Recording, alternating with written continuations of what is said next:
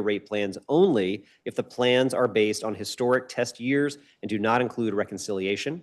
It would specify how excess return on equity would be refunded to customers and also requires the Public Service Commission to approve gas infrastructure projects only if the company demonstrates customer benefit and that the company analyzed cost-effective alternatives. As I mentioned earlier, today's hearing is going to be reserved for our public witnesses. The committee will receive government witness testimony on Thursday, July 2nd at 1 p.m. And we're going to reconvene that afternoon to make sure we hear there. We have been joined by Councilmember Trayon White. So I'm going to turn to Councilmember Trayon White for an opening statement. Then after that, we will call our first panel of witnesses. And I do expect other members will be joining us during the day today, and I'll make sure they have time for an opening statement when they join us.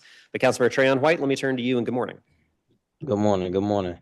First, I want to thank you, Councilman Allen, for hosting us this morning. We are in a situation now where residents are forced to make hard decisions about everyday bills, including their utility bills. Today's hearing on Bill 26-0596, the Utility Rates and Rate Making Amendment Act of 2026, and exploring policy solutions to improve utility affordability. This bill will require the Public Service Commission to approve multi-year rate plans only if the plans are based on historical test years and do not include reconciliation. It will specify how excess return on equity will be refunded to customers. Also requires the Public Service Commission to approve gas infrastructure projects only if the company demonstrates customer benefits and that the company analyze cost-effective alternatives.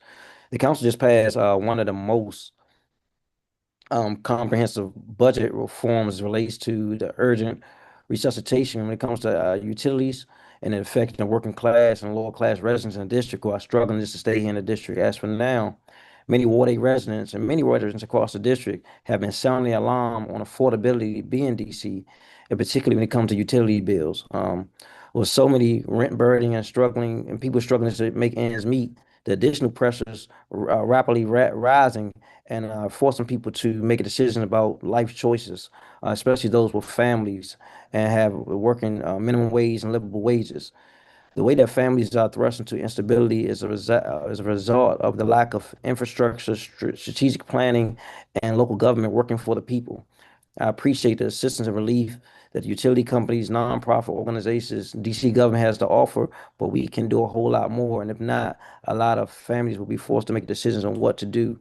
I want to thank the long list of today's witnesses. I look forward to figuring this thing out. So I want to thank you, Councilman Allen, and the committee today, and look forward to hearing from the witnesses today. Thank you. Thank you, Councilmember White. I want to note we're also joined by Councilmember Christina Henderson, a member of this committee, and just confirm you didn't have any opening statement. All right, thank you very much. Then we're going to turn to our first panel of public witnesses. Just to note, we have 4 chairs. We have tried to organize it between people that are here online as well as in person. If we missed somebody and we need to just drag an extra chair up, we can make that work. We'll just have them share a microphone. But I think for our first panel, we have got this squared away. So Claire Mills, who is the DC Campaigns Manager with CCAN Action Fund. Macy Brigham Hill, DC Campaign with Chesapeake Climate Action Network. Laura Levinson, Energy Committee Chair with Sierra Club District of Columbia Chapter. Ann Du Bois, who's a public witness and I think joining us online. And Bethany Costello, who's also joining us online with We Power DC. So to our members that are online, we're just going to promote you to a panel. All right, tell you what, while we are promoting Ann and Bethany onto the panel, which we'll do very shortly, we'll go ahead and get started with folks that are here in person. So Ms. Mills, we'll turn to you first. Good morning.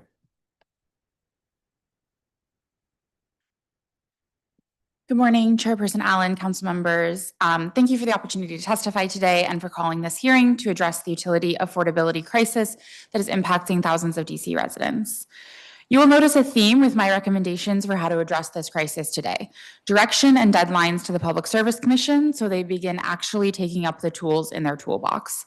10 years ago, the Pepco, Exelon, and then Washington Gas AltaGas mergers changed the very landscape of DC's utilities. Our commissioners are frankly no longer regulating local utilities. They're tussling in legal proceedings with national and multinational companies that are invested in the DC utility market. The council needs to push the Public Service Commission to better meet that challenge, providing clear direction, not just to prioritize ratepayer protection, utility affordability, and DC's climate commitments, but specifically what tools to deploy in order to do so. The hands-off approach of the last several years has failed, or rather, it has worked only for those who designed it, the utilities. First, I'll turn to how to bring down the cost of energy itself. PJM's confidence in a growing data center build out in our region has led to exorbitant increases in energy supply costs and contributed to the current crisis over this winter. To protect DC residents, we need to buy less of PJM's energy. And to do that, we must generate more of our own power with local solar. So the council should pass the GRID Act to address holdups in Tier 1 solar deployment and should prioritize fully protecting sustainable energy trust fund funds in future budget years to allow for more funding for community solar within the Solar for All program.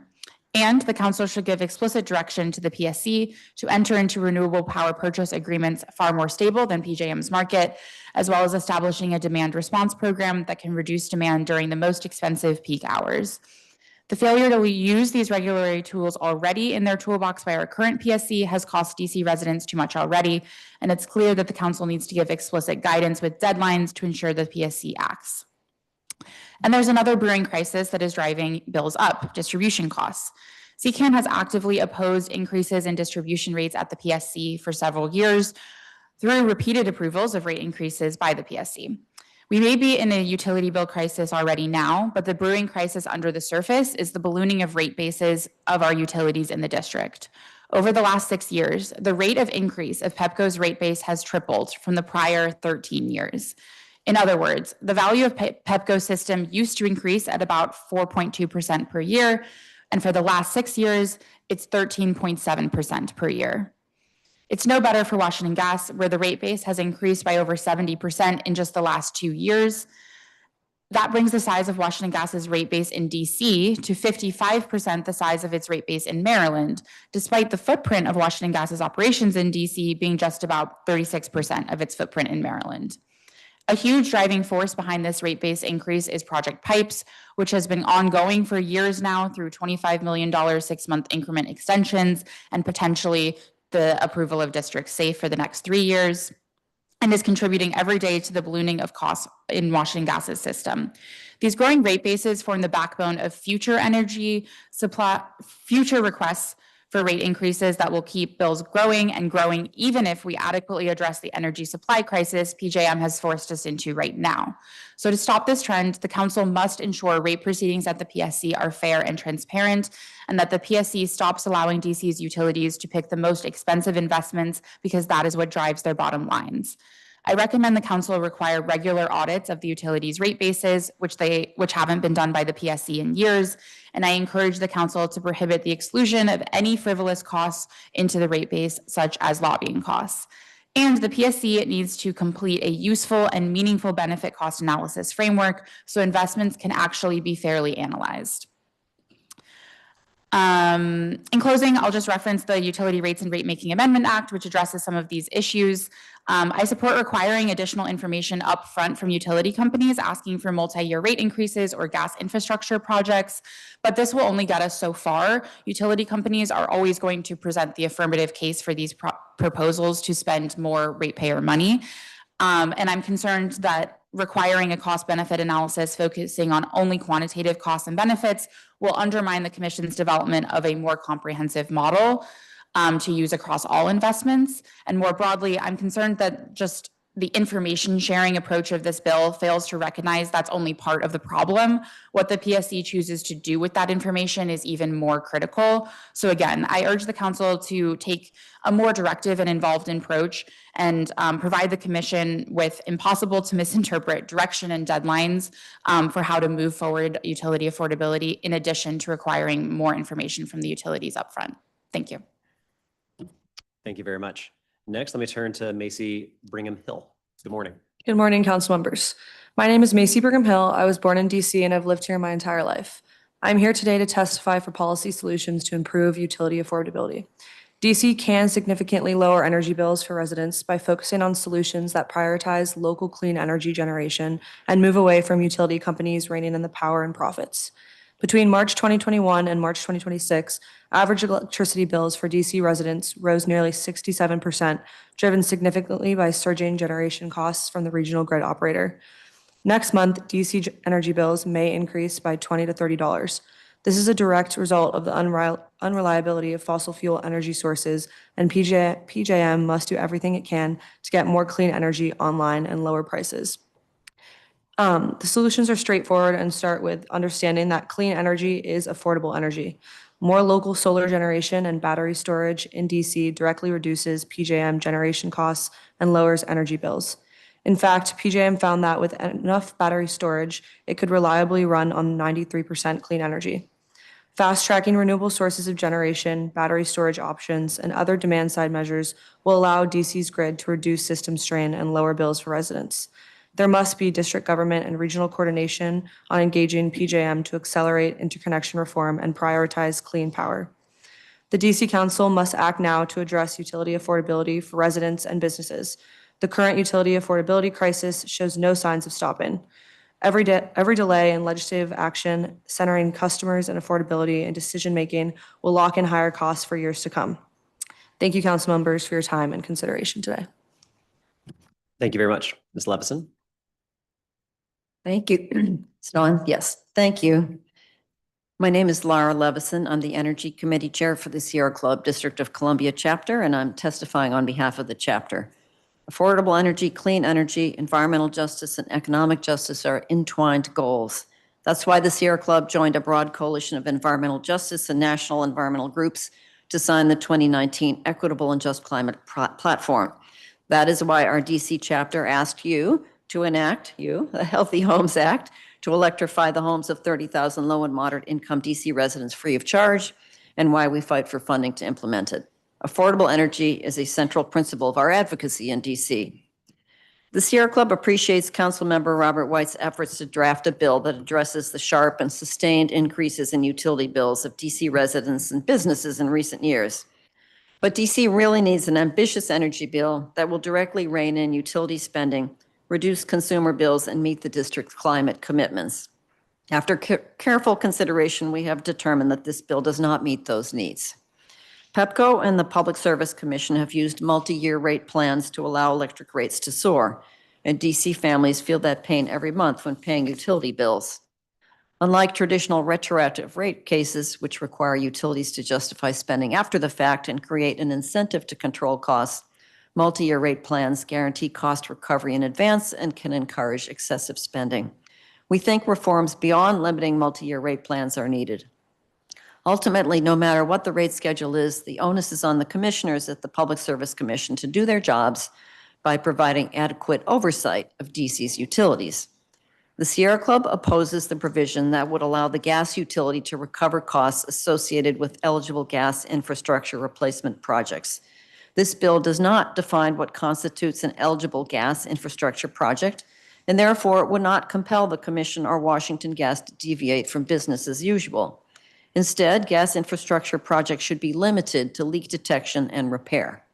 And the Commission should make clear to the gas utility that DC is committed to moving toward a clean energy future and away from methane gas, and that the company should develop a real plan for that eventuality. The committee asked for comment on delays in implementing the district's climate and energy affordability laws. Unfortunately, we could talk all day about the delays on the part of the mayor and the Public Service Commission.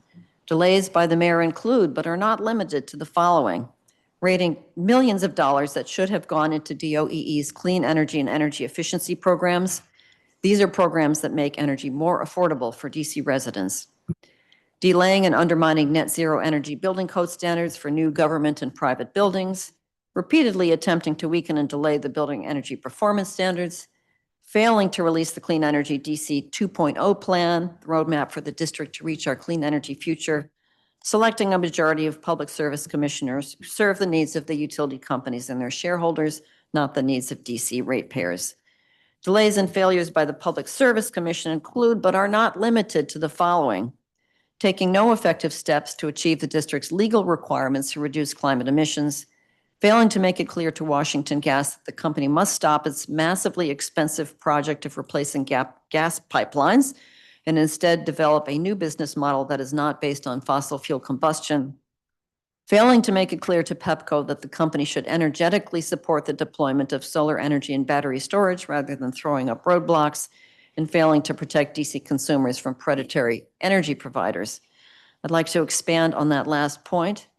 The Mayor's Budget Support Act included a welcome provision to reduce predatory practices by suppliers of electricity and methane gas that compete with Pepco and Washington Gas. I'm referring to Subtitle E, Retail Energy Market Consumer Protection.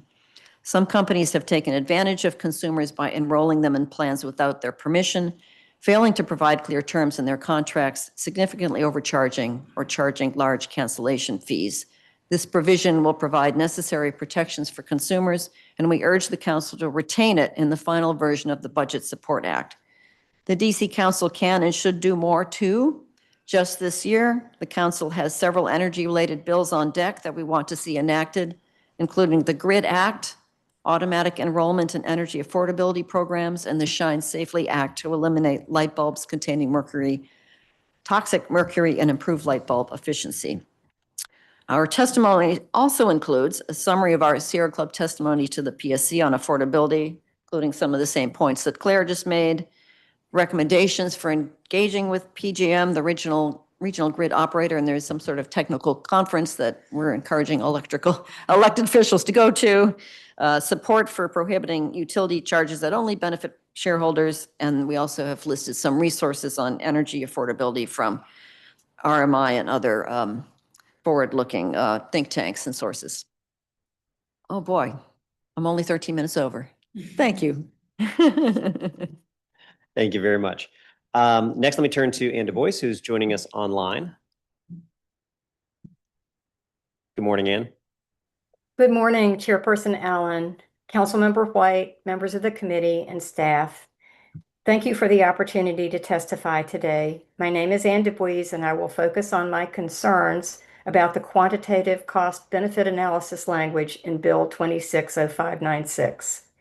Developing a comprehensive, systematic, and disciplined benefit cost analytical methodology is a complex undertaking. The DC Public Service Commission took the right step when it approved nearly all of the 30-plus recommendations for a standardized BCA from the Clean Energy Act Implementation Working Group, the CEAI Working Group. These recommendations were informed by the National Standard Practice Manual for Evaluating DER Costs and Benefits, which was used by the Commission staff in conducting the working group.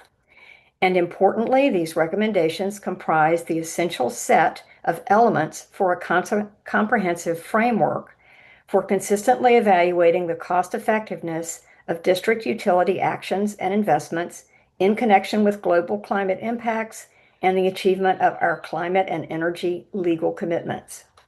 The problem is that the CEAI working group's elements approved by the Commission were not placed in the context of a holistic narrative framework that explains each element in clear and understandable terms.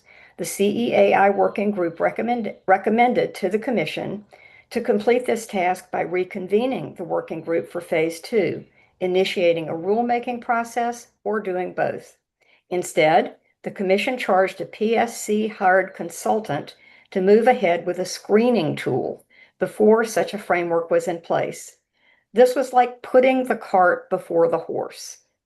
To repeat, the holistic narrative framework was not developed first, setting out guidance as to each DER BCA element, as well as distinguishing different types of DER. To precede the use of the Excel tool, now confusingly called the BCA model. Nonetheless, the excellent DER BCA framework elements that the Commission has already approved remain foundational for the development of the Commission-ordered, consistent, systematic, and coherent benefit cost analytical approach that aligns with best industry practices. But where is the framework?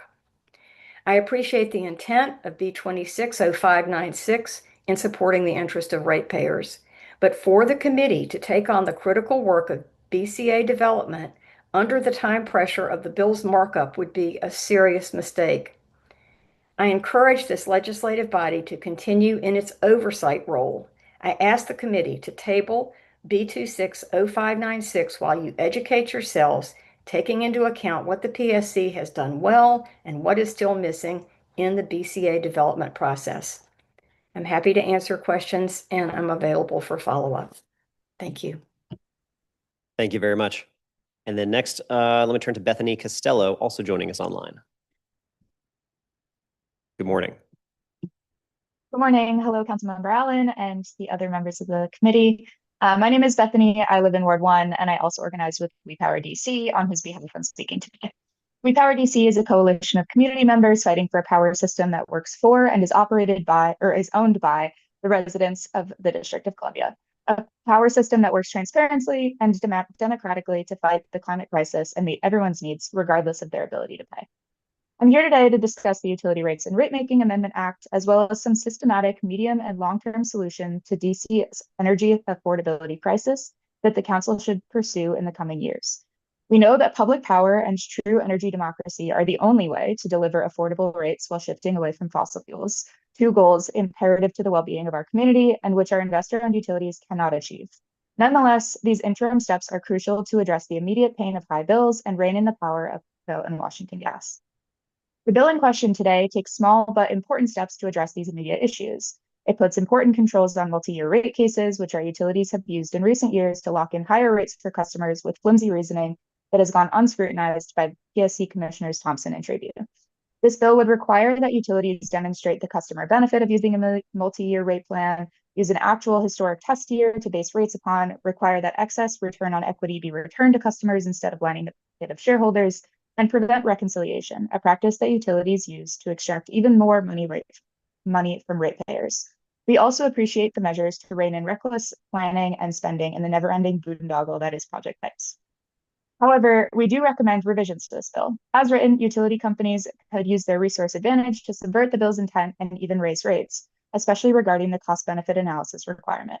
We Power DC supports the revisions proposed by CCAN to successfully achieve this bill's intent. Building on these important initial steps, we urge the council to pursue more forceful legislation in this legislative session and the next. Overall, it is crucial that the council take concrete steps to enhance transparency and scrutiny of all utility activities, protect ratepayers, and wherever possible, take power from the utilities and put it in the hands of the district.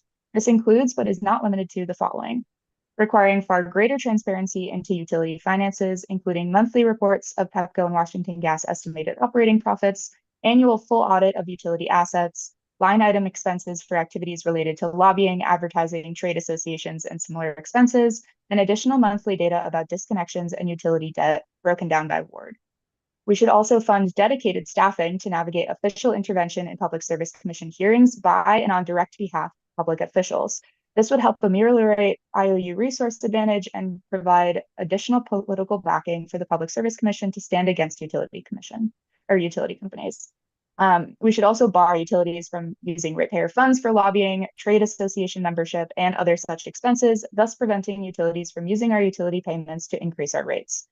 We should require that utilities conduct a robust, standardized cost-benefit analysis for all rate cases that involve investing in energy infrastructure to ensure public benefit.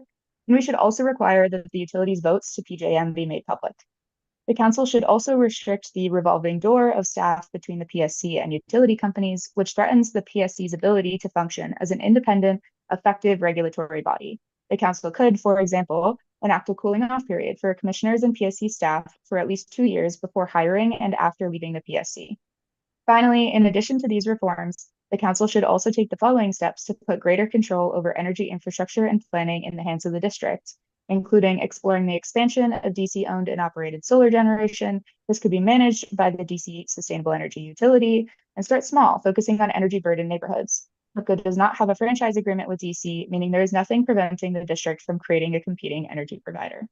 We should also create a distributed energy resources authority, putting power over grid planning and management into the hands of the district instead of our investor-owned utilities. While these reforms would all constitute important progress towards reining in our utilities and lowering rates, the goal of true affordability is fundamentally hamstrung by the investor-owned utility model.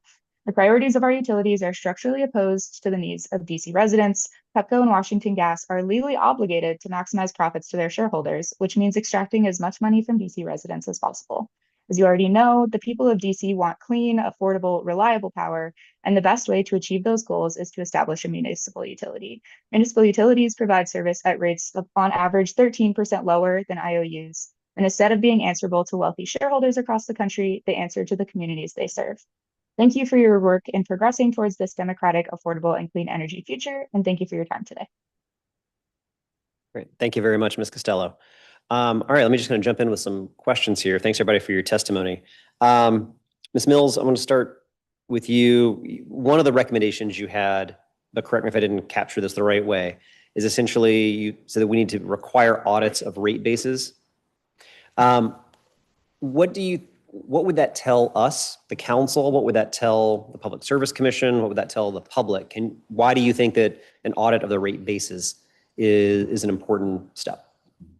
Yeah, so there is some review, of course, of what is in utility rate bases already in rate making procedures, because what gets approved into a rate base, that goes through the rate making procedure. I think that more regular audits are necessary as an additional step to that.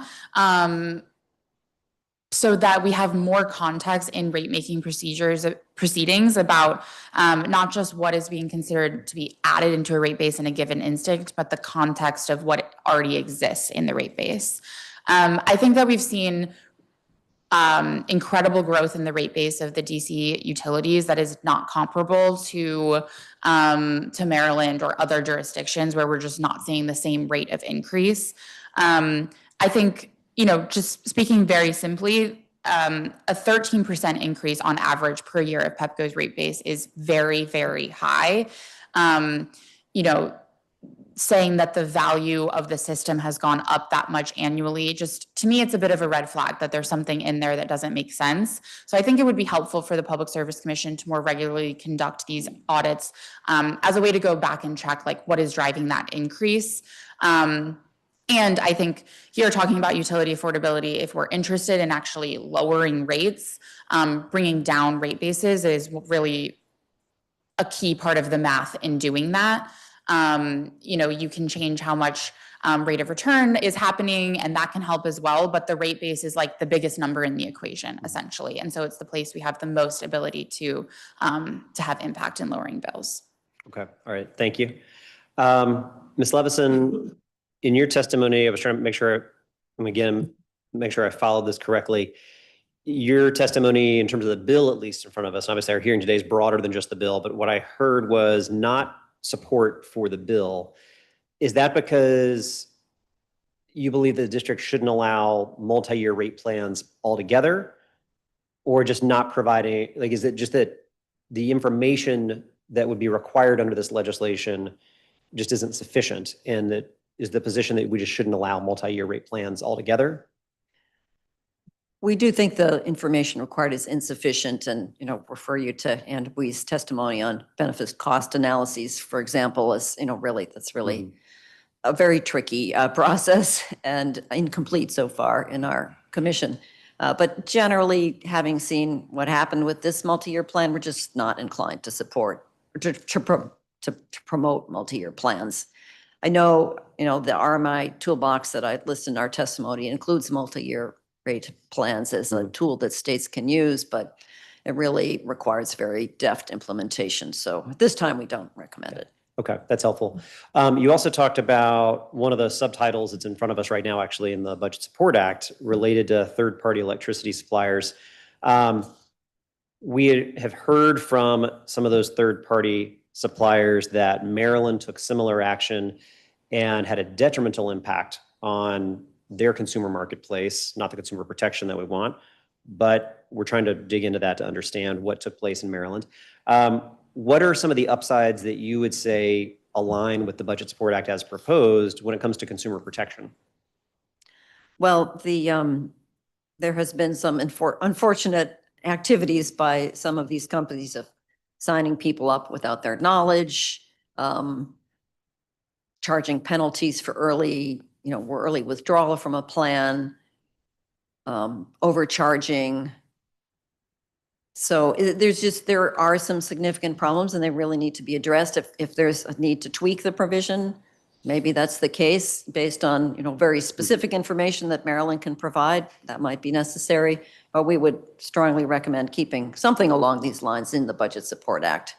It's, our strongest interest would be seeing PEPCO obtain more power purchase agreements for standard offer service, and that would provide a really great avenue for, most of DC to help lock into rates from an electricity source that doesn't require fuel. I purchase from an alternative supplier myself and appreciate the opportunity to purchase more renewables, but I do think there's been a lot of abuse. Okay, thanks.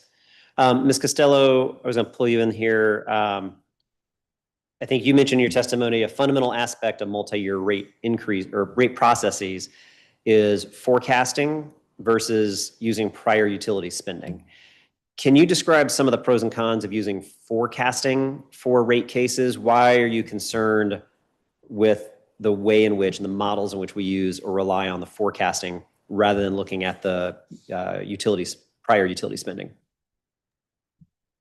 Yeah, I think I will first say that this is not my area of expertise, but that in general, forecasting often uses proprietary formulas that we don't have much insight into to understand what the utility is planning, how they're coming to these conclusions, what they think they're going to spend. And especially in this time of such rapid development across the energy industry, both in new technologies, but also in expansion, I think that it's really difficult to understand or forecast accurately what we can expect in the coming years. And so I think that forecasting can often lead to just inflated expectation without much room to really verify what they're predicting. And we can see that a lot with data center expansion, right? Like we have huge, insane predictions. It's the exact thing that caused the extreme inflation of our capacity market. That is then what is contributing to our bills. And that also happens at the distribution level as well. So I think in general, forecasting just is a very sticky subject, and it's very hard to verify what might end up in a forecasting formula and how based in reality it is. Okay. All right. And then Ms. Mills, I was coming back to you. One of the things I kind of heard a common refrain around in terms of the Public Service Commission and their reviews is how do they, or maybe are there any examples you want to point to of how they help guarantee that energy burdens are being considered as a part of their decision making, or it's not at all? In your mind, what would help make, or how would the Public Service Commission better be able to determine what is a just and reasonable rate when taking into consideration energy burdens? And I'll say this is not just for residents, but also for our local businesses who are also seeing these huge spikes. Just want to give you a chance to, if you wanted to expand on that a little bit. Yeah, well, I do want to acknowledge the fantastic work of our Office of the People's Counsel, who consistently presents a lot of the evidence and information that we do have about ratepayer burden, how proposed infrastructure projects or rate increases would impact residents. And I think really what I have seen is it's always beneficial to have more information. I think one example of that is better understanding utility debt and information broken down by ward to have more of an understanding of like what residential customers, how the experience of residential customers is different in different areas of the district, I think would be very helpful for planning infrastructure work as well.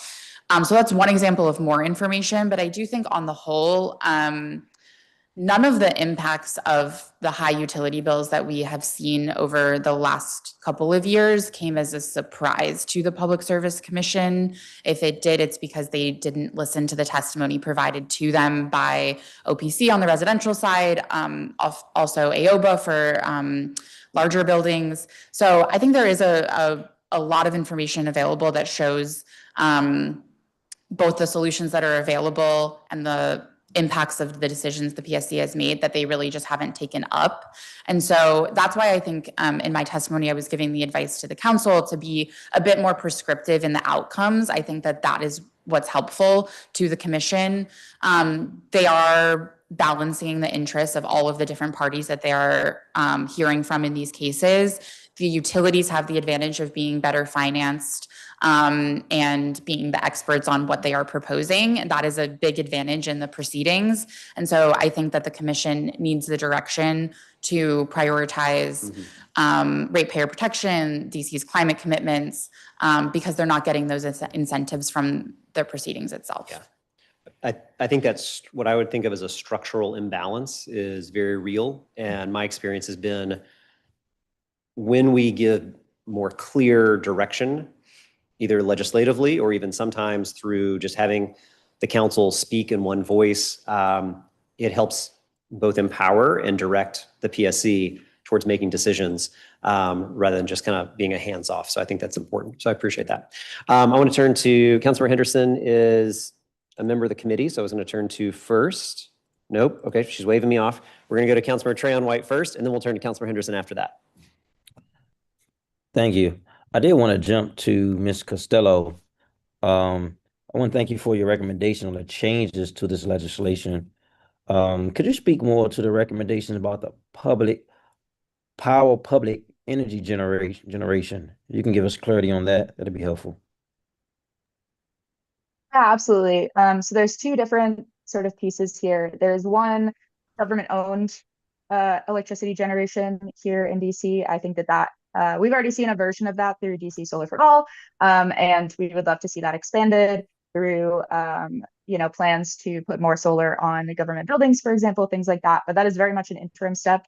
WePower's vision for the future of energy in the district involves a public utility entirely. So that would be getting rid of PEPCO, replacing it with a municipally run and operated and owned energy utility that wouldn't have any profit motive. And so it means that none of our rates would be going off to far off shareholders, and instead, like, the entire rate base would be built off of so 100%. Yeah.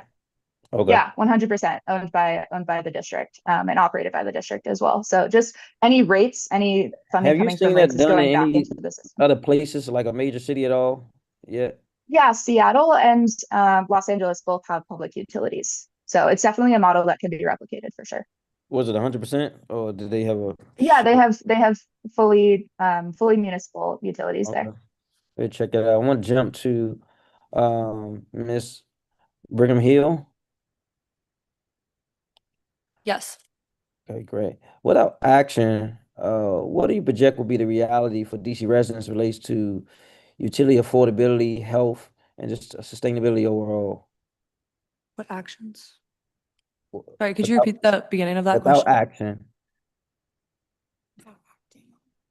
Can you hear Councilmember me? White, I think your audio broke out just for a second. If you could repeat that so we could hear it. I said, without action, what do you project will be the reality for DC residents? I heard you had some issues with the current bill as is.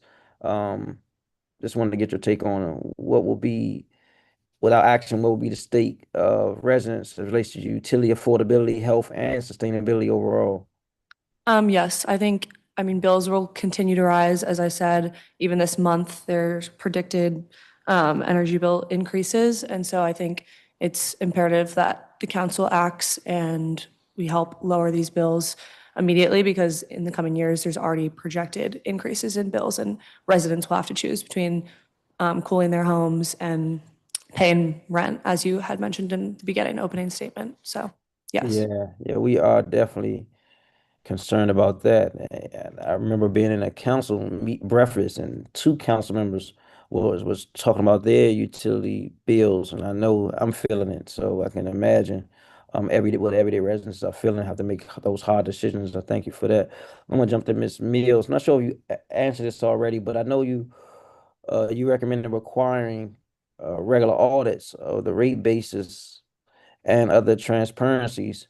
In the event the audits reveal a new problem or additional problems, how would you recommend the council respond within its legislative ability at all?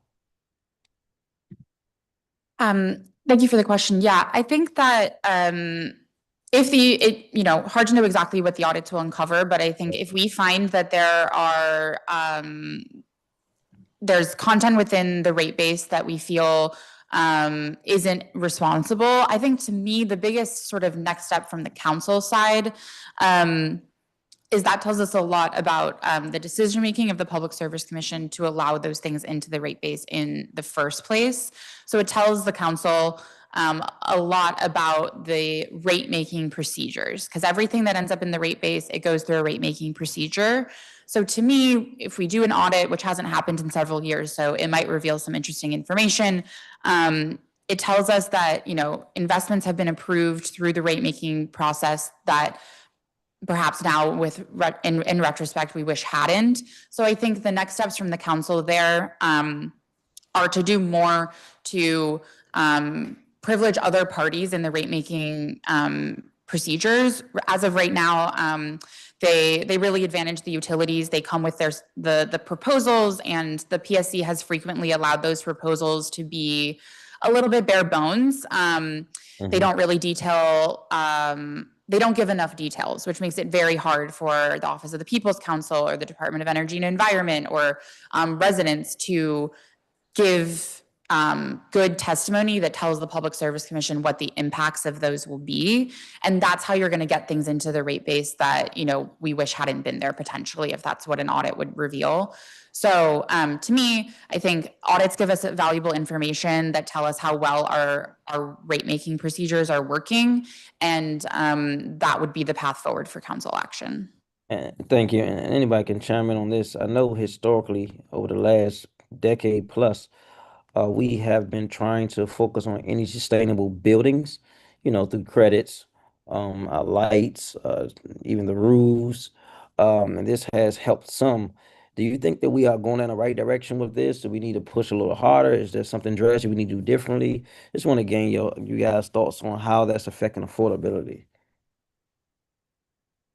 I can start by just saying that I do think that the goals and direction that the council has outlined at a high level project moving us in the right direction. But we've made far too slow progress, which has sort of created this crisis moment we're in now. I do think that moving towards more energy efficient buildings, electrified buildings, pairing that with the expansion of local solar is really like the key to success and the future that will bring utility bills down for residents and businesses. But we've been a bit too slow. And so I think we need to do better at using Sustainable Energy Trust Fund funding for that purpose of energy efficiency and solar, and really staying committed to that future. I'm sure Laura has something to add too. Just want to emphasize that the mayor, by rating $80 million from the Sustainable Energy Trust Fund, has extremely undermined those efforts of building energy efficiency, and particularly the programs that benefit low-income DC residents. So it's really a crying shame. And here we are heading into a 100-degree heat wave.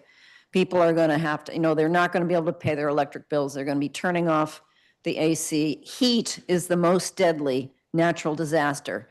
You might think hurricanes, tornadoes, floods, et cetera. No, it is heat. More people die in heat waves than anything else. They're dying now in Europe, and they will die here, and they die quietly in their homes. Seniors, people with impaired health, and it is this is a crisis. Thank you for asking. Got it. And in closing, I'm running out of my time. We're also thinking about these data centers. It came up several times in this conversation, and just the usage of it.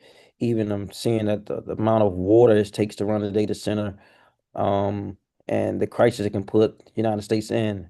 This we are trying to figure out what to do as a government as it relates to that, to keep costs down and keep utilities affordable as it relates to technology influencing utilities. Chairman. Were you directing that as a question to somebody in No, particular? this is an observation. Sure. I know it came up in the conversation, so I'll turn it back over to you. Oh, well, the Sierra Club has some recommendations on data centers, but the bottom line is that if companies want to build these data centers, they need to bring their own electricity supply, and it should be clean and renewable. They should use solar, they should use ground source geothermal, they should use wind, and they should not put the costs on the regional grid and on us here in DC. But our costs in DC have gone up more than our electricity costs have gone up more than Maryland, more than Virginia, and more than Pennsylvania. So there's something going on here that's it's not just data centers. Yeah. Thank you very much. Thank you, Councilmember White. Next, let me turn to Councilmember Henderson now. Thank you. Is Ann still online? Yeah. Okay. Mr. Woods, you in your testimony basically said that we should table the legislation, the bill that is part of today's agenda. Instead of tabling it, are there any particular recommendations that you would make to amend it to make it stronger, or no? Well, my focus is pretty narrow. It's really on the cost benefit analysis language, which is too vague in the bill. It's very concerning, and there isn't actually a commission approved functional cost benefit analytical methodology in place. So, the bill is premature. That's the issue here. There are elements of the bill that I really agree with, and I think the intent of the bill is good. I just am concerned about going forward with the language on the BCA the way it is. Okay. What you said premature. What should come first? I know you spoke a little bit about a holistic narrative framework. Well, the dilemma is unless there is a comprehensive, consistent, systematic benefit cost analytical methodology to review these utility proposals for action and investment, nothing else can happen. It's foundational, really. Okay. So would a cost benefit analysis or the methodology that you're talking about be something that comes from one of the working groups that already exists first? I'm just trying to understand, like, where would this come from? Because you're sort of speaking about it as though, like, well, we need this thing. Okay, well, how do we get to this thing? So there's a dilemma here. This consultant was hired who was, I'll just say it bluntly, was really not qualified to develop a BCA model. But the consultant went ahead with an Excel tool, right? Instead of laying out the foundation, the framework for using the tool. And I think again, the committee needs to educate themselves on what the commission has done and what needs to happen, and then give the commission some direction about how to move forward. I really am concerned about this committee undertaking the development of a BCA model to fit in with this bill. That's concerning to me because the PSC has already done some good work, made some good approvals. How do we push them forward to complete this process by including this framework with elements and principles that have already been recommended by the working group? I don't think it's practical. My understanding is it's not really practical to reconvene the working group at this point. Okay. But the National Standard Practice Manual team that advised the working group before, under the commission's direction, the team is ready to meet with this committee and talk about their view. They just have come out with a new edition of their guidance for DER BCA methodology. And they're willing and ready to talk with this committee about that. So that would be a great step, I think. Okay. Thank you. You're welcome. I appreciate the rest of the witnesses for your testimony and some of the recommendations that you raised. Bethany, your recommendation around a cooling off period, I think that makes sense. Frankly, in some other professions, I think we should have that as well. Like on the federal side around FDA and other things.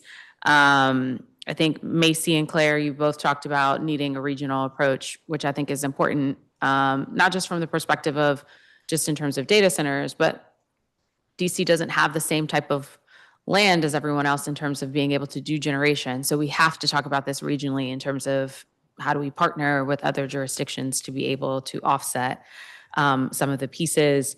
I think, Claire, you talked about earlier, right? What do the demand response programs look like? That could help in some cases. I know that sometimes there are these sort of voluntary calls of like, please reduce or turn off things that you don't need. I'm sure we'll probably see some of that this week with the temperatures anticipating to be as high as they are. But should that not just be sort of an ad hoc, but should that be something that's sort of built in to the work that we're doing every day? So I know we're a little bit behind, so I'm going to stop there. Thank you. Can I add something on demand response? Pepco had a program, I don't know if they still do, but they put a thermostat in my house and they said, we'll give you a little price break. And when we need to shave the peak of electricity use, we'll turn it off. And they did twice in May on those 2 hot days. It was a little warm, but it is a voluntary program, but it's like all set up. They don't have to just say, hey, everybody turn up your thermostat. They took it over and they did it. Yeah, thank you. Yeah, thanks. Yeah, your point around demand management, especially in those peak spaces, are certainly ways where across the whole grid, across the whole region, we can actually shave off little bits, but they make a huge impact in terms of overall cost. So absolutely something we're going to continue to work on. So thank you very much. Thank you to this entire panel for your testimony and your work here. I'm going to move to our next panel, but thank you all very much. I'm going to call our next panel of public witnesses. And I might have more people than I have chairs, so hang tight for a second. But I have Selah Goodson-Bell, Policy and Advocacy Campaigner with Solar United Neighbors. Robin Dutta, Executive Director with Chesapeake Solar and Storage Association. Nicole Rentz, Director of Market Development and Policy with New Columbia Solar.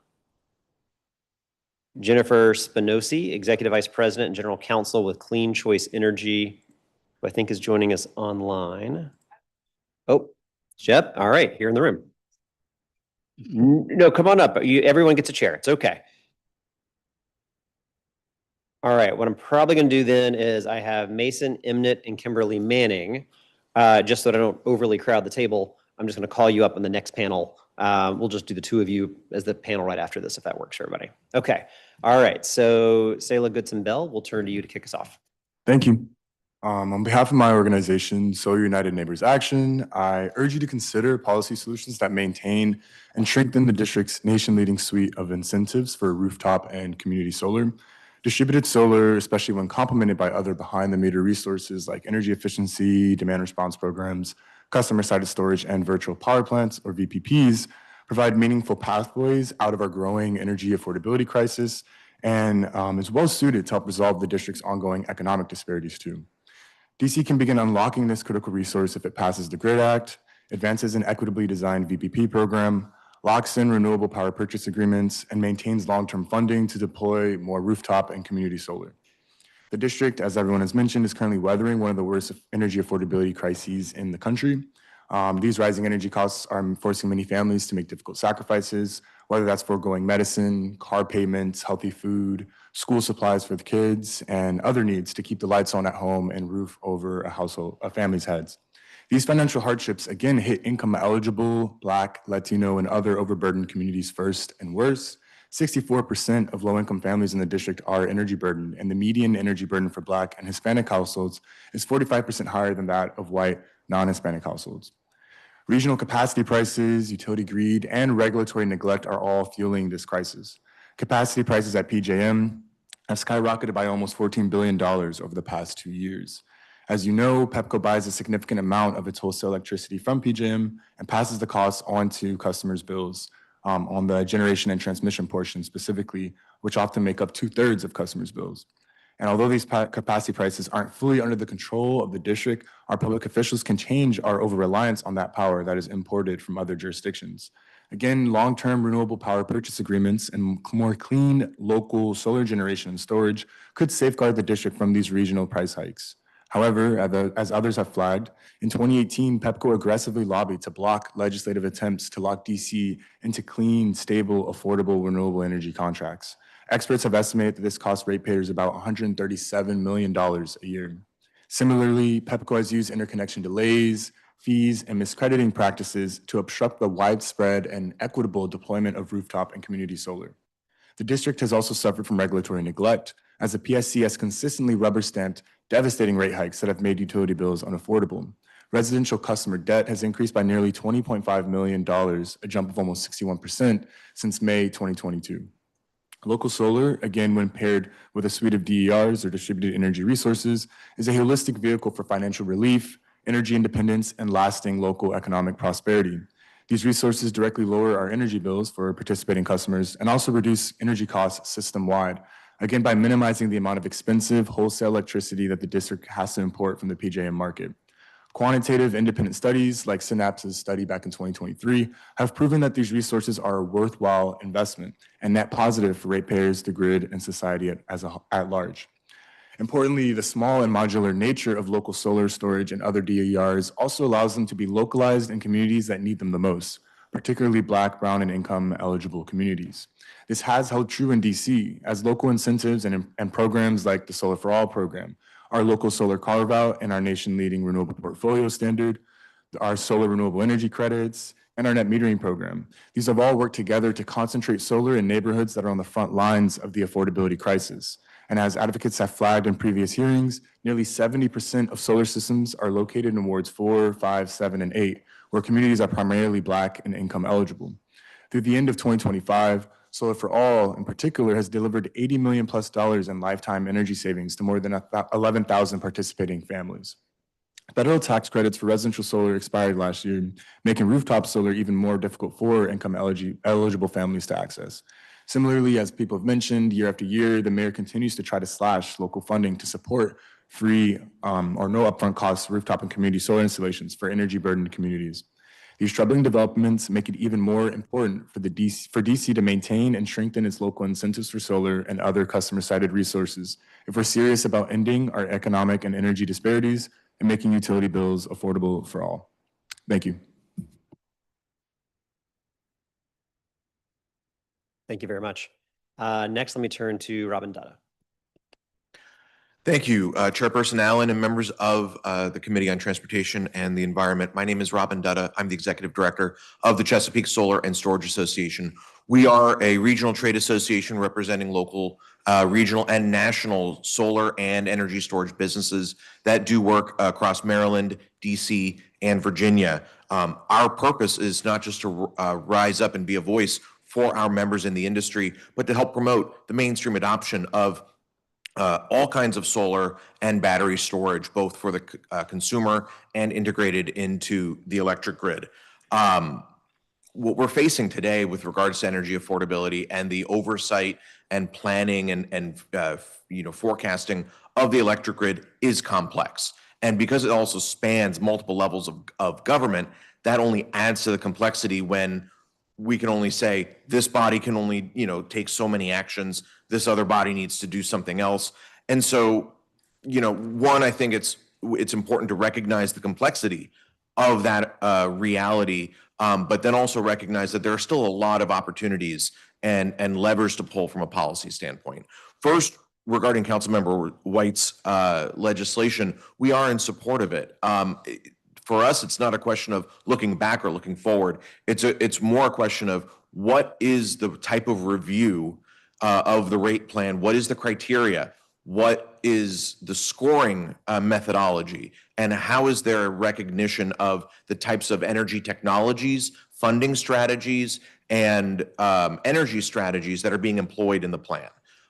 We appreciate the amount of transparency that this bill tries to add to the process. But the biggest positive that we see here is in regards to the recognition of local generation, advanced energy technologies that can create more load flexibility and treating that on par with more top-down traditional 20th century grid strategies. It's not just about central generation anymore. Local solar and storage, as other witnesses have said, can play a very powerful role. And I think most folks would be surprised to understand just how much that can scale. It's not just shaving a little here or there. It can take a very active role. And that gets me to the broader points with regards to affordability. There are, first, it's the importance to maximize the amount of local generation and load flexibility in the district. For starters, this can happen with extending the expedited authorization to interconnect program currently going on at the PSC. This helps to get local solar systems turned on faster with the repeal of the federal investment tax credit. Time is of the essence. Every day matters. And the more systems that can come online in the district before the end of 2027 means that they can take advantage of the credit before federal caps take effect. Passing the Grid Act, and I think expanding it to also recognize some of the needs to just try to reduce the obstacles, not just helping with streamlining interconnection costs and processes, but looking at deploying standalone storage and helping to attract more private capital that can help to deploy these assets will be really important, and look forward to working with you potentially on that. Just the emphasis around load flexibility. It's what we're going to see this and experience this week with regards to the weather. I mean, it's going to be horrific for everyone. And just taking the metro in, I was like, oh no, this is going to be a hell of a day and week. Load flexibility doesn't just provide the benefits on weeks like this. Load flexibility can become a more active piece of demand management. Managing the grid, as is the role of the utilities, is increasingly difficult. Distributed energy resources can help to not just shave peak, but to try to flatten distribution loads. What that can then create is lower predictable peak demand, but also lower the planned capacity requirements. PJM, and this is the part where this falls outside the council, PJM does not treat front of meter systems as load modifiers like they do behind the meter. Community solar, standalone storage count as front of meter systems. If this is getting deployed in the district and they're not being taken into account by PJM, that means that what the PEPCO load zone is required to then procure in capacity auctions is artificially high, and it's ignoring district policy and the results of and benefits of district policy. So, I think there can be some advocacy work done there, because if the district has to always be taking the energy from the grid, then the law of elasticity kind of applies. You got to, be a price taker, and you don't have much of a choice, and the consumers then don't have much of a choice. The last thing I'll say, and I apologize, I'm slightly over time, getting there, I think, is going to, over the long term, require aligning utility financial interests and the utility business model with deploying and enabling ratepayers and residents in the district to be able to adopt a broad range of advanced energy technologies, not just solar and storage, and then to deploy the policies like virtual power plants, demand response policies, and others that can achieve these outcomes, because a flatter load curve and less demand and less capacity demanded will translate to downward pressure on rates for everyone. Thank you very much. Thank you very much. Next, I'm going to turn to Nicole Rins. Thank you, Councilmember Allen, Councilmembers White and Henderson, and members and staff of the committee. Utility oversight and rate making are topics that haven't been given enough attention in recent years, and there are many areas in which we can improve them for the benefit of district ratepayers. I'm Nicole Rins. I'm a Ward 6 resident, and I am here testifying today in behalf, in my role as Director of Market Development and Policy for New Columbia Solar. New Columbia Solar is a district CBE with headquarters in Ward 5. It's majority owned by a district resident and now a decade old. Since our establishment in 2016, we've become one of the most successful commercial solar developers in the district, enabling us to expand operations to other states in our region as well.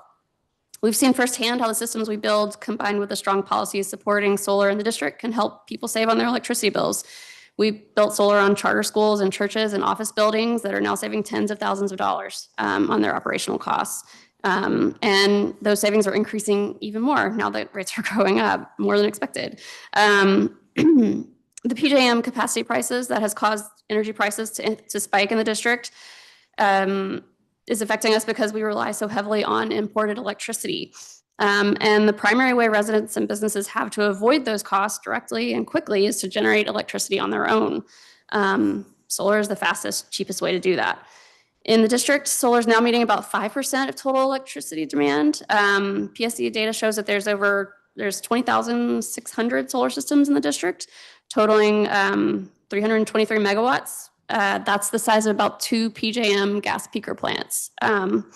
That includes about 470 community solar systems that make up 75 megawatts, and they're serving roughly another 20,000 residents likely.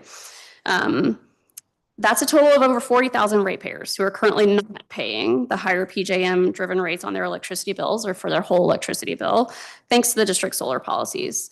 At current prices, we estimate that nearly 12,000 DOE Solar for All subscriber households are now saving about $1,000 per year Avoided electricity costs from installed solar in the district will likely total roughly 90 million this year. And unlike other places, the district has established truly equitable solar policies, as Seal was outlining. Over half of all installed systems and over half of all megawatts installed are in wards 5, 7, and 8, the areas of the district with the highest energy burdens. The best, fastest way we can help reduce electricity bills for district residents is to further expand solar adoption in the district in the equitable way that we've already been doing it. In addition, as Robin was outlining, we can adopt policies that target in-state solar energy use to the times when grid electricity is most expensive, the peak times. Doing this will reduce the cost for all ratepayers. To expand the rate of solar adoption and target solar energy use, we recommend adopting the following policies. First, adopt the majority recommendations of the PSC's Interconnection Technical Conference, either through the GRID Act or by the PSC itself. This group was established in 2024 in response to numerous reports filed by CHESA, DOE, and OPC since 2021 that were detailing unnecessarily high and lengthy and unpredictable interconnection processes in the district. The group has now filed at least a couple of reports detailing recommendations over the past year that could greatly speed up and reduce the cost of solar installation in the district. We estimate ourselves that utility permitting and interconnection costs are about a third of the cost of solar in the district. And if that amount could be reduced, it could significantly offset the loss of the federal tax credit in 2028. Second, adopt the technical conference recommendations to extend the availability of the federal tax credit. That would effectively do that for the next year, as Robin outlined. Third, adopt policies that enable energy storage and virtual power plants. Specifically, those policies would be time of use rates that incentivize battery adoption. That could be adopted quickly as sort of a very first step while we work on more detailed policies. We also need customer meter data sharing requirements for the utility and directives to identify the feeders in the district that can most benefit from local generation to avoid system expansion costs and quantification of those costs and benefits. Fourth, I would recommend revising the PSC's working groups procedures, taking a good look at them so that they can drive regulatory change faster. We've fallen behind some other jurisdictions on interconnection policies and energy storage policies. It seems to primarily be the result of a working group process that is somewhat broken and doesn't efficiently drive results. And finally, expand the Solar for All program. This has lacked funds over the past few years, but has proven hugely effective at reducing energy burdens for LMI households in the district. One of the reasons that solar businesses like ours have been able to remain strong enough to survive the federal policy roller coaster that we're all experiencing right now and continue bringing cost savings to district customers and ratepayers is because of the district's strong local policies. Thank you for holding this hearing, and we look forward to continuing to work with you to the benefit of ratepayers. Thank you. All right, and next let me turn to Jennifer Spinosi. Good morning, Chairman Allen, members of the committee. My name is Jennifer Spinosi. I'm the General Counsel and EVP of Corporate Affairs at Clean Choice Energy. I'm pleased to be here today. Clean Choice was founded in 2012 and is based right here in the district. We have an office over in the West End. Today, we're one of the country's leading independent retail energy providers, exclusively supplying 100% renewable energy to our customers. In addition to being a renewable retail supplier, we've also long advocated for renewable policy in the district. I'm the former president of Mr. Dutta's organization, and several years ago, Clean Choice and New Columbia Solar partnered to be one of the first providers of community choice in the district.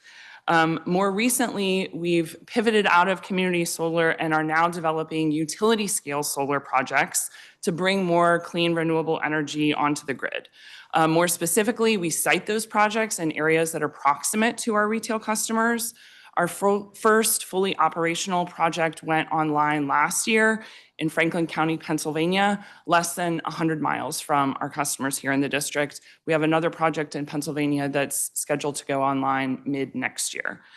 I'm here today to talk about Subtitle E because a competitive retail energy market is key to providing customers both with price stability while continuing to advance the district's clean energy goals. Customers in the district have had the choice to shop for energy since 2001, and customers who choose to do so for a variety of reasons, including fixed price contracts, 100% renewable energy, or other energy supply services, monitoring services, energy efficiency programs that help them use less energy. We're concerned, however, that the council is potentially preparing to eliminate those choices. Subtitle E will eliminate customer choice if enacted. This provision includes price caps, and the purported intention of these price caps is to protect consumers, particularly low-income consumers, from unnecessary utility price increases. However, we know from experience that a price cap is likely to have the opposite effect, forcing consumers back to utility default service at a time when those prices are rising. Price caps were at the core of legislation that was passed in Maryland just 2 years ago.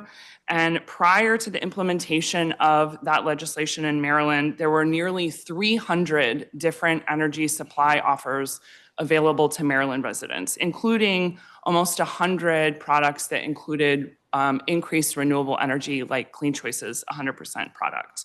Today, none of those products are available to Maryland customers.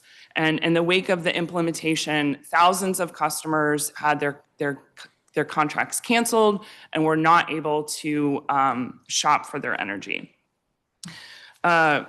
We know that the same thing will happen if Subtitle E is passed. It's not an if, but a guarantee. And so I'm urging you to take a closer look at this provision and consider it in a broader conversation. I do want to address some of the consumer protection concerns that were brought up earlier. As a lawyer, consumer protection is super important to me. And I want to be clear that switching a customer's supply without their consent is illegal.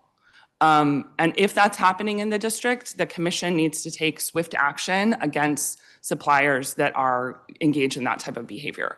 For Clean Choice, a majority of our customers have enrolled either through a direct mail or online, and that includes, kind of a more private way of engaging in the shopping experience. For customers who might encounter an interaction with an agent, whether that be at a tabling event or a community event, those enrollment channels always include strong protections to ensure that the customer's consent is valid, including a independent third-party verification. So I want to be clear that we do support a conversation around additional customer protections. And as an industry, we've shared multiple recommendations on that, including ways that we've seen in other jurisdictions low-income customers be protected. I encourage you to have a more complete conversation around retail energy market reform, and the industry stands ready to partner with you on effective solutions. Thank you for your time. Great. Absolutely. Thank you all very much. Appreciate it. Let me start. Sayla Goodson-Bell, appreciate your testimony. One of the things I wanted to touch on, you said about roughly 70% of the solar systems in the district are located in wards 4, 5, 7, and 8. Do you believe that would be the case if the district did not have policies to incentivize and create a solar marketplace, invest in solar for all, invest in a SETF? What would we see, I think, our solar systems look like if we did not have some of our intentional policies around ensuring solar more equitably across our city? Yeah, thank you for the question. And yeah, just for folks who don't know, that's from the PSC's 2025 RPS report.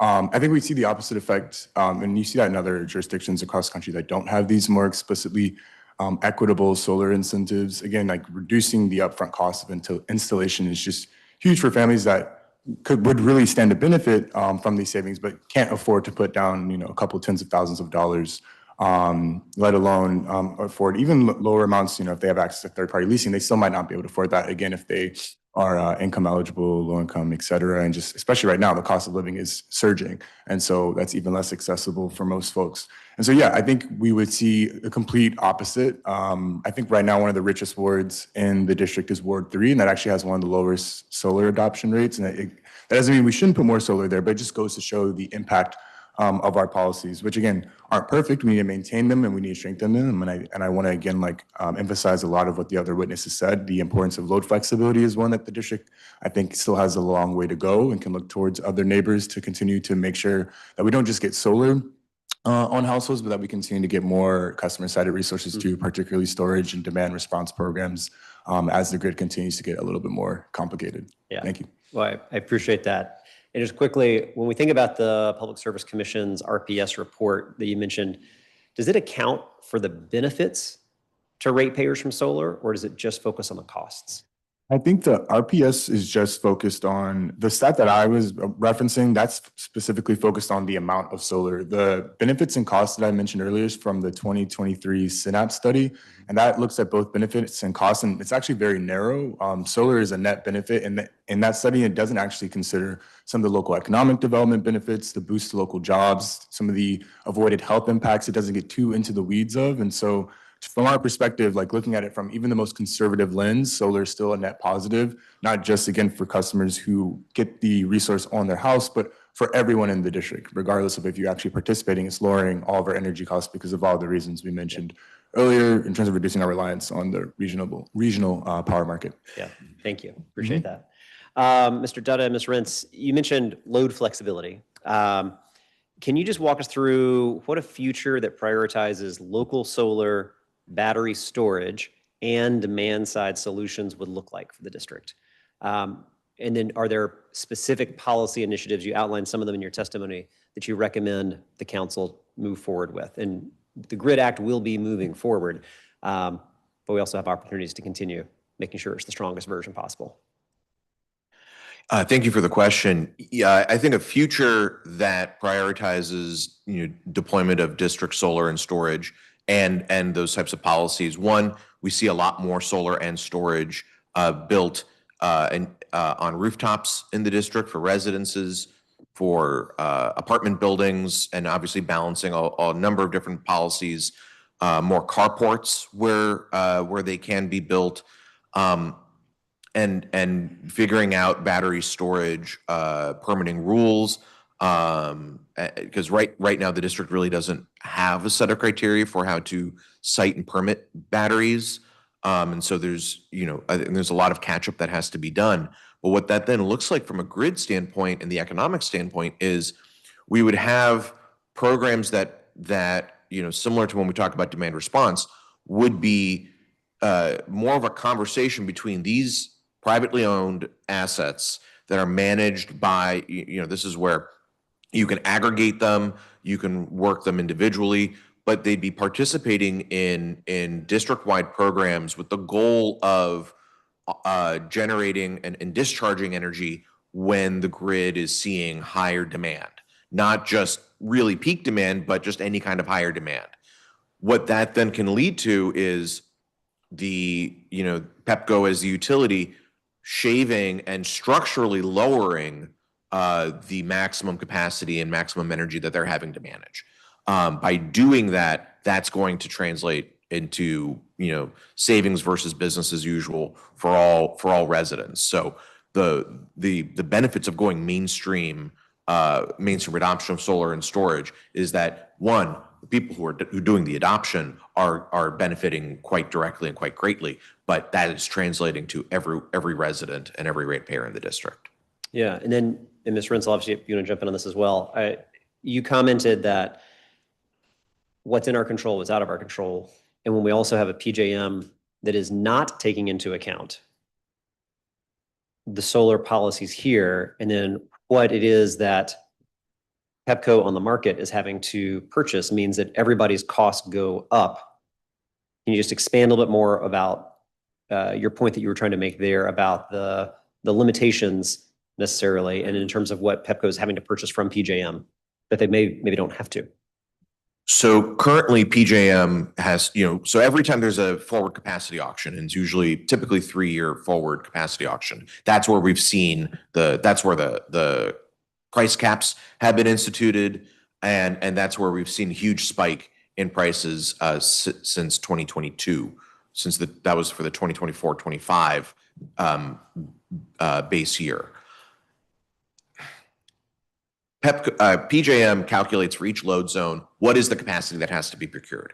And among the variables that they have are, they do say that that the behind the meter systems, are taken into account. So that's an offset for the capacity demanded and the energy demanded for the utility. However, they don't do the same thing for community solar systems and any other distribution level connected asset that is generating or offsetting. They do actually in one place, in Illinois, in the ComEd territory in Illinois, they do this, but in the rest of PJM, they do not. So that does mean that district policies that are geared to deploying community solar, and if there were policies to promote the deployment of front of meter battery storage, that's not going to be considered as an offset. So you have these systems, the 75 megawatts more of community solar in the district that are generating, that are active, that are having the grid benefit, but PJM is saying, too many P's. PJM is saying, we're ignoring you. And so our capacity calculation doesn't subtract from the capacity that is already online in the grid. So for that reason, it's artificially high. And that's true when we look at the PEPCO load zone. It's the same in Maryland. So DC's getting dinged because the Maryland systems and their robust community solar program, that those assets are not being taken into account, as well as the district cited systems. Okay, I appreciate that. I know I'm out of time here. Ms. Spinosi, I definitely have some questions I want to come back to you. So either I'll do that in a quick second round, or because I believe the next two witnesses may be testifying on a similar topic with you, I might have you stay at the table just for a second, so that way when they testify, all the questions will be topical. So either way, hang tight. I promise I have some questions.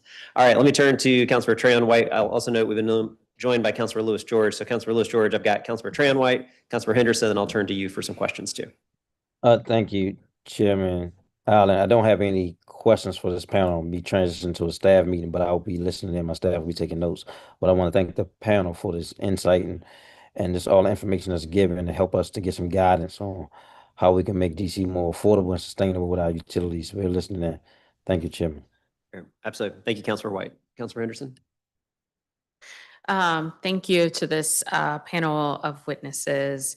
I'm going to ask a couple of questions. Okay, so I missed your name, and on the agenda it is, you're not Robin. Oh, you are Robin. Okay, never mind. All right, cool. Sorry, I didn't want to make any assumptions. Okay, so you provided in your testimony some comments about the methodology as well, similar to the conversation that I was having with Ann earlier. And you said, what's the scoring for this methodology, et cetera. Well, how should this be set? Similar to what I asked her, but I didn't really get a direct answer.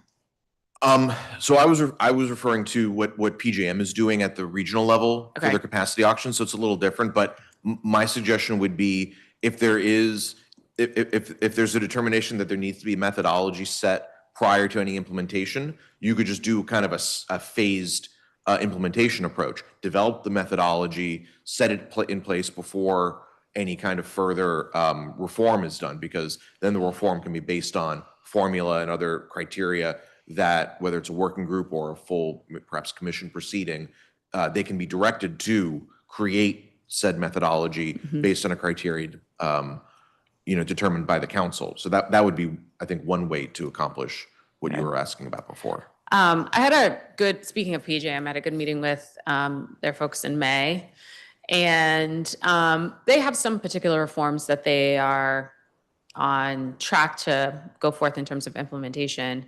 Although I would say in some cases, it feels like PJM is a little bit behind. Would you agree with that? Yes, respectfully to the folks at PJM. Respectfully, of course. Yes. they, being the son of two engineers, I'll say, there's a very conservative mindset that comes from the engineering perspective. And I think, whenever I hear PJM comment and kind of see what work they're doing, and we don't, engage directly, our national partners at the Solar Energy Industries Association engage directly with PJM in a lot of process, but they really just look at it from the top-down framework.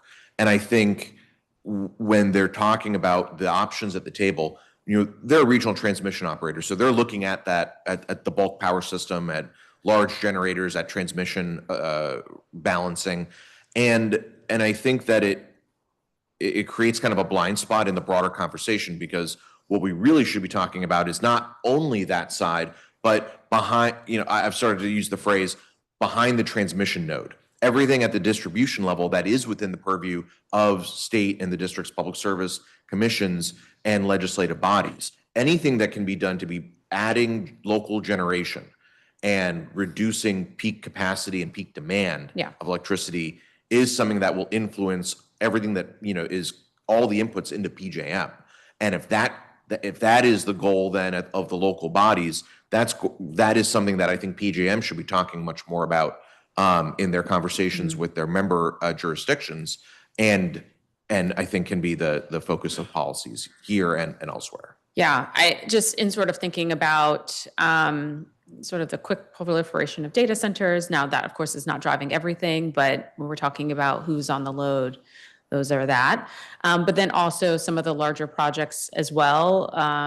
So, in the district, for instance, once RFK comes online, that is a large load project that I feel like we probably should have been having earlier conversations around what does the offset look like, either on site, whether they're solar, et cetera, in that. Nonetheless, Ms. Rentz, hi, Nicole, it's good to see you. So you talked a little bit about the PSC working group process being sort of broken. Is that more or less driven by the operations of the commissioners, how it's set? Like the working group, will the process improve if there were different members of the body? I think it could. Yeah, I think so the process is driven by the PSC staff primarily. Okay. But the direction of the staff is set by the commission. So it's sort of like the mayor and all the executive agencies, right? Like, they could set expectations, they could define procedures and policies that the staff was expected to follow, and they could exercise oversight over their staff. So there are definitely things that the PSC commissioners could do to improve that process. I don't think it's been a priority, lately or for the past several years to do that. But I think it's definitely time for it. It needs an overhaul. Okay. I mean, I kind of think sometimes working groups, task force, et cetera, sometimes we do those things when we don't want to do the thing that everybody knows we should just do the thing. But that's okay. You also talked a little bit, and I guess this is for anyone in terms of the solar conversation in general, right? So Ms. Rentz, you talked about how right now solar is about 5% or so in terms of DC. Oftentimes when we're talking about alternatives, we're mainly focusing on solar as part of the conversation. But is it reasonable for us to anticipate that solar can take over everything? In the district? Yes. I mean, our goal right now is 15% by 2041. We're a third of the way there, which is pretty good. Can it serve 100% of the district's load? Probably not in the near future. Right. Maybe in some distant sci-fi universe where I haven't imagined yet. But anything can happen. So I'm asking this question in that I feel like we often talk a lot about solar. Yeah. And a lot of our works and projects have been geared towards that because, frankly, in terms of a city like ours, solar is one of those quick ways to be able to help in terms of individual families or multifamily housing, commercial complex, et cetera. But should we be doing both and something else as well? Yes, absolutely. So one of the things we've been doing really effectively in the district is keeping our demand flat through solar and through our energy efficiency programs like BEPS. and our building codes over the years. Our demand in the district has remained largely flat over the last several years, even declined, despite the fact that we're adopting more electric vehicles, we're moving towards electrification of buildings. And that's because of the policies that we've been implementing for the last 10, 15 years so effectively. And, unfortunately, now our regional demand is really increasing, and that's going to affect us no matter, it doesn't matter that our demand is flat. So that's why it's really important to target the demand reduction now towards those peak periods. That's where we can have the most impact.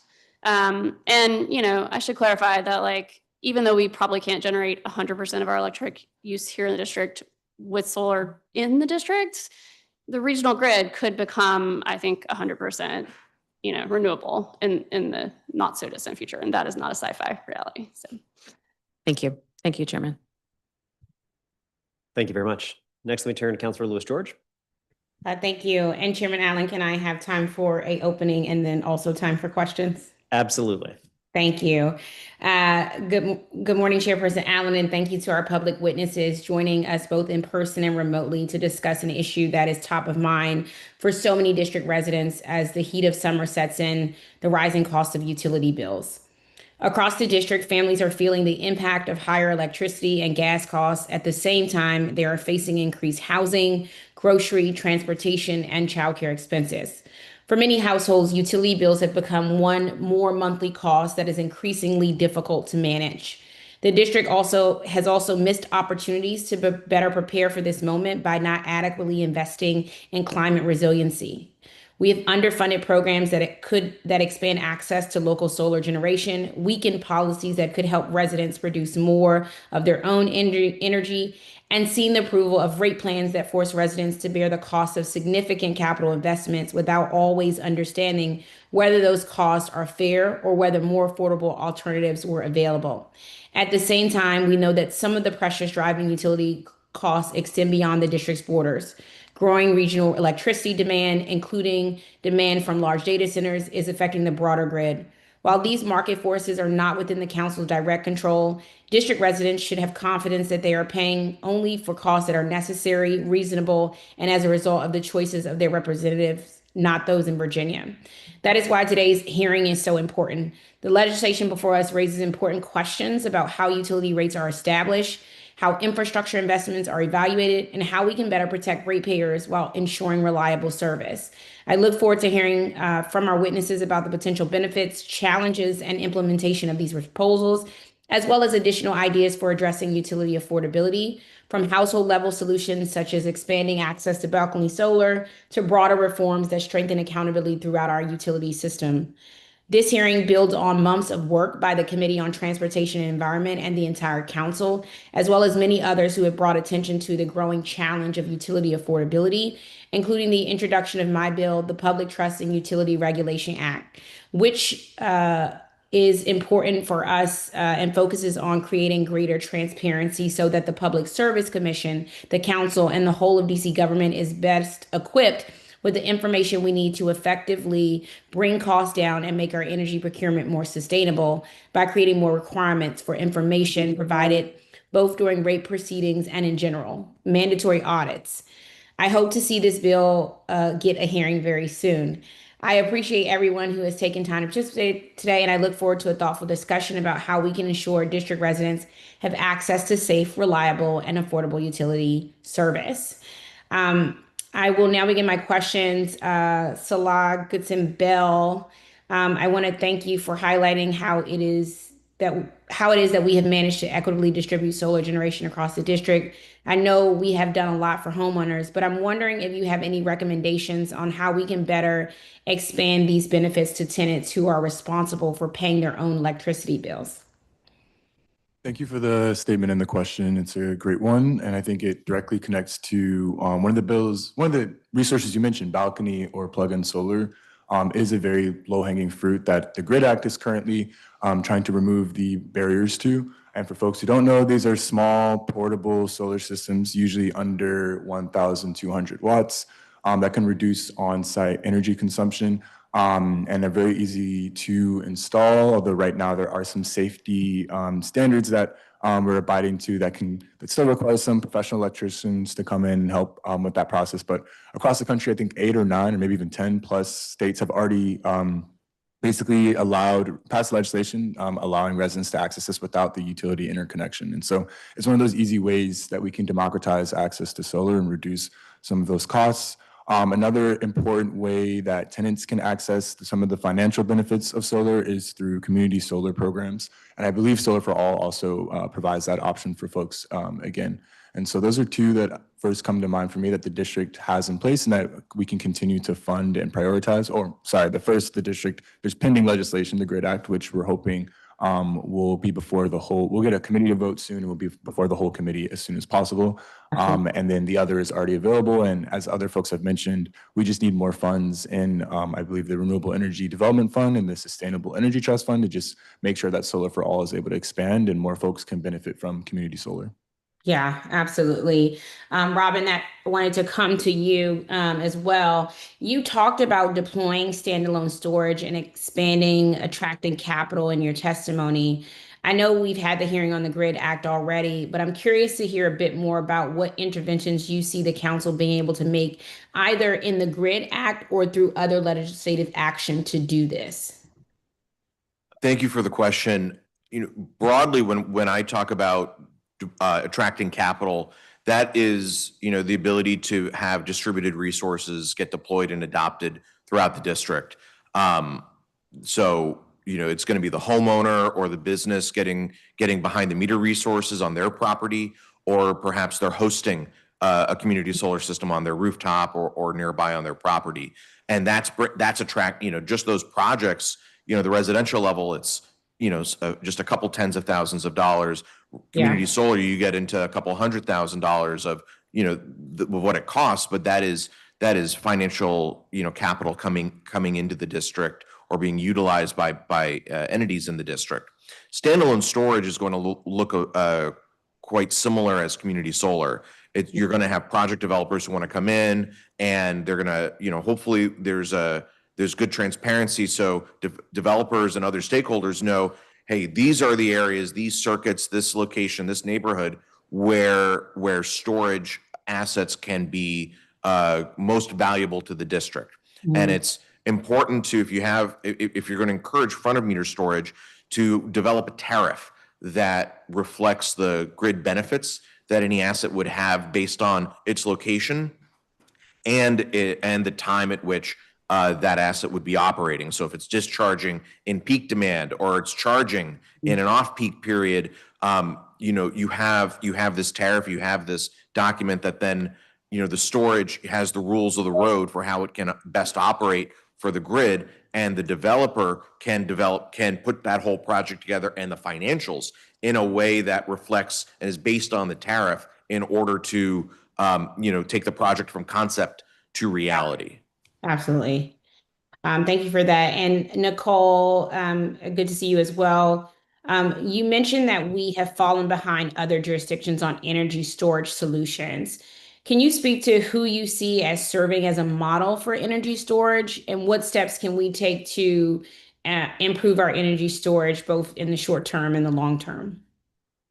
Sure, and thanks. Yeah, I think Connecticut and Massachusetts are really good examples of states that have adopted good energy storage policies and that have, as a result, expanded energy storage in their states. I think the Connected Solutions program there is definitely one we should be looking at. And, I think there's also just sort of interim steps we could be taking as we try to adopt that program here that would create value or incentives for people to go ahead and adopt those energy storage systems and start using them even on a crude basis in the near term at the times where our peak load roughly exists. Yeah, absolutely. Thank you for that. And Jennifer, I wanted to come to you. Thank you for highlighting some of your concerns you have related to BSA Subtitle E.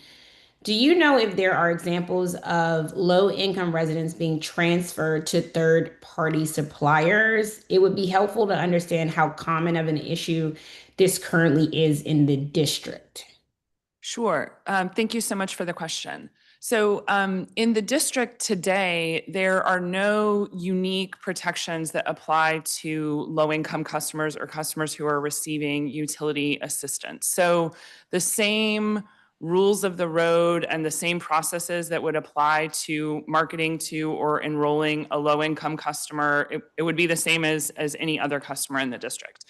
In a number of other jurisdictions, there are specific protections that apply to low-income customers. For example, in some states, a supplier can only enroll or provide a product to a low-income customer if that customer is paying no more than they would have paid on default service. So basically, there's kind of like a guaranteed savings provision that's incorporated.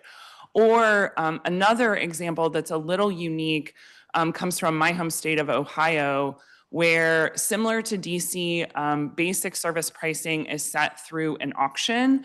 And in Ohio, we actually aggregate low-income customer load, and there's a separate auction mechanism that occurs that for the past 20-some plus years has typically resulted in a price that's even lower than default service being set. So those are two examples of alternative ways that the district could look at providing some unique protection to low-income customers. Thank you. I appreciate those examples. Thank you to this panel of witnesses. It's been really helpful. And thank you, Chairman Allen. I will yield back the remainder of my time to you. All right, thank you very much. Ms. Spinosi, what I might do, if you're okay, staying at the table, I'm going to call up Mason Imnett and Kimberly Manning, because I think we're talking about similar topics. And then, nope.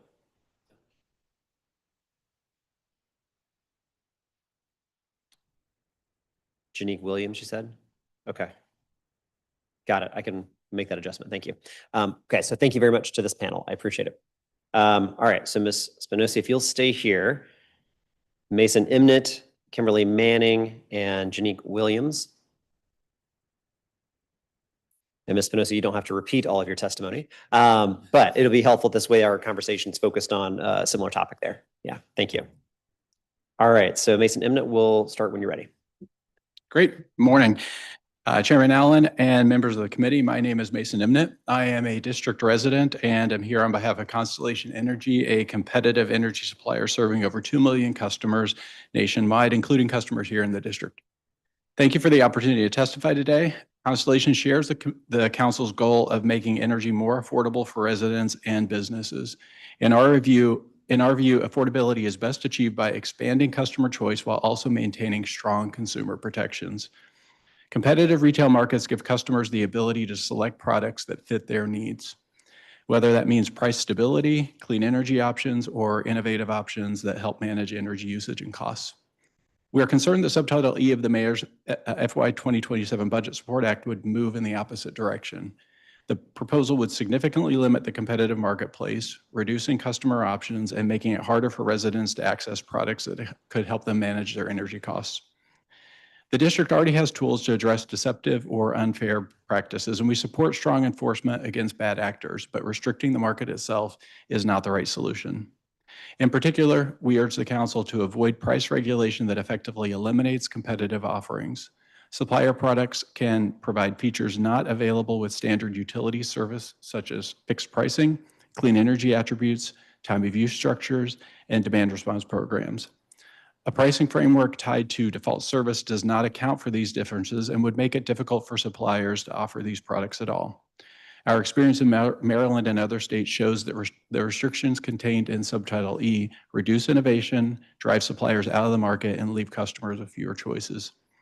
Changes of this magnitude deserve to be considered and deliberated openly so that solutions can be offered that are tailored to the concerns raised. This could achieve consumer protections without taking away consumer choice. As we heard earlier, the district also could pair consumer protections with longer-term contracting for SOS customers to stabilize their costs over longer periods of time. As we also heard, maintaining customer choice furthers the district's clean energy goals. Competitive suppliers can offer carbon-free energy options, advance electrification, and reduce peak demand, choices that are not available under the utility's default service. At a time when these goals are more important than ever, the district should be finding ways to enable rather than limit customer options. I respectfully urge the council to remove subtitle E and instead work collaboratively toward a balanced approach that protects consumers while preserving a vibrant and competitive energy market. Thanks, and I look forward to any questions you might have. Thank you very much. Then next, let me turn to Kimberly Manning. Good morning, Chairperson Allen and members of the Committee on Transportation and the Environment.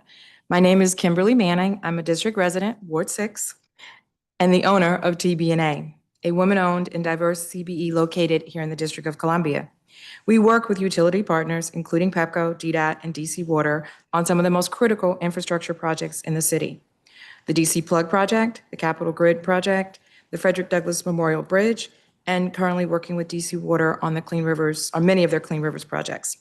Thank you for the opportunity to testify regarding Bill B260596, the Utility Rates and Rate-Making Amendment Act of 2026. While I deeply respect the committee's goals to ensuring affordability for residents, I'm here today to urge you to proceed with caution regarding the unintended economic consequences of this legislation. Specifically, I am concerned that the proposed restrictions on the multi-year rate plans and infrastructure project approvals will negatively impact local businesses like mine and other CBEs. The district's economic future depends on three deeply connected pillars: modern infrastructure, resilient energy systems, and a thriving local business. PEPCO's multi-year rate plans and long-term modernization investments have successfully advanced all three of these goals by providing a predictable, stable pipeline of work. TBA's story is proof of what is possible when a utility provider has the long-term regulatory certainty to make the required and genuine multi-year commitments to supplier diversity. Our business has grown because of working on PEPCO's Capitol Grid, our 10-year project to upgrade the Capitol Grid. What began for us as an infrastructure opportunity to support a single project has evolved into sustainable partnerships. Because of PEPCO's consistent local business engagement, our firm has been able to grow our workforce, expand and diversify our services, and become a trusted partner on other major infrastructure initiatives, as I mentioned earlier. If B260596 restricts the ability to plan and invest long-term, it will create a chilling effect on our local contracting. When infrastructure projects are delayed or scaled back due to rigid historic cost constraints, local CBEs like ours are the first to feel the impact. The success of the district-based firms is not accidental. It relies on organizations having predictability and the ability to open their doors to local business. As you consider right-sizing rates and increasing utility oversight, I urge the committee to protect the local supply chain. Restricting infrastructure modernization does not just alter the utility ledger, it directly impacts small businesses that employ district residents. I encourage council to find a balanced approach that maintains a strong oversight framework without dismantling the reliable project pipelines that sustain our local infrastructure. Thank you for your time and your continued commitment to supporting infrastructure and the small business community. Thank you very much. And then Janique Williams now. Good morning, Chairman Allen and committee members. I'm Janique Williams from WGL Energy, and I serve as the Manager of Regulatory Affairs and Strategy. And I'd first like to say I appreciate the opportunity to be here to discuss energy issues affecting the district and its residents. WGL Energy is a homegrown company within the district and has been operating within DC since deregulation in 2001. And we are committed to the district residents as well as we serve commercial entities. And it's with that we are here today to oppose Subtitle 6, Subsection E of the BSA entitled Enhanced Consumer Protection in the Retail Energy Market Act. First, I'd like to say that we respect and see the importance of consumer protection within the energy marketplace, as consumers really need to trust whomever they're dealing with. However, we do believe that the proposal within the BSA is more of a market reform rather than consumer protection. We believe that robust competition should be free of artificial price ceilings, and with that, we object to the 110% price cap within the proposal, wherein suppliers cannot enroll a customer if it is that their rate exceeds the price cap stated. And one of the most important differences is the way that utilities procure their supply versus a third-party supplier who procures energy in real time versus a utility that does it in a more staggered approach across 1 to 3 years or more. And with that, we do feel that it is unfair because as we know that the PJM marketplace, that it's a very volatile market that suppliers are currently operating in. And a lot of consumers do choose a third-party suppliers because many do like the protection from market volatility. Many of WGL Energy customers are locked in a fixed-term contract between 24 and 36 months, and within that time, their rate is fixed and will not be increased no matter what. And on that basis, we do believe that price certainty is important for consumers and should be looked at. And because this proposal has such ripple effects on the supplier market, we do believe that more consultation with industry stakeholders is necessary to look at consumer protections that can be implemented, such as increasing bonding requirements for suppliers, or as Jennifer stated, looking at measures to protect lower income customers, such as ensuring that they cannot enroll in with a supplier if the rate is greater than the utility SOS. And consultation with industry is important, and we do not believe that this was done within the BSA process. Thank you. Thank you very much. All right, so it's close. 3 out of 4 were testifying on the same topic. Ms. Manning, I'm going to come back in a second. I'm going to focus first on their testimony, then I'll come back to you in just a second. All right, so Ms. Spinosi, Ms. Williams, and Mr. Emnett, thank you for your testimony on this. Obviously, we're not actually at a BSA hearing, but I appreciate here so we can kind of engage in the conversation around this. So as I understand from the mayor's proposal, which was in the introduced Budget Support Act, which is what you're coming to testify about and we'll be voting on in a week or two, they made significant changes from what was passed in Maryland. So I want you to kind of help address what you think the impacts would be, or if you don't think there would be any. So in Maryland, they had a price cap of 105%. The mayor's proposal is 110%, so they increase it. They also give the Public Service Commission the ability to go in and change that price cap so that it could be even higher if that were deemed necessary. Why does that not address the issues that you're bringing? Or is it that you just believe there should be no price cap, be it 110, 115, 120%, there shouldn't be a price cap at all, and that defeats the overall purpose of what you're trying to put forward? Does that make sense what I'm trying to ask? Yeah. And I'll kind of turn over to whoever wants to jump in on that. With the passage of the Maryland, it goes up to 110%, depends on the term length of the contract. And even with the changes in the law, there still are no offers in Maryland. Therefore, we believe that the changes has not been effective to really encourage suppliers to make these offers, or suppliers are just not willing to make the offer because the margin is just not there based on the marketplace itself. So therefore, if this proposal were to be implemented, we believe that the similar would occur where suppliers within the district would not be able to make offers within the price ceiling. Do the suppliers offer in other states? So I think you're right, based on empirically what we can see, the number of suppliers offering in Maryland drops. Do each of you as suppliers, or who you're representing, offer in other states? We offer in about 7 states and the district. Okay. Yep, we do as well. And we participate in the Maryland market, and we have no offers in the Maryland market. It's a going forward, that the price to compare in terms of the utility rate is set looking backward. And we as suppliers set our rates looking forward. So we're locking in, as set, we're locking in for a period in time, 12, 24, some customers up to 36 months, but kind of 12 to 24 is normal. And so, you're operating a gas station. As the operator of the gas station, you're looking forward at what your costs are going to be. And if you have a customer coming in wanting to lock in for a period in time, you're going to be looking at your forward costs. That's what we are doing as suppliers. The utility rate is what are costs that have been incurred in procurements that have been running, and the rate represents the outcome of that math. It's just apples and oranges. And so when we have a cap that's imposed based on an apple when we are selling an orange, we just can't make the math work. Okay.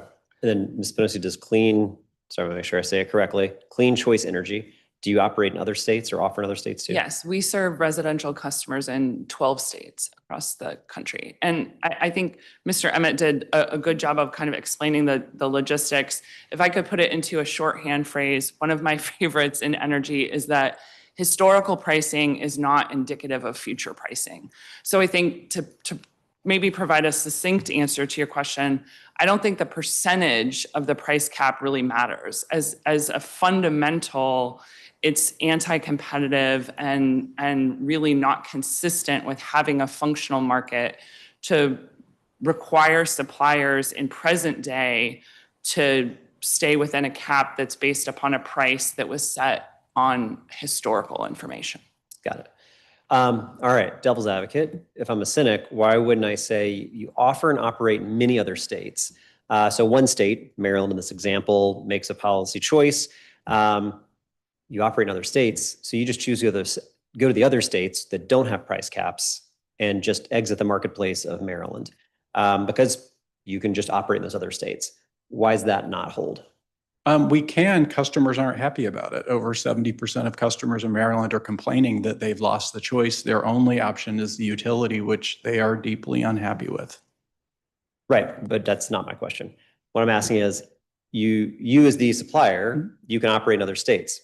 I think a cynical person would say, you just have choices. You can go make your money by offering in other states rather than in Maryland that's put a price cap, which is going to artificially say this is the maximum amount that you're able to earn. So logically, as a business, you'd say, I'm not going to deal over there. I'm going to go over into other states. No, that's. I guess I want to push back really quickly though on the premise. This isn't about returns. None of us have a guaranteed rate of return. This is about the price that can be offered. And I do think it's important to underscore, our cost of goods is not the same as the utility. Our operating expenses, not the same as the utility. And so this isn't, at least in my view as drafted, this isn't about regulating our company's profit margins. This is about how or whether we can go to market. And I mean, I think your question is a valid one. What we saw is that when Maryland passed a policy that included a price cap, suppliers did exit the market and consumers suffered as a result. And we're as Mr. Emmett said, we're very upset when the choice that they had made was taken away by their state legislature. Okay. And then it's not, nobody has to shop. There's no, right. It's not an obligation to shop. It's a choice. And today in the district, there are about 20% of residential customers that have chosen. And so, even but I guess as a customer, like what's the benefit to me to purchase something that's 115, 120, in other words, over 110% the rate of SOS? Firstly, I would say it depends on the product. A lot of times it's, as Mr. Emmett said, it's not really apples to apples. It might be 100% renewable product, or a customer might be getting special benefits attached, whether it's like incentive programs, reward programs, that would make it worth their while to pay a little bit extra for that product. And then as mentioned earlier, there's also price certainty over time. We operate in the PJM market. We have both generation and we serve customers across the PJM footprint. It is a very volatile market. As mentioned earlier, we saw this coming. We could have all within the regulatory community been doing more to prepare. The suggestion of longer term contracts to protect the default customers is a great one, but we are in a moment where the wholesale market is going to have fluctuating prices for probably several years to come. And customers that would choose to, on the retail side, like to lock in their price for a period in time. I have a fixed rate mortgage instead of a variable rate mortgage. The variable might save me a little bit of money in the short run, but when the price hits, it might not be good for me in the long run. That's the choice that some consumers will make when they are given the choice. Okay, that's helpful. I do want to make sure I asked a question, Ms. Manning, which is on a different topic, so thank you for your patience there. One of the questions I was going to ask, so part of what I took from your testimony is opposition to the bill in front of us because it would make it harder to do multi-year rate plans. And if I followed your testimony correctly, the growth of that work as a small business, you're able to count on longer terms of work. Absolutely. But if we also saw a multi-year rate plan struck down from the courts, how destabilizing is that for you? One of the things when I've talked to our utilities, when the decision a PSC makes then gets vacated by a court and remanded back, it's actually very destabilizing to everybody because the utility company had to make a series of choices, assumptions, hiring, expenditures based on what they thought was a plan, and a court vacating it really upends some of their own planning process, right? So as a small business, how does that impact yours? I mean, we really haven't had very many multi-year rate plans. So as a business that's been growing over years, why did that one decision be better for you as a small business in our city? And how destabilizing is it when that gets vacated? Well, so I testified before the PSC on this same topic. We were allowed at that time to train, to hire, to make sure that we were staffed up for this particular project and other projects as well. So if we were not able to have those long-term planning, every project takes a long time. The bridge took a long time, the tunnels take a long time, everything is planning. But we're able to, when we know we get those contracts, we know that we have this, that infinite amount of time, or not infinite, but that finite amount of time. If we were to plan annually, it definitely denigrates our ability to plan and budget as a small business.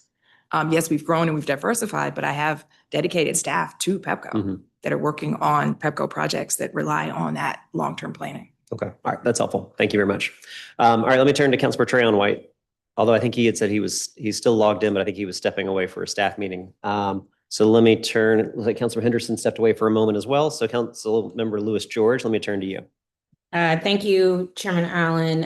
I think you covered most of it, but Mason, I wanted to come to you and understand something. So if utility pricing is historical and suppliers are using future forecasting to set pricing, if these are apple and oranges, as you said, what policy solutions can help attract suppliers to offer to customers in the district?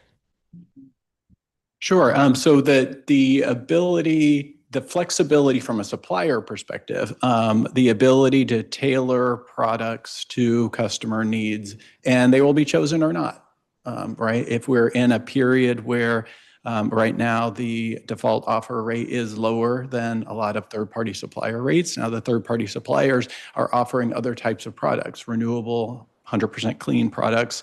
And so again, back to the apple and orange, it may be that they're just two different things and people are choosing the apple versus the orange based on their preference. So in terms of policies of the district, in order to maintain that choice, I think it is maintaining just the flexibility for customers to offer. That's not to say don't do other things like evaluate consumer protection, some of the practices that people have concerns about. Really, let's dig in on them and tailor the solutions to those concerns. It's just what we've seen in other states is the knee-jerk reaction to a price cap leads in a total closure of the market, not achieving what the actual goal was going into the conversation. Got it. And you had mentioned Maryland earlier as an example of what could happen by limiting customer options. Can you share more about what Maryland utility customers have experienced? Sure. From our customer perspective, it's complaints, not being happy about returning back to the utility service and asking us what we can do to provide them products going forward. And we don't have the ability within the current market structure. So there was a lot of conversation in Annapolis over the past session, and there were some changes that were made. But as mentioned, they didn't go far enough to fix the problems with the earlier solutions that were adopted that were, again, in good intent. It's just in implementation, they became unworkable. And so that's what we're encouraging, is to kind of look to the Maryland experience and tailor solutions that are better suited for the district. Got it. Okay. And Jennifer, thank you for staying on to bring your perspectives to this panel as well. You brought forward some very helpful examples earlier. What are the most important priorities that we should be focused on in terms of consumer protection that will protect consumer choice? Thank you so much for the question. It's an excellent one. I think that customer education goes hand in hand with advancing customer choice. A customer who understands what the difference is between a utility provider and a competitive supplier, understands some of the basic parameters of the contract, like is the price fixed or is it variable? Is there an early termination fee? Clean Choice, for example, has a product that's priced at a premium because it's renewable energy, but we never charge early termination fees. So if a customer wants to cancel their contract, they can get out of it at any time. I think one of your questions earlier, asked about a model state. And I think Pennsylvania is a really great example. They've had a very robust market. I think close to 50% of the residential customers in Pennsylvania choose a supplier. And they have a wonderful public affairs office at their utilities commission. So when utility prices change, they send out press releases. They've engaged in a multi-dimensional, multi-year campaign around customer education. Their shopping website on an annual basis receives 1 million visitors. And that's just a wonderful tool for frequently asked questions and some basic information. It also has a shopping site so that if customers want to compare, what's the best available price for me in my utility territory at that time, they can do that. The director of their public affairs office has done several webinars. So I really think that the most effective tool for consumer protection is customer engagement. This can be a complicated market, and the more information access that customers have, the better empowered they will be to make the choice that's right for them. Yeah. And particularly here in district, the customers I worry the most about are our most vulnerable customers, particularly our seniors, where things that can become complicated is a hindrance. And so I think we also have to think about what are best practices for seniors. And then also, as you know, language access is a huge gap here and important for us to address here in the district. And so just thinking about language access and that issue we have here, and as well as making sure our seniors are fully informed before making decisions and are protected against some of the vulnerabilities as a result of their age. Yes. One other just very quick idea on regarding seniors and other vulnerable folks. Some states also have a process in place that's called a utility block or a do not transfer list. So if you're a person who, if you're caring for your parent or an aunt or uncle, and you aren't sure that they really understand this market, or you don't think that they should be engaging in competitive choice because, they might not make a good decision, there are programs where that customer can actually request to their utility that a block be placed on their account so that they wouldn't be switched and they would just, stay on standard service. And we think that that's a great tool for customers, who might not be interested in participating in the market, or when there's those unique vulnerability situations. Yeah. Thank you so much. Thank you again to this panel of witnesses, and I will yield the remainder of my time to the chair. All right, thank you very much. I appreciate your testimonies, all of you. Thank you very much. All right, next, let me move to our next panel. I'm going to call up Rob Lemming from PEPCO, Amber Perry from PEPCO, Nakia Crossley, Director of Regulatory Affairs for DC with Washington Gas Light Company, and Cynthia Quarterman, Independent Consultant with Washington Gas Light Company.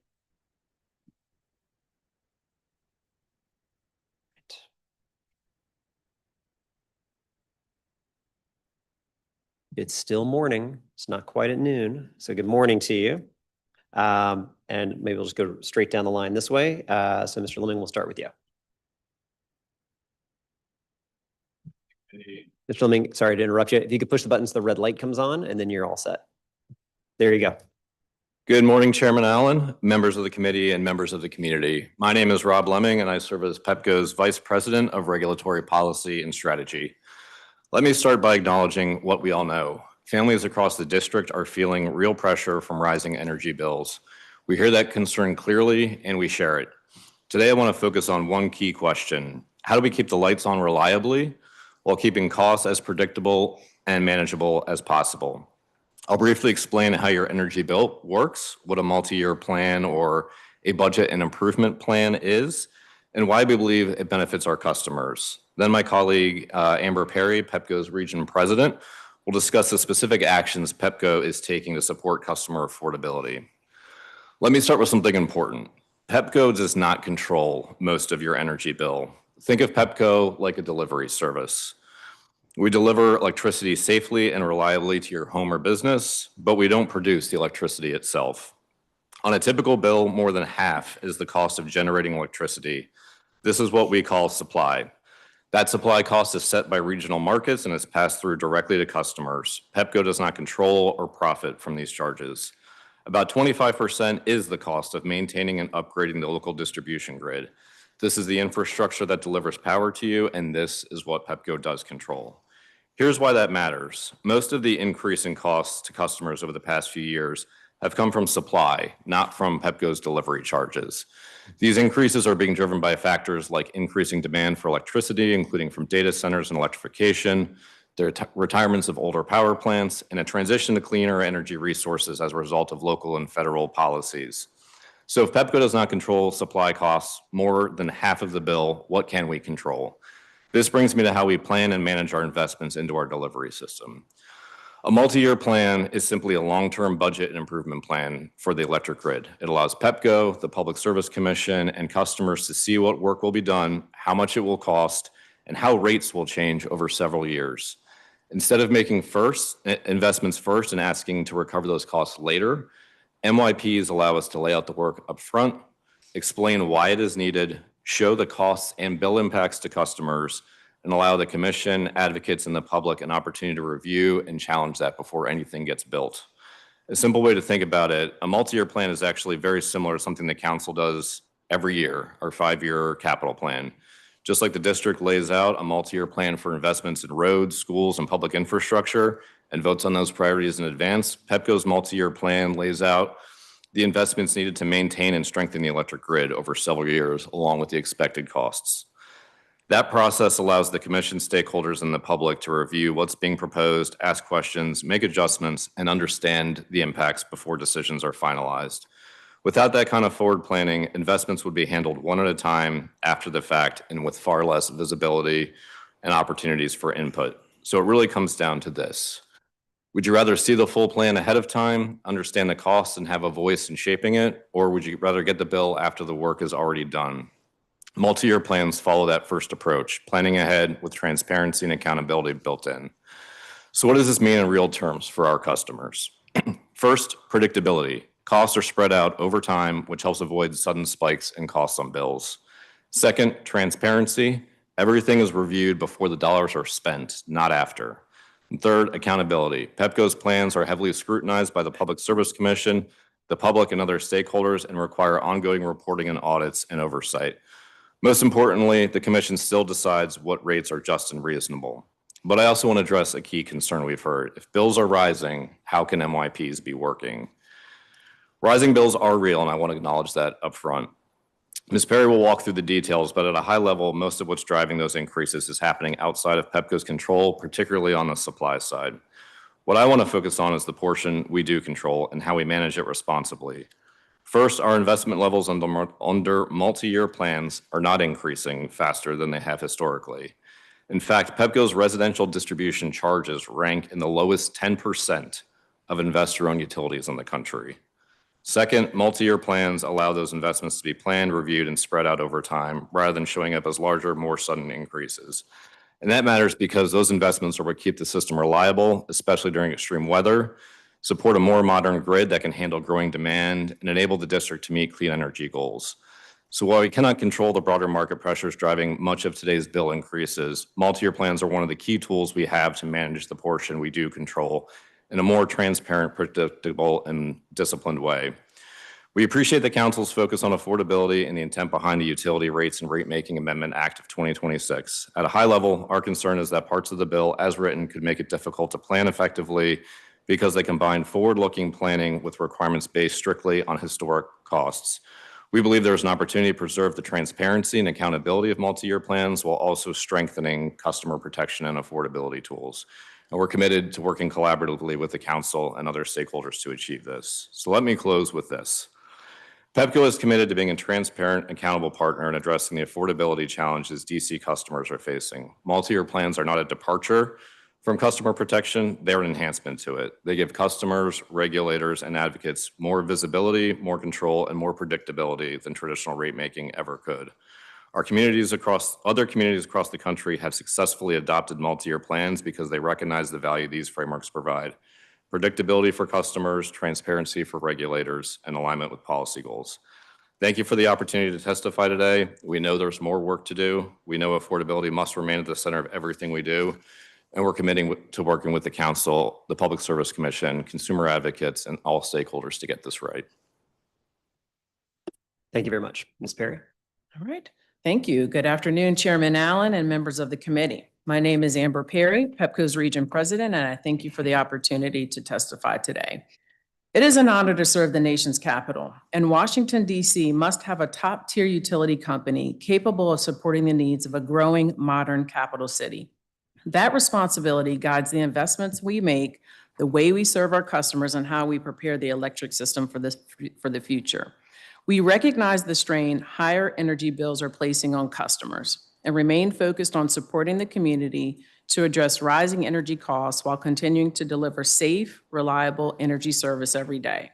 While PEPCO does not control the cost of energy supply, which is set through regional electricity markets, we are focused on what we can control, maintaining a reliable and resilient local grid, connecting customers with assistance, improving customer experience, and working with policymakers on practical solutions that improve affordability. Today, I want to focus on 3 areas: what PEPCO controls and the value customers receive from our investments, what is driving higher energy bills, and how we can work together on solutions for district residents. PEPCO manages the local distribution grid, the poles, the wires, which are the infrastructure that safely delivers electricity to homes, businesses, schools, hospitals, critical services across the district. That portion of the bill reflects the investments we make and the costs we directly manage. Since 2021, the average residential distribution portion of a customer's bill, the portion associated with PEPCO's delivery of safe and reliable service, has increased by approximately $13. During that same period, supply-related costs have increased significantly, driven in part by regional capacity auction prices established through the Pennsylvania, New Jersey, Maryland interconnection known as PJM energy markets. These capacity costs are a direct pass-through to customers and are not set or controlled by PEPCO. For perspective, capacity auction prices have increased from approximately $29 to more than $330 for the same amount of electricity capacity. This dramatic increase in regional supply costs, along with growing electricity demand, power plant retirements, and limited new generation coming online are the biggest drivers behind higher customer bills. And while cost matters, performance and customer value matter as well. Over the past decade, targeted investments in the district's electric system have delivered clear results. Outages are down nearly 60%. And recent severe weather, like Winter Storm Fern this past January, caused far fewer disruptions than similar events in the past. The grid's strong performance reflects years of deliberate, sustained investment. Those investments are also preparing the district for the future. Through programs like Capital Grid and other infrastructure modernization efforts, we are building the energy foundation needed to support housing growth, economic development, electrification, and the district's clean energy goals. Turning to the issue we're all focused on, affordability. The energy industry is undergoing significant change, and we are at an important inflection point. Several regional factors are coming together at the same time across the energy industry. Less local power plants to generate energy, more demand for electricity as customer electricity needs grow across the region, and increasing cost of achieving important clean energy policy objectives, including the district's transition towards 100% renewable energy by 2032. While the system is under pressure, it comes with real cost implications. That is why careful planning, regional coordination, and a focus on affordability are so critical right now. It is important to understand what makes up a customer's bill. Approximately 25% is distribution, the portion managed by PEPCO, the poles, the wires, the crews. Approximately 60% is energy supply, currently the largest driver of increases, and the remaining portion includes transmission, taxes, and other required charges. I will also note that a portion of the 60% of supply includes cost to support renewable energy compliance requirements. As electricity demand continues to grow, including from larger energy users, we also believe it is important to ensure policies are structured so residential customers are protected and costs are allocated fairly. As we work together to provide near-term and long-term solutions, no single organization can solve affordability alone. It requires partnership among utilities, policymakers, regulators, advocates, businesses, and communities. We must all do our part to support our customers and the residents of the district. In the near term, there are opportunities to support our customers. These include reviewing regulatory requirements to better balance customer affordability with continued progress on clean energy goals, and strengthening consumer protections and oversight of third-party energy suppliers. At the same time, advancing the following actions can deliver immediate tangible benefits. Expanding energy efficiency programs in the district to reduce energy usage, enabling virtual power plant capabilities that leverage customer-owned resources to reduce demand on the grid, piloting battery storage to reduce peak demand and lower system cost, and expanding community solar access for limited to moderate income customers. Together, these steps can drive near-term bill savings, improve grid performance, and position the region to meet growing demand driven by electrification while delivering reliable, affordable service for customers. Reliability, resilience, affordability, and clean energy cannot be viewed separately. Customers experience one energy system, and our responsibility is to ensure that system works and is accessible to everyone.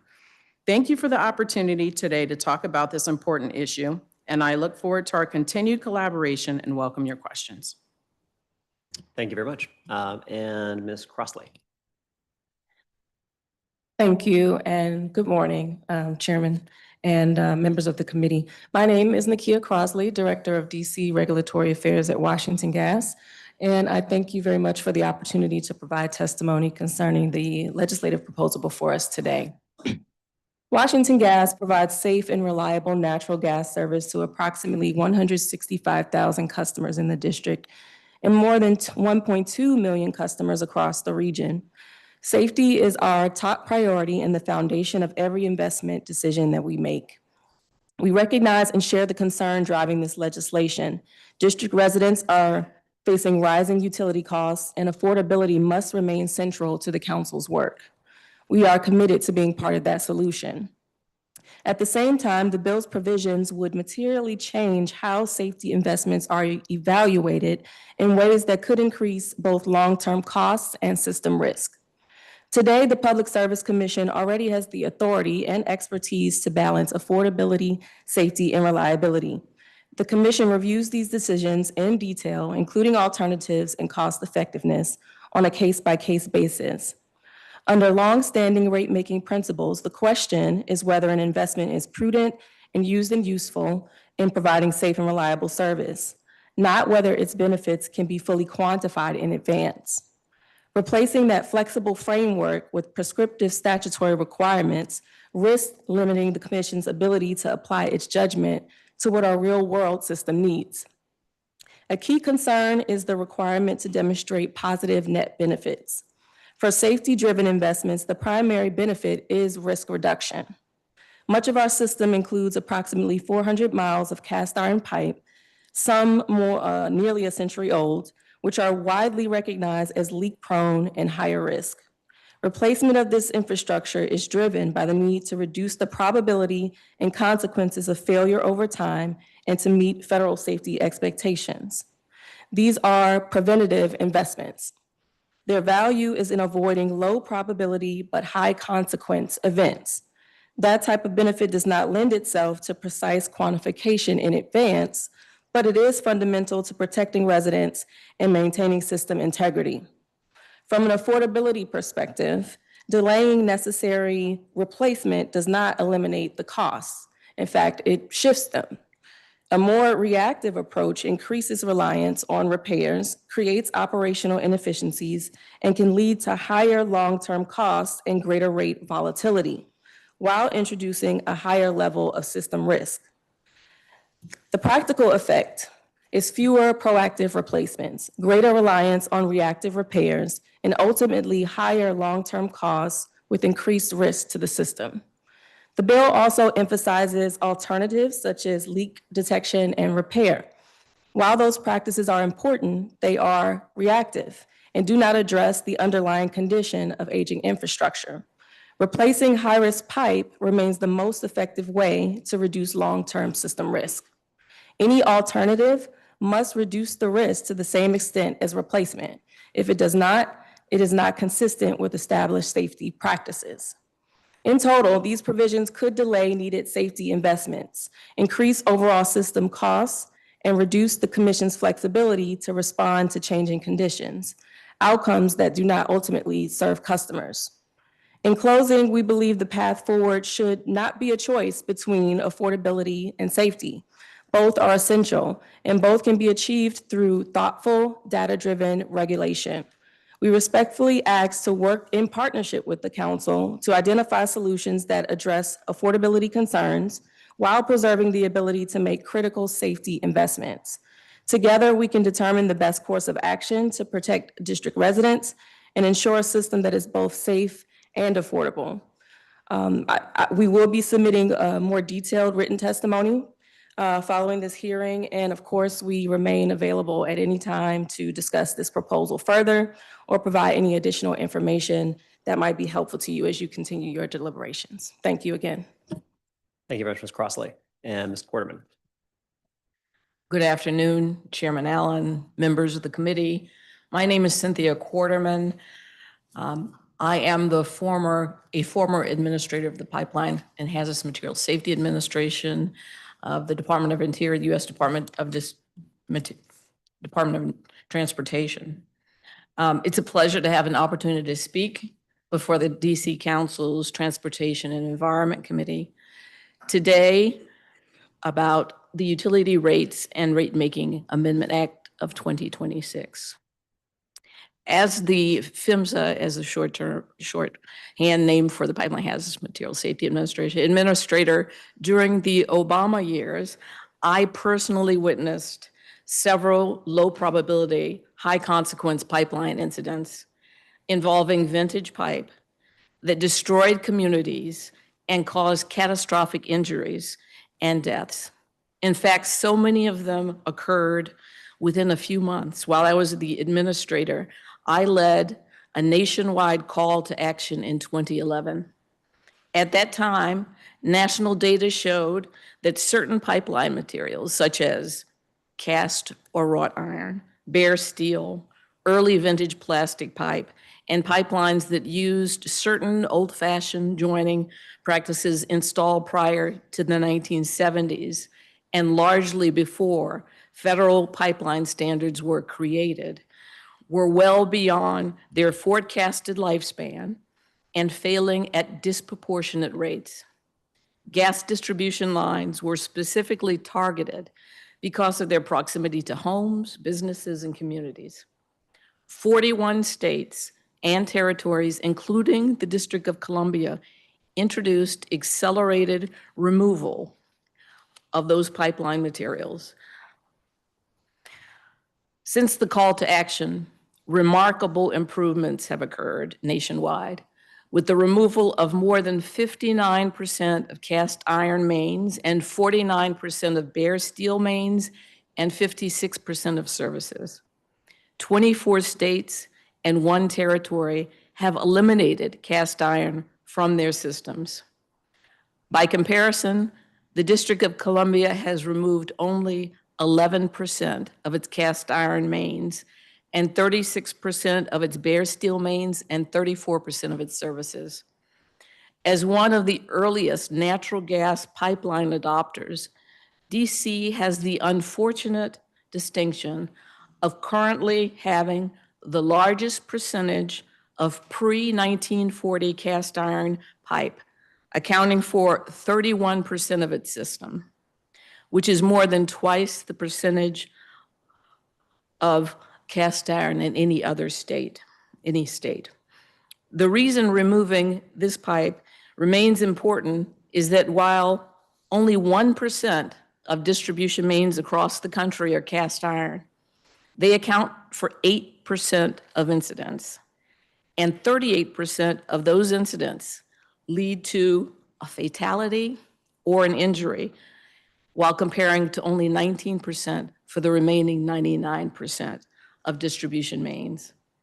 Indeed, 33% of all fatalities on gas distribution mains involve cast or wrought iron pipes. The DC Council, this committee, the Public Service Commission of the District of Columbia should be proud of DC's safety achievements and efforts so far. But as those numbers show, DC must stay the course. PHMSA requires a proactive, replacement-focused approach to this ancient pipe. In most instances, repair of the fragile pipe is never sufficient or even appropriate, and trying to do so can increase the risk of an incident. DC should do everything in its power to remove vintage pipe materials faster and not slow down or add barriers to its removal. To the extent this act would inhibit pipeline safety, I recommend the committee reconsider its current composition or its enactment. I urge this committee to continue to support the effort to remove high-risk vintage natural gas pipeline materials as soon as possible, even as DC advances its important climate goals. It is of the utmost urgency that all gas pipes be operationally safe and reliable when customers need service. Thank you again for the opportunity to testify here today. Thank you very much, and thanks to everyone on this panel. I'm going to start my questions on the bills in front of us, and then I can expand out afterwards, and we'll see if we have colleagues come back or just keep going. So when I think about potential upsides of a multi-year rate process, looking at other jurisdictions as well, it does feel like it helps us incentivize long-term planning and can think about how do we help incentivize utilities to lower overall emissions and reach renewable energy goals through a plan and through performance incentive mechanisms. PIMs can come to mind. So in the original pilot for DC's multi-year rate, it included a PIM incentivized the utility to stay aligned with the district's goal of reaching 100% renewable by 2032. Why was that not implemented for this multi-year rate plan? Great question. I certainly appreciate the sentiment there. I will say from our perspective, we do want to make sure these plans are aligned. And I think one of our earlier panelists talked about the importance of aligning utility incentives with customer and district policy incentives. The reason that PIM was not included in this most current plan that was brought forward was we've been going through a working group process with the commission to evaluate those performance incentive metrics, how we measure them, how they should be financially rewarded or considered in the construct. And we wanted to be mindful from our perspective to not front run that process and move them forward into the plan before that work group had gotten consensus on exactly how they would work. So that was logistically why we did not see them here in this proposal. Okay. I mean, I have yet to have anybody ever come tell me, you know what moves fast? Public Service Commission. And that could be whether it's a work group or whether it's a rate making case. I hear complaints from our utilities as well as advocates that just say it is a grinding entity to get to a decision. So I'm concerned when we think, okay, here's a policy rationale or a policy goal we want to place, and we'll kick it to a work group, and it's convenient to kick the dog. The work group's the thing we just kind of beat up on. They haven't finished that work, so therefore we can't do this. So in lieu of a PIM, how does PEPCO, for example, say, all right, we've got that 2032 goal. So here's how we're meeting it. How does PEPCO say, here's how we're trying to meet that emissions goal, and here's how we're going to reach 100% renewable by 2032? Absolutely. And I think the multi-year plan process really gives us that forum to lay out that plan for all stakeholders to see what are we doing, what technologies are we going to be leveraging and implementing over that time, how are we going to get there and support the district in getting there. And so from our perspective, that's why we see it as a critical tool for alignment to be able to lay that out. I think I hear your concern and share, I think you referenced utilities have expressed frustration with timelines as well. And we're more than open to considering how we might collaborate with either the council or other parties in these proceedings to advance that PIMS construct. Because candidly speaking, from where I sit, I do think it is of the utmost importance for us to find ways to align utility incentives with that of the parties in these proceedings. So we're all working towards that common goal around alignment. So, I offer that as an area that we are more than willing to figure out maybe independently how we can collaborate on it and move more expeditiously. Okay. We heard some of our witnesses earlier highlight the fact that over the last couple of years, we've seen $70 million swept out of the Sustainable Energy Trust Fund. These are funds that we pay on our PEPCO bill and gas bill, but they're coming through there. They get reinvested back into Solar for All and many other programs. And we know that they provide a benefit and move us toward our goal. When has PEPCO come to advocate for the SCTF restoration of dollars that are being swept?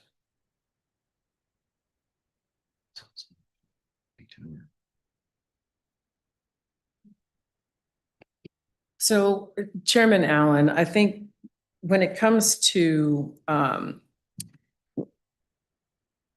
the fund itself, I think some of the things that we're looking at on the bill, and I kind of went through some of the details of the breakdown of the bill. I think our position is really reassessing the portion of increasing costs that are associated with clean energy targets, clean energy requirements. One of the very specific areas that I mentioned are the SRECs, which is about 15% on a customer's bill. So I think our position is really looking at all of the costs, whether they're related to clean energy targets, whether they're significantly related to 60% of the bill, which are the supply costs.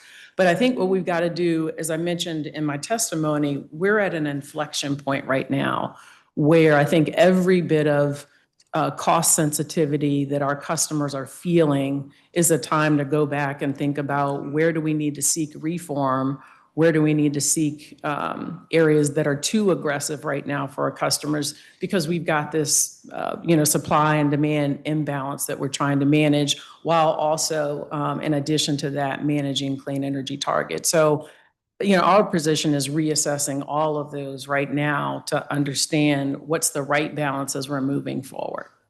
Okay, but that didn't answer my question, which was, you have an SCTF fee, 70 million of which has been swept, taken. And Pepco's never once come and said, we got to restore that. In other words, that money is being taken from ratepayers, from residents, from businesses, and it's just being spent on the city's electric bill. But we've never once had Pepco come say, you got to restore that. Ratepayers paid it. It needs to be reinvested back into, whether it be solar for all, energy efficiency, the SEU. Hadn't happened. Yeah. So let me get back to the multi-year rate case, though. So this legislation in front of us doesn't prohibit multi-year rate cases. So I want to understand a little more about your objections to it, because it still allows you to have a multi-year plan, but it does put conditions on it. So one of those conditions is the rate proposal sets the proposed base rates on the basis of actual historic costs. I'm quoting here, sets proposed base rates on the basis of actual historic costs with allowance for adjustments to reflect known and measurable changes in costs for the rate effective period. Would that be new, or would that be something you already do? The legislation as it's proposed. Correct. Legislation as proposed in front of us sets that. Does that create a new requirement on you, or that is a practice you already have? I think my concern is perhaps the ambiguity in terms of how you define what is an adjustment for a known and measurable change. And I'd maybe analogize our concerns back to, I think, a lot of what we heard from suppliers in terms of, we operate a business, and we compared it to exactly what the council does, where we look forward in time, figure out what we need to do and what it's going to take to fund that important work from our customers. If we're looking back in time, to steal a line from one of my earlier panelists, that the math won't math for us, right? And so, just putting it in context, and we've talked about the timelines in front of the commission. If we file a plan in 26 here, it's taken us between 18 months and 2 years to have those heard and decided. So if we filed a plan in 26 that was based on 25 costs, we might not get a decision until 28 in terms of what we're doing for 28, 29, and 30. By then, we're looking at customer programs and customer offerings and trying to figure out how to make them work with what it took to run our business in 2025. And our concern there is just that we will be dramatically underfunded in our ability to support critical customer programs and deliver them the service that they expect at that time. So, as I said, we appreciate the, I think, spirit of the bill in terms of enhancing guardrails. We certainly think there's opportunity for that, and are happy to work with the council on how we might enhance those guardrails. But I think our concern is just that kind of ambiguity in terms of how do you get from 25 to 28, 29, 30 costs with just known and measurable changes. Okay. I guess, and this might be somewhat related to this. So another restriction that's in the proposed bill would say that it does not allow for the public utility to file for reconciliation of cost or revenue variance of the approved revenue component used by the commission to establish just and reasonable rates. Is that in line with what you were just talking about as well? Yes, and I think that's a great question. That's something, the commission actually stood up a lessons learned working group to look at MYPs, how they've been working. Candidly speaking, we in that working group offered up that we don't know that these reconciliation processes should be part of a multi-year plan. We've heard the feedback. We've lived through them and experienced them ourselves. We don't know that they're the most effective mechanism and procedure, and we've proposed ourselves that they perhaps be removed, and there's other things that we can look at to align our incentives better going forward that we'd be happy to talk with folks about as well.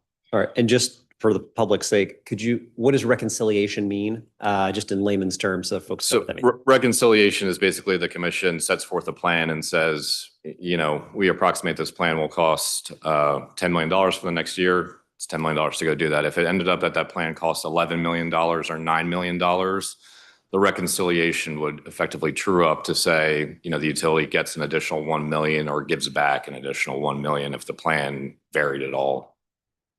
Okay, so what would be the practical impact of limiting reconciliation then? It would give us every incentive to drive down costs as effectively as we possibly can to ultimately benefit our customers in terms of driving our cost of service as low as it possibly can. And I want to be clear, that is an obligation and a focus we take very seriously, and we do today.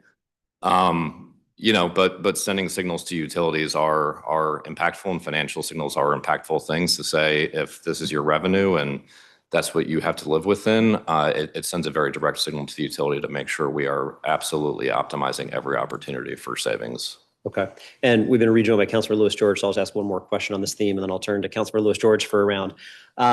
Would the standard offer service process be used if the PSC suspended multi-year rate planning, for instance? Those are two different constructs. The standard offer service construct is how we go out and procure supply for our customers. So if a customer's not shopping for their actual electrons that they're going to buy, we hold auctions every year to buy power for a 3-year period. And so that standard offer service process is how we procure supply for customers that aren't shopping. The multi-year plan process is how we set our distribution rates to deliver those electrons to customers. So they're two separate kind of mechanisms that handle different parts of the bill. And I guess what I'm trying to get is our SOS essentially would be unchanged, yes, regardless of the reconciliation process or multi-year plan. Yes, that's correct. Okay. All right. Thank you. All right. Councilor Lewis George, let me turn to you for a round of questions, and thank you. Thank you so much. Mr. Lemming, I want to start with you. You mentioned that multi-year rate plans are more transparent. How do you actually calculate prospective pricing, and how is it that this process is more transparent when costs are speculative? Certainly, and thank you for the question. Under multi-year plans, what we do is we present parties with a historic test year. So we'll look back at a prior year and say, here's what it costs to run our business. Here's all the investments we made. Here's all the operating expenses we have to incur. And then we provide our forecast for our next 3 years in terms of what work are we going to do? What's that work going to cost? How are we going to staff and execute that work? So that we can have that proactive conversation before we go off and do the work to say, are these the right priorities for PEPCO to be focusing on? Do we agree with all these projects? Do we think they're all necessary now, or can they perhaps be delayed and spaced out? And that's the transparency I'm talking about in terms of a multi-year plan, that we have that information available to parties to look at what we're going to do for the next 3 years and align on if we should do it, and if we should do it at that pace or perhaps slow it down, which, candidly speaking, is actually what we've heard in the past 2 plans that we had approved by the commission, that these plans look great, but from an affordability perspective, we need PEPCO to curtail investment and slow down. And so from our perspective, that's been a tremendous benefit we've seen in terms of that feedback happening before we go off and spend customer dollars. And thank you. I appreciate that. Why has your rate base grown so much more after we started using multi-year rate plans? And do you expect your rate base to continue growing under future multi-year rate plans? Thank you for that question, and that's something I would very much like to clear up. I want to be clear, our rate base has not grown more under multi-year plans than it has under traditional rate making. I believe I saw a letter that was filed perhaps from Commissioner Beverly in a docket this morning that referenced some figures I heard earlier this morning from one of our panelists. We are going to review and respond to that with some information that we feel may have been misstated in that letter. Okay. That will show our rate base growth before MYPs was about 6 to 7%, and after MYPs has been about 6 to 7%. It has remained unchanged. And so we want to make sure it is abundantly clear to folks that this mechanism has not resulted in increased investment. In fact, in my comments, I talked about our rates being in the lowest 10% of investor-owned utilities in the country. Before our first MYP was approved, we were in the about 16th percentile, so still, I think, a great spot to be in the country. But we've actually used that mechanism to further improve and get down to the top 10th percentile. So we believe the proof's kind of there that it's been working well for our customers here in the district. So if someone asked me, let me ask, do you think that using a multi-year rate plan drives these increases? Your answer would be no. My answer would be no, that's correct. Okay, I understand. Okay, I want to come to Ms. Crossley. You mentioned that you think that the Public Service Commission's flexibility allows for them to be more responsive to real world issues. I'm wondering then what compromises has Washington Gas made due to requirements of the Public Service Commission? Thank you for the question, Councilman. I think if I'm understanding your question correctly, you're asking if what we propose to the commission is always approved, and the answer is no. We come before the commission with proposals, and the commission, as well as interveners, including the Office of People's Counsel and other stakeholders, do weigh in, and the current regulatory framework allows us to earn a return 9 times out of 10 based on a scaled back measure of what we originally proposed based on a prudency review. Yeah, I appreciate that. I'm wondering, I know the flexibility, you spoke to flexibility, and I'm just wondering if there's an instance where what has the commission required you to change about your plans in order to protect ratepayers? Is there examples of what the commission has required you all to do that in order for you to protect ratepayers? Thank you for the question. I think in order to answer your question, I can't come up with like a specific project. I think that's maybe what you're getting at. I want to be cognizant of open proceedings that we might have before the commission right now, especially concerning like the relevant projects related to District Safe and Pipes 2. But generally speaking, when we come forward with a proposal, the proposal is reduced as most recently by about 30%. So there are changes that need to be made in order to make those adjustments to get to that, proposal. Got it. What are the biggest cost pressures for WGL infrastructure? Thank you for the question, Councilman. I would say the cost pressures lend themselves to probably emergency repairs. So on our most risk-prone pipe, we may see additional leaks or recurring leaks over a shorter period of time. Those types of like reactive or emergency repairs require additional costs such as excavation, overtime labor. And so the reason why we're here today to address this particular proposal is because oftentimes the replacement of a high-risk pipe may actually cost less to customers, especially over the long period of time. Got it. And that brings me to a question I wanted to ask Cynthia. How many fatalities have there been in DC over the last 5 years related to cast iron pipes? I don't have that number in front of me. That's something that I do plan to submit written testimony, and I can provide that to you. I can tell you that when I was administrator in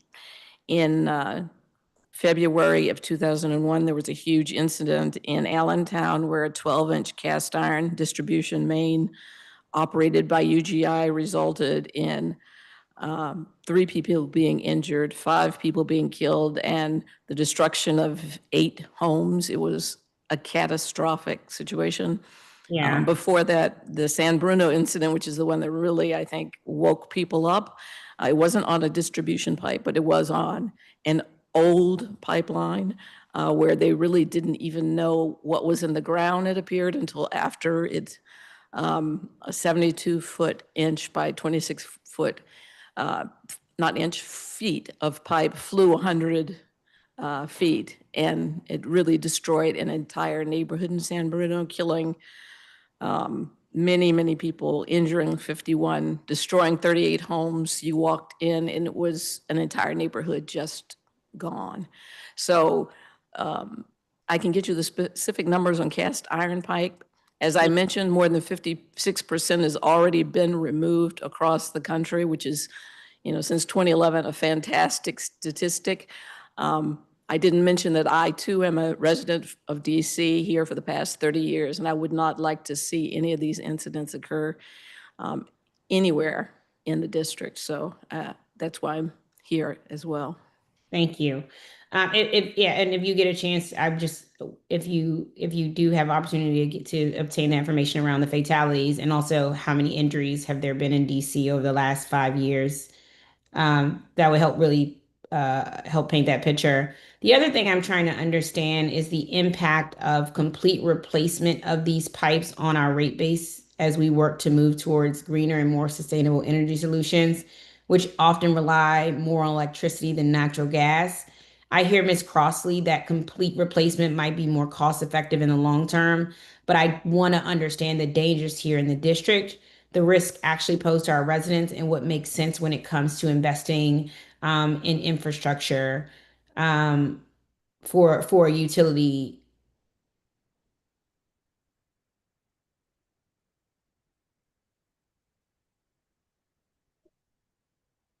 Councilor Lewis George, sorry, were you directing that to somebody? We couldn't quite hear from here.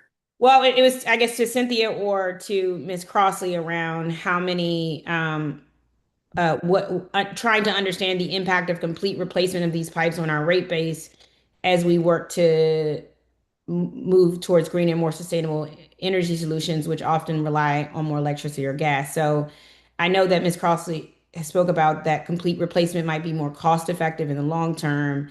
And so I just want to understand from the perspective of what are the risks actually posed to our residents and what makes sense when it comes to investing in infrastructure for a utility that is shifting in how we use it. I wanted to hear their perspective around that. Well, I should clarify, and thank you for the question. I should clarify that the impact of replacing pipe, particularly risk-prone pipe, is not just a long-term benefit.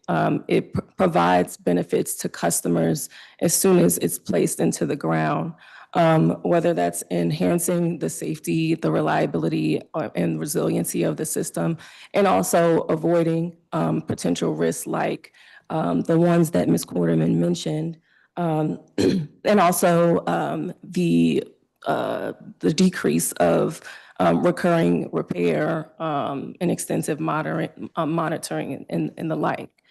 In terms of the district's climate goals, I do not view the district's goals as mutually exclusive from maintaining and enhancing the system that customers, the majority of who rely on, that exists today. So I think both can be done or advanced together. And that's why, conversations like this are really so important. We look forward to continuing to be a partner in addressing all of these concerns as you all advance your climate goals. Can I just add to that, not on the rate piece, but just on the safety piece of the ability to repair some of these pipelines? You have to understand that I think DC is the second city in terms of using natural gas pipelines, and its pipelines date back into the 1800s.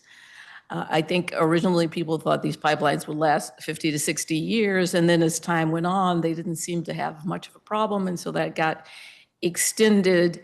And what we saw was that despite the thought that they might be able to last maybe forever or something, that the rates of incidents were horrific and something needed to be done.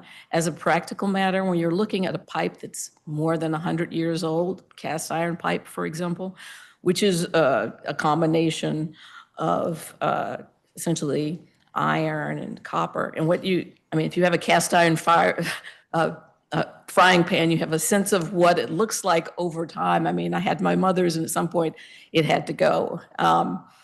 What you find in the ground may be just flakes of graphite around a space where the gas flows. So trying to repair something that is not necessarily a whole piece of pipe is a very difficult process. Just, what we call the freeze-thaw cycle, for example, this winter of the earth seizing up and freezing and then thawing, that could very easily break a pipe like this.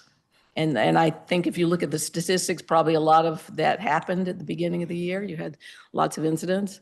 In addition, to be able to even try to repair it, you have to support it in a very structural way. It's almost impossible to fix this stuff. I mean, really. Yeah. Even driving, you have your DC plug going on, driving over a heavy piece of equipment could cause breakage, somebody hitting with a shovel. So we're talking about, pipe that really cannot be replaced. I mean, PHMSA since I would say the 1980s have been calling for states to get a process in place to replace this pipe. It was only after those big incidents in 2011 that all the states really came together and said, yes, we have to do this and do it now. Yeah, thanks. Thank you. Thank you for sharing that. Thank you. Thank you, Chairman Allen. Thank you, Councilor Lewis George. I'm going to come back for a second round, though, because I do still have more questions on the bill in front of us, too, to work through. So I'm going to pick back up regarding the multi-year rate bill that's in front of us and some of the questions that I've got around this. So one of the other parts of the proposal to allow for a multi-year rate plan would be that the proposal, quote, has to clearly define a mechanism for returning, refunding, or crediting any excess return on equity to customers within a specific time frame after the conclusion of the rate plan, end quote.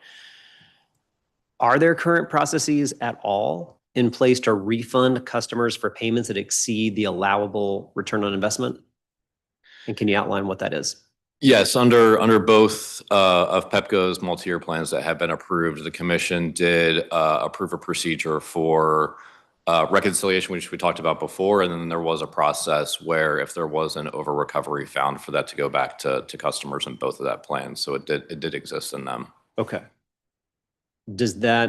So I would interpret that to say then you don't have a problem with that provision within the bill, since it already exists essentially.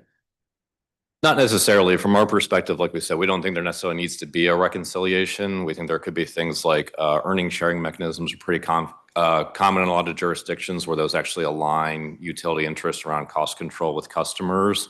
I think that's an example of a type of mechanism where you're clearly defining how that would operate and how money would flow back to customers.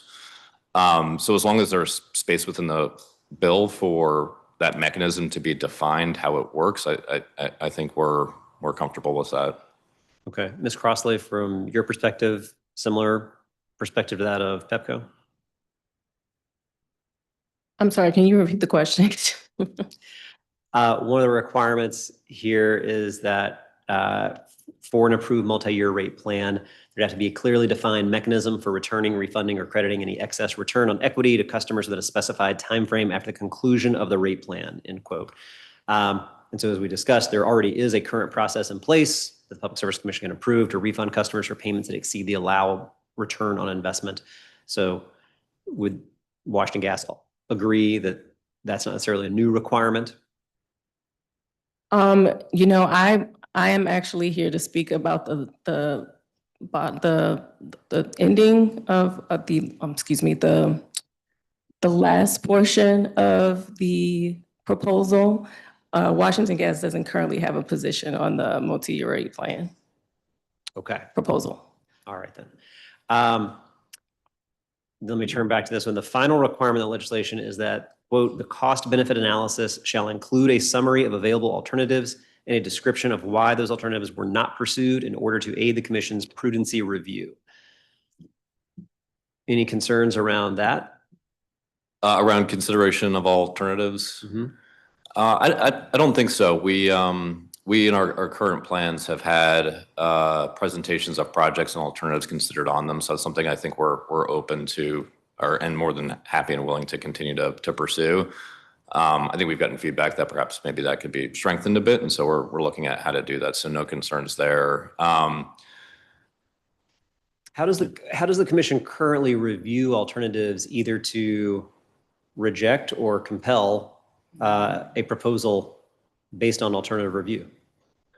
So for each of our projects, we'll present a portfolio of, say, 100 projects that we're going to do. We'll say, here are all the projects, and then for each one within that portfolio, we'll have a section where we say, this was the problem that the project is intended to address, and here's every alternative that we looked at that could address that same problem. And we kind of have a scorecard in that presentation about why those were or were not good alternatives. And, they are usually not good alternatives because we've selected a different one, but we kind of lay all that out in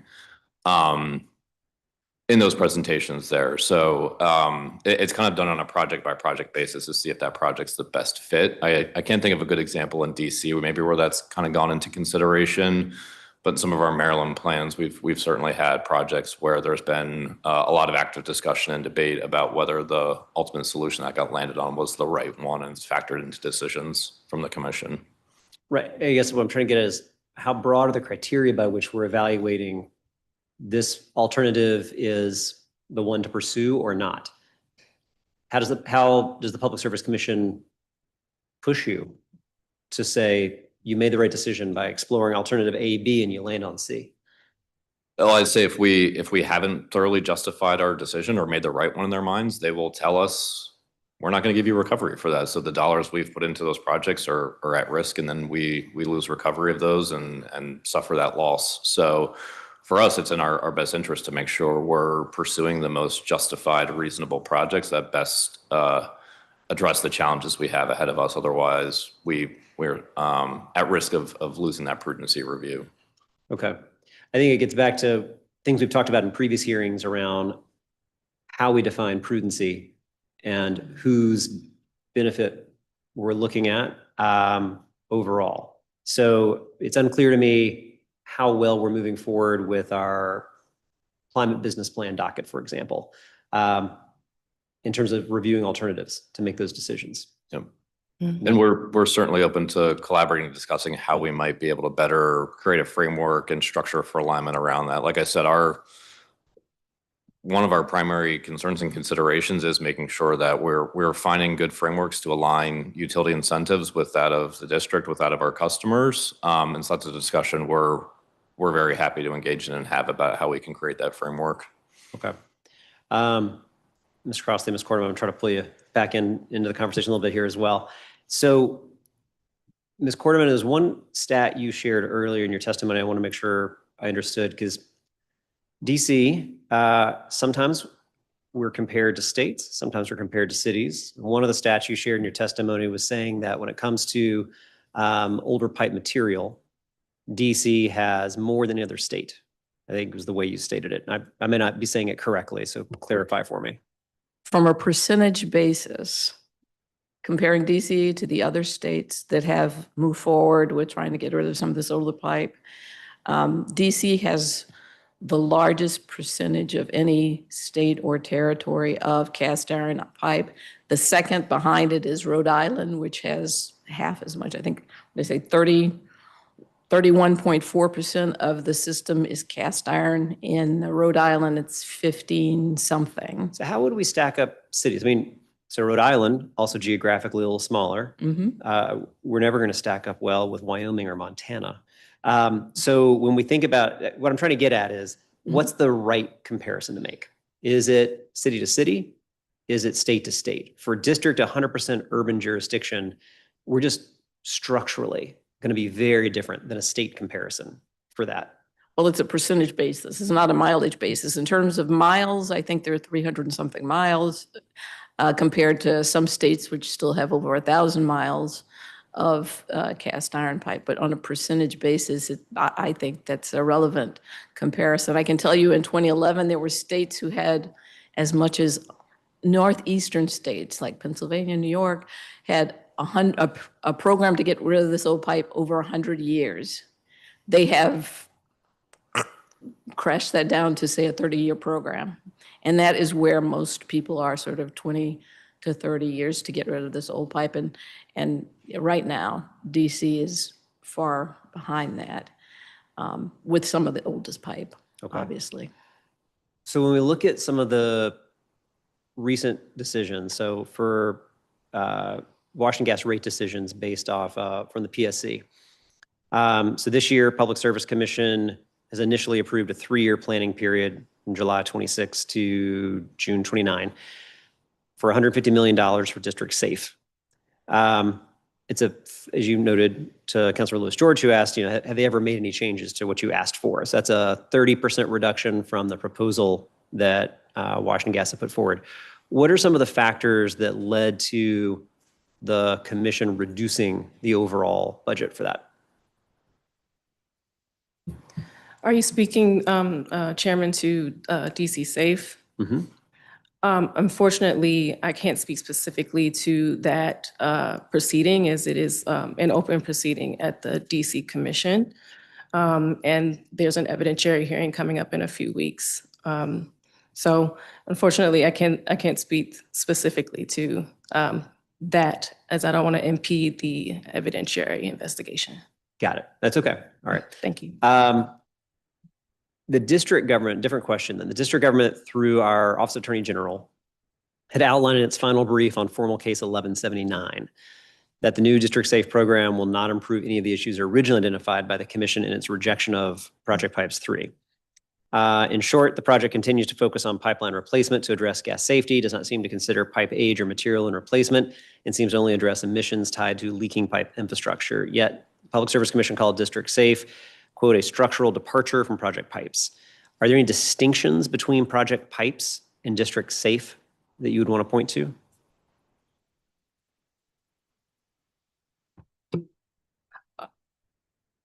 There aren't any specifics that I would point out specifically for this forum, no. Okay.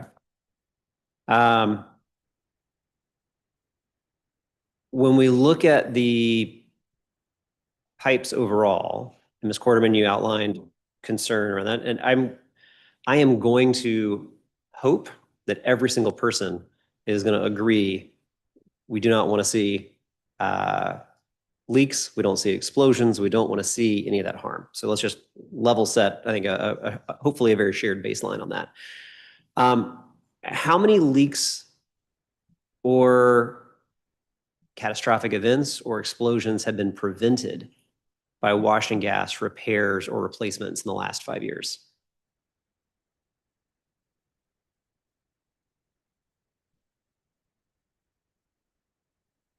I think that's a question for the company, but I don't think that it's clear to me. There is a number that probably can be generated.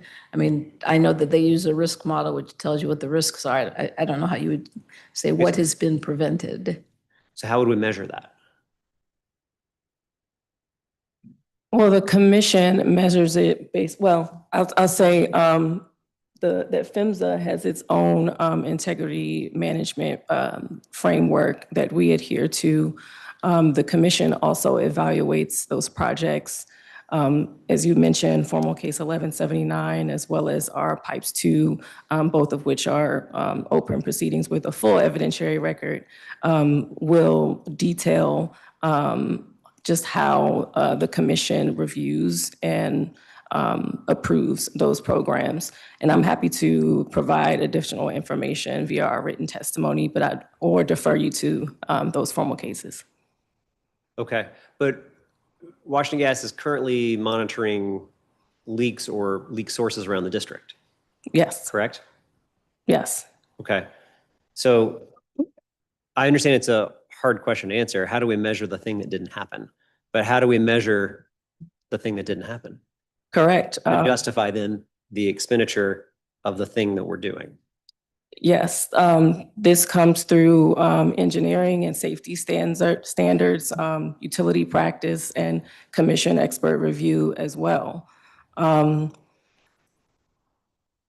I think, and I think that's sort of the, our major concern with the proposed legislation, is that the existing framework does allow for both those qualitative and quantitative benefits to be reviewed holistically. The proposal here would seem to limit that to simply quantitative. Okay.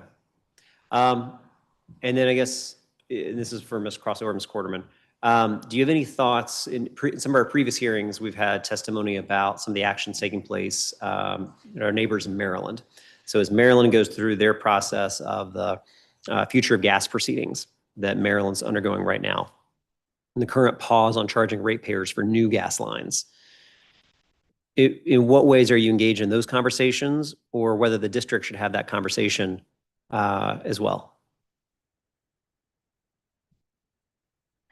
Chairman, maybe I misheard you, but did you say that Maryland has a pause on current pipeline infrastructure? I'm not sure that that's I believe completely Maryland accurate. has a pause on charging ratepayers for new gas line construction. Okay, Essentially, while they're going through the. I thought that was pending review. But in any case, I think to your question about, I'm sorry, I'm drawing a blank just because I was thinking about the rate case for gas line extensions. You're asking again, how should we review, or how should DC review? Just welcome any thoughts you have on, as Maryland undergoes the future of gas conversations that it's having. Should the District Public Service Commission undergo a similar process? In fact, they will be. They have an open proceeding that I believe kicks off here in June. And how does Washington Gas engage in that conversation process? We are a party to the process. I would assume you're a part of that process. How do you engage in the process? Well, we're asked to provide, it depends on the scope of the project. Right now, that's being, I mean, not the project, the proceeding, that's currently being defined by the utilities and all of the stakeholders who have elected to be involved. So unfortunately, I don't have a specific answer as to how we engage, but we intend to do so transparently and as that scope is being defined over the next couple of months. And do you think the scope is going to focus just on safety, or the scope can also include conversations around emissions, around our climate goals, around renewable energy? Based on the future of gas, I would venture to say, yes, it may have a similar scope and similar conversations as what's occurring in Maryland. Yeah, I think it has to. Yeah. Okay. And then to our PEPCO friends, don't want to ignore you over there for a second. So throughout, when you gave your testimony earlier, you did talk about the price of generation is the source of the highest price spikes, not the distribution.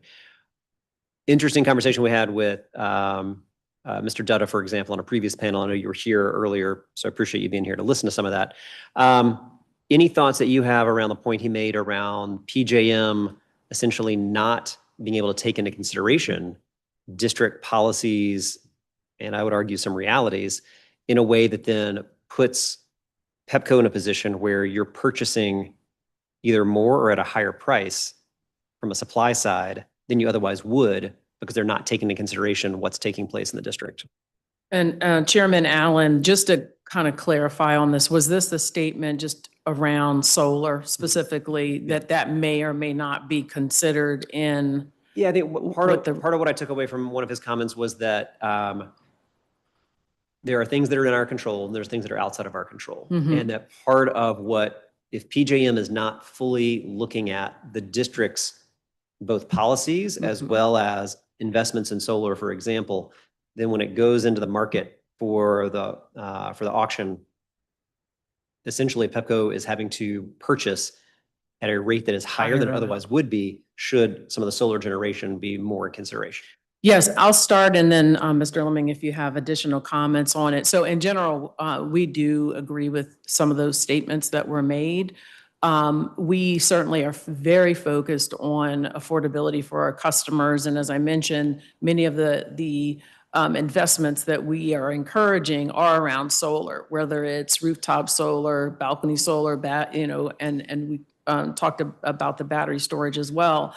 If those assets are not being counted in the demand side or supply side properly by PJM, then yes, we want to make sure that that is accurate so that we have accurate forecast. We're purchasing from an accurate estimate of what is needed. So certainly, I think in general, we would agree. Now, we would need to get back to you on any specific numbers, but in general, yes. Yeah. I don't know if you have additional.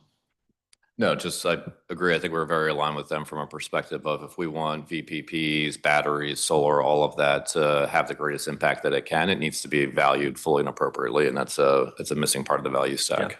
Yeah. I think there's a whole host of things we can be working on to improve coordination between district government, policymakers, PEPCO when it comes to PJM. Absolutely. And I think there's a lot better ways we can probably coordinate where the district's voice, be it from different circles, can also be putting and applying more pressure on PJM and its decision-making as well to the benefit of our businesses and ratepayers. Yep. Okay. Yeah.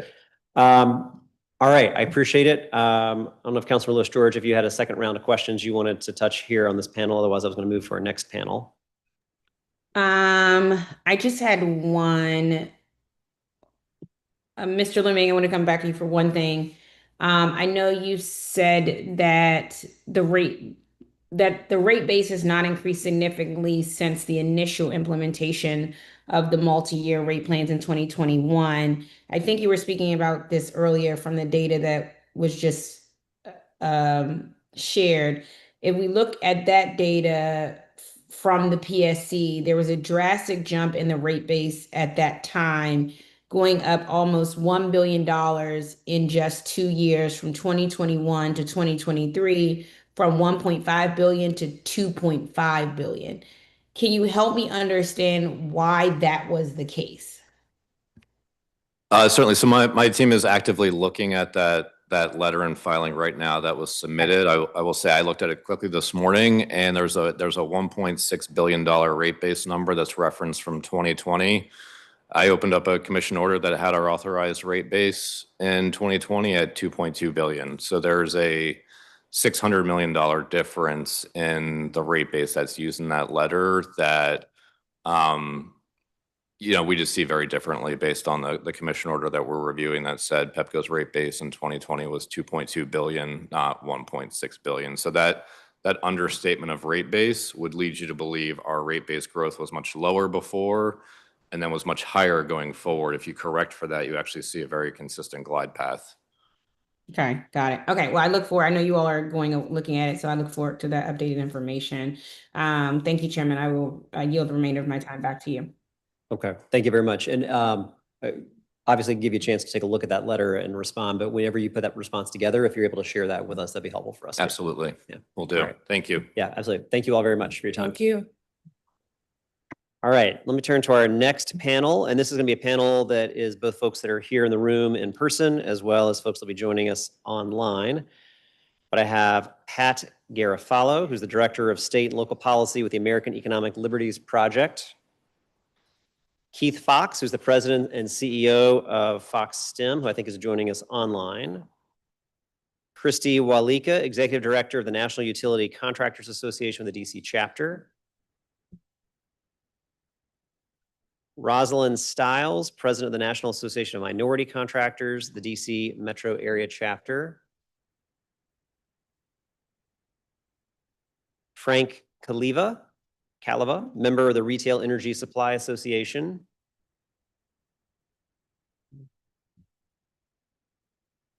Dean Hunter, CEO of SMOA.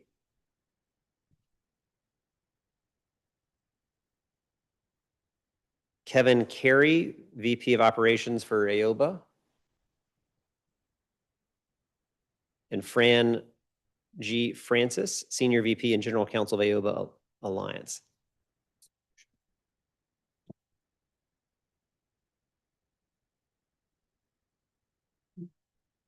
All right, Mr. Carey and Ms. Francis, both AOBA, correct? All right, since you're both AOBA, if you're okay sharing a microphone, that'd be great. All right, excellent. All right, so I have Pat Garofalo. Did I pronounce that correct? Close. All right. Well, no, it's important. We got to get it right. All right. Keith Fox is online. Christy Walika, I'm going to mess it all up. And Rosalind Stiles. Every single one I got wrong. All right. Excellent. Okay. Fantastic. Then Pat, we're going to have you start us off and you're going to pronounce it correctly for me. Sounds good. Chairman Allen, members of the council, thank you for the opportunity to testify today. My name is Pat Garofalo, and I am the Director of State and Local Policy at the American Economic Liberties Project, a research and advocacy organization dedicated to reducing the power dominant corporations wield over our economy and democracy. I'm also a Ward 5 resident. Families across the district are facing a growing affordability crisis, and for many households, utility bills have become a main source of financial stress. Too often, those rising bills are treated as an unavoidable consequence of inflation, aging infrastructure, or growing electricity demand to fuel AI data centers. And those factors certainly matter, to be clear, but they are not the whole story. One of the biggest drivers of utility costs is something far less visible: the profit margin regulators allow monopoly utilities to earn, which is exacerbated by the problematic utility business model as a whole. Investor-owned utilities are unlike almost any business in America. They operate as government-sanctioned monopolies, and in exchange for that exclusive service territory, utilities are supposed to receive a fair but not excessive return on their investments. Unfortunately, that premise has been violated in recent years. Across the country, utilities routinely receive authorized returns on equity approaching or exceeding 10%, despite facing relatively low business risk compared to competitive industries. Independent financial analysis increasingly shows that these authorized returns exceed what investors actually require to finance utility investments. The result is billions of dollars in excess profits paid by customers every year through their monthly utility bills. Research by my organization estimates that excessive authorized returns cost American ratepayers roughly $50 billion annually. In its most recent rate case, PEPCO requested a 10.5% return on equity, which is significantly higher than the 9.75% median authorized in all electric utility rate cases in the first quarter of 2025, and well above the 6.7% long-term aggregate market return that Wall Street asset managers project. The question should not be simply whether new infrastructure is needed, but whether district residents should pay monopoly utilities more than is necessary to attract the investment required to finance that infrastructure. We believe the answer is no. To be clear, lowering excessive returns does not discourage investment. It simply ensures utilities earn what is sufficient to finance reliable service and achieve their mandate. States across the country, red and blue, with utilities serving urban and rural constituencies, are examining legislation to more adequately align rate of return with market fundamentals. DC should do the same by requiring the Public Service Commission to ensure that authorized returns on equity reflect actual market conditions and the true cost of capital, not historical assumptions or bloated utility requests. We've released model legislation to accomplish just that and are happy to advise the Council on adoption and implementation. Notably, the Pennsylvania House recently approved unanimously legislation that was based on this model. Beyond return on equity, there are additional reforms that can help protect consumers. For instance, we encourage the Council, like others have today, to prohibit recovery and rates of utilities' political influence activities. Several states, including California, Colorado, Connecticut, and Maine, have adopted gold standard reforms and thereby prevented ratepayers from paying for the very lobbying that results in their bills being pushed ever higher. We also recommend tying executive compensation at DC utilities to specific customer affordability metrics. The most comprehensive legislation to do so was adopted in Connecticut in 2020 and implemented through numerous rate cases in the years following. The district has an opportunity to lead by demonstrating that utility affordability and financial stability are not competing goals, they're complementary. Well-regulated utilities can remain financially healthy while charging rates that are fair, reasonable, and grounded in today's financial realities. Thank you for your time, and I welcome any questions. Thank you very much. Next, let me turn to Keith Fox, who is online. Mr. Fox, if you're there, let me turn to you for your testimony. Yes, hey, good morning. Can you hear me okay? Yes, we can. Good afternoon, whenever you're ready. All right. Good afternoon, Chairperson Allen. Good to see you again, and council members of the Transportation and Environment Committee. My name is Keith Fox. I'm a professional engineer and president and CEO at FoxStem Engineering, a DC-based civil engineering firm located here in Navy Yard neighborhood and a proud partner of PEPCO in our shared mission towards a sustainable, resilient, and affordable future for Washington, D.C. I testified before the DC Public Service Commission in 2024 regarding my support for the multi-year planning efforts of PEPCO. I want to emphasize that as a DC utility ratepayer, we are in support of thoughtful solutions that will reduce the burden of ratepayers, but also allow our teams to plan and fund utility work in the future. This is important. Planning smart, proactive, and cohesive solutions are almost impossible for us utility partners without dedicated and predictable funding beyond 12, 24 months. As a service provider, our company, Fox STEM, has worked closely with PEPCO on various projects aimed at enhancing the reliability and sustainability of energy service in the region, including the Capital Grid Project, DC Plug Project, and now Downtown Resupply Project. All of these projects have contributed to the grid modernization, security, and expansion of capacity for future clean energy resources. In conclusion, I stand before you to express my strong support for PEPCO's ongoing initiatives and the multi-year rate plans, which drive the success of our future utility plans. As a utility partner, ratepayer, and member of this beautiful community, I am confident that PEPCO will continue to explore solutions for utility affordability that do not impede the proper planning for our future needs. Thank you for this opportunity to share my perspective today. I've submitted my testimony for the record, and I yield the remainder of my time. Thank you. Thank you very much, Mr. Fox. Next, let me turn to Ms. Walika. Good afternoon, Chairperson Allen and members of the committee. My name is Christy Walika. I'm Executive Director of the National Utility Contractors Association of Metro DC. It's a long name, so NUC of DC is what we call ourselves. Thank you for the opportunity to provide testimony today. NUC of DC represents more than 70 member companies that employ thousands of workers who live and work across the district and surrounding region, from larger companies to many family-owned small businesses. Our members build and maintain the underground infrastructure that delivers electric, gas, water, sewer, and telecommunication services. We work closely with the utilities, including PEPCO, Washington Gas, DC Water, DDOT, to keep the district's infrastructure safe, reliable, and resilient. NUC of DC supports transparency and accountability in utility regulation. However, we are concerned that adding additional regulatory approvals or hurdles to the existing multi-year rate-making process will create uncertainty, delay critical infrastructure projects, and ultimately increase costs while slowing improvements that the district residents depend on. Our contractors rely on certainty. They invest in skilled workers, specialized equipment, materials, months, sometimes years in advance. They depend on utilities awarding projects on predictable schedules so they can plan their workforce, manage resources, and deliver projects efficiently. When that certainty disappears, contractors are forced to delay hiring, postpone investments, and absorb additional costs.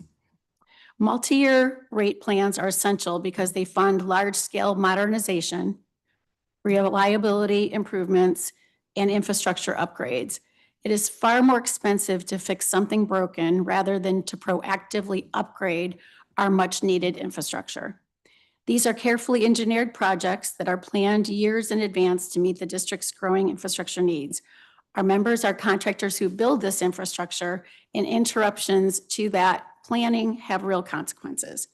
Additional regulatory layers also create impact beyond a single project. Utility construction is closely coordinated with other utilities, government agencies, and work taking place in the public right-of-way. Delays to one project often delay many others, disrupting schedules throughout the contracting community and creating cascading impacts across the local workforce and supply chain. As we testified in support in 2024, the Public Service Commission has already established a structured multi-year rate-making process and includes significant opportunities for public participation and oversight. We encourage the council to avoid changes that would introduce unnecessary uncertainty into the process that is intended to provide long-term planning and investment stability. We respectfully ask the committee to consider the real-world impacts these additional regulatory requirements would have on the contractors building the district's critical infrastructure and on the timely delivery of projects that residents rely on every day. Thank you for your time and consideration. Thank you very much. Ms. Stiles? Good afternoon, Councilmember Allen, members of the Committee on Transportation and the Environment. I'm here to present the wishes of the National Association of Minority Contractors, Washington, D.C. Metropolitan Area Chapter. The National Association of Minority Contractors was founded in 1969 in Oakland, California. Is the oldest minority contract construction grade association in the United States, with a combined annual project capacity of over $1 billion nationally. The association is the leading voice and advocate that represents the interests of millions of skilled minority workers across this country through a network of chapters in collaboration with strategic partners and corporate sponsorships. The National Association of Minority Contractors, the Washington chapter, and I'm just going to refer to it in the future as Washington, D.C., organized in 2005, works with federal, state, and local agencies and construction industry professionals to develop and implement programs and services designed to enhance the competitive viability of local, minority, and women-owned businesses in the Washington, D.C. metropolitan area that encompasses Washington, D.C., Maryland, and Northern Virginia. Our strategic partners with major construction-related businesses and other organizations and corporate sponsors advocates for aggressive policies that encourage strong business growth of local, small, disadvantaged, and minority-owned businesses to ensure that our businesses receive a fair share of contracting opportunities. NAMAC DC enjoys a long-standing productive relationship with PEPCO. Our organization consistently supports their capital initiatives because they create reliable, high-quality jobs for our members and establish sustainable career pathways in historically underserved communities. For example, NAMAC DC collaborated with PEPCO to host a major contractor forum for the support of the Capitol Grid project. The initiative provided an exclusive platform for local, small, disadvantaged, minority, and women-owned contractors to engage with utility executives and project managers that open doors for procurement opportunities. This forum demonstrated PEPCO's tangible commitment to ensuring that local, small, minority, and women-owned businesses are given an equitable stake in the district's major infrastructure investments. PEPCO has supported NAMAC DC for over 17 years. During that time, we have produced Jobs Not Guns and Jobs Not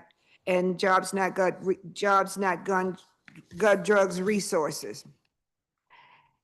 Since that time, we are excited that we have assisted in creating jobs and building careers for district residents, including our high school youth.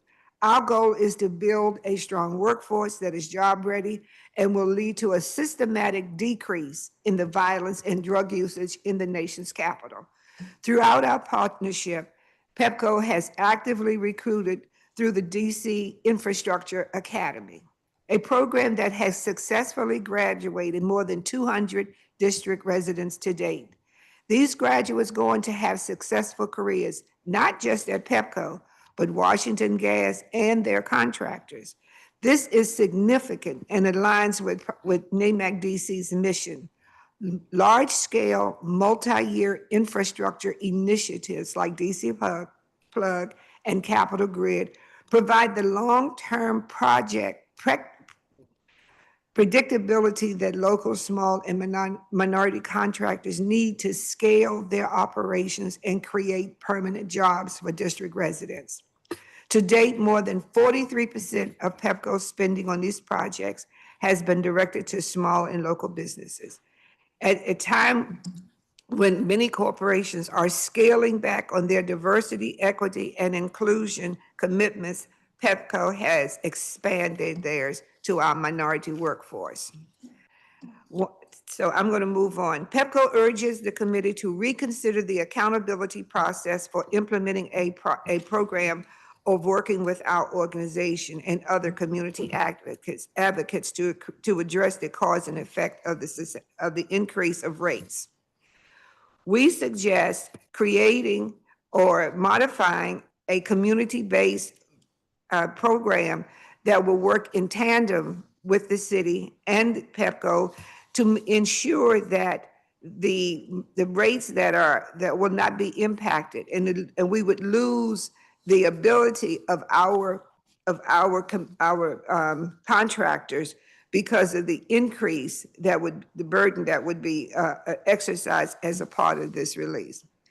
We'd consider any possible delay in the delivery and cost of the public utilities could instill economic consequences to our local and small minority contractors and our local workforce. Thank you for your time, for the opportunity to testify today. Thank you, Ms. Stiles. And then next, let me turn to Mr. Carey and then Ms. Francis, both testifying on behalf of AOBA, right? Okay.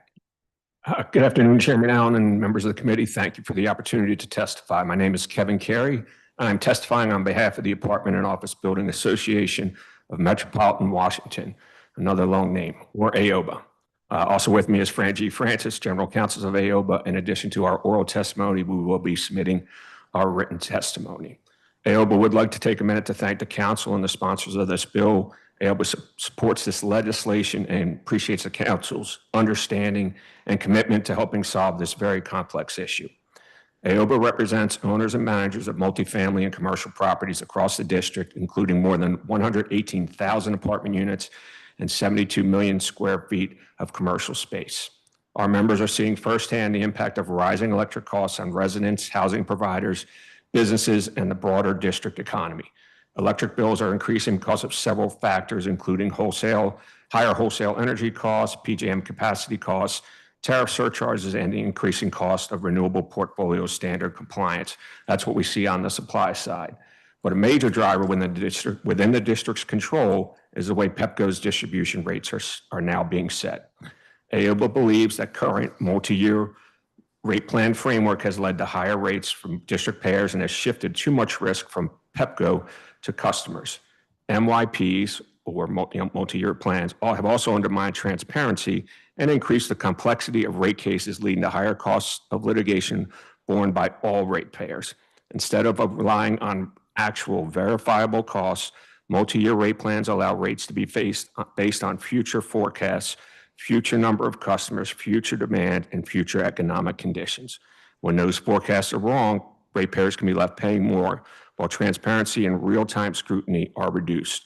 Based on AOBA's experience litigating multi-year rate plans, 2 in Maryland and 2 in the district, we urge the council to restore a more balanced, evidence-based rate-making framework.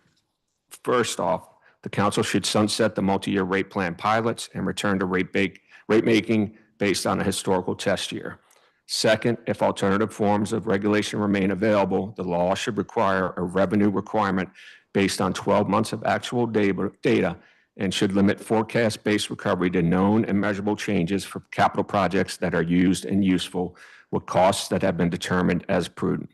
Third, there should be no reconciliation of costs or revenue variances from the commission-approved increase in revenue if the reconciliation will result in additional charges to customers.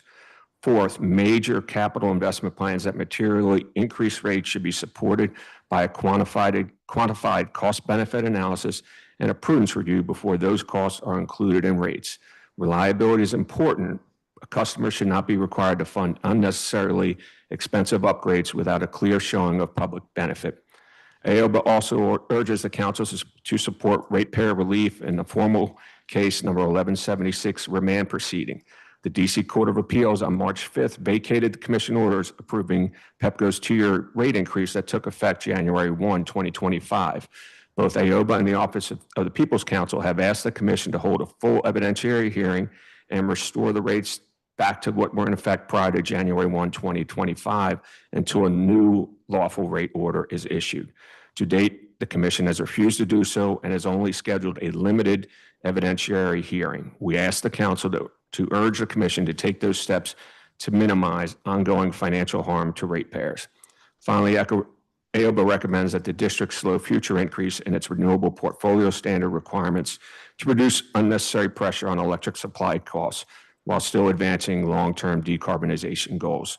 Current pace places significant cost pressure on district customers, particularly compared with neighboring jurisdictions. In short, AOBA asks the council act on 5 priorities to improve affordability of electric rates for DC ratepayers. Restore rates to the pre-January 1, 2025 levels during a full evidentiary remand hearing. Sunset or substantially limit multi-year rate plans. return to historic test year rate making, which uses actual costs to set rates, require stronger benefit and cost prudent reviews for major utility investments prior to them being included in customer rates, and slow the pace of RPS cost increases. Thank you for the opportunity to testify. Thank you. And Ms. Francis.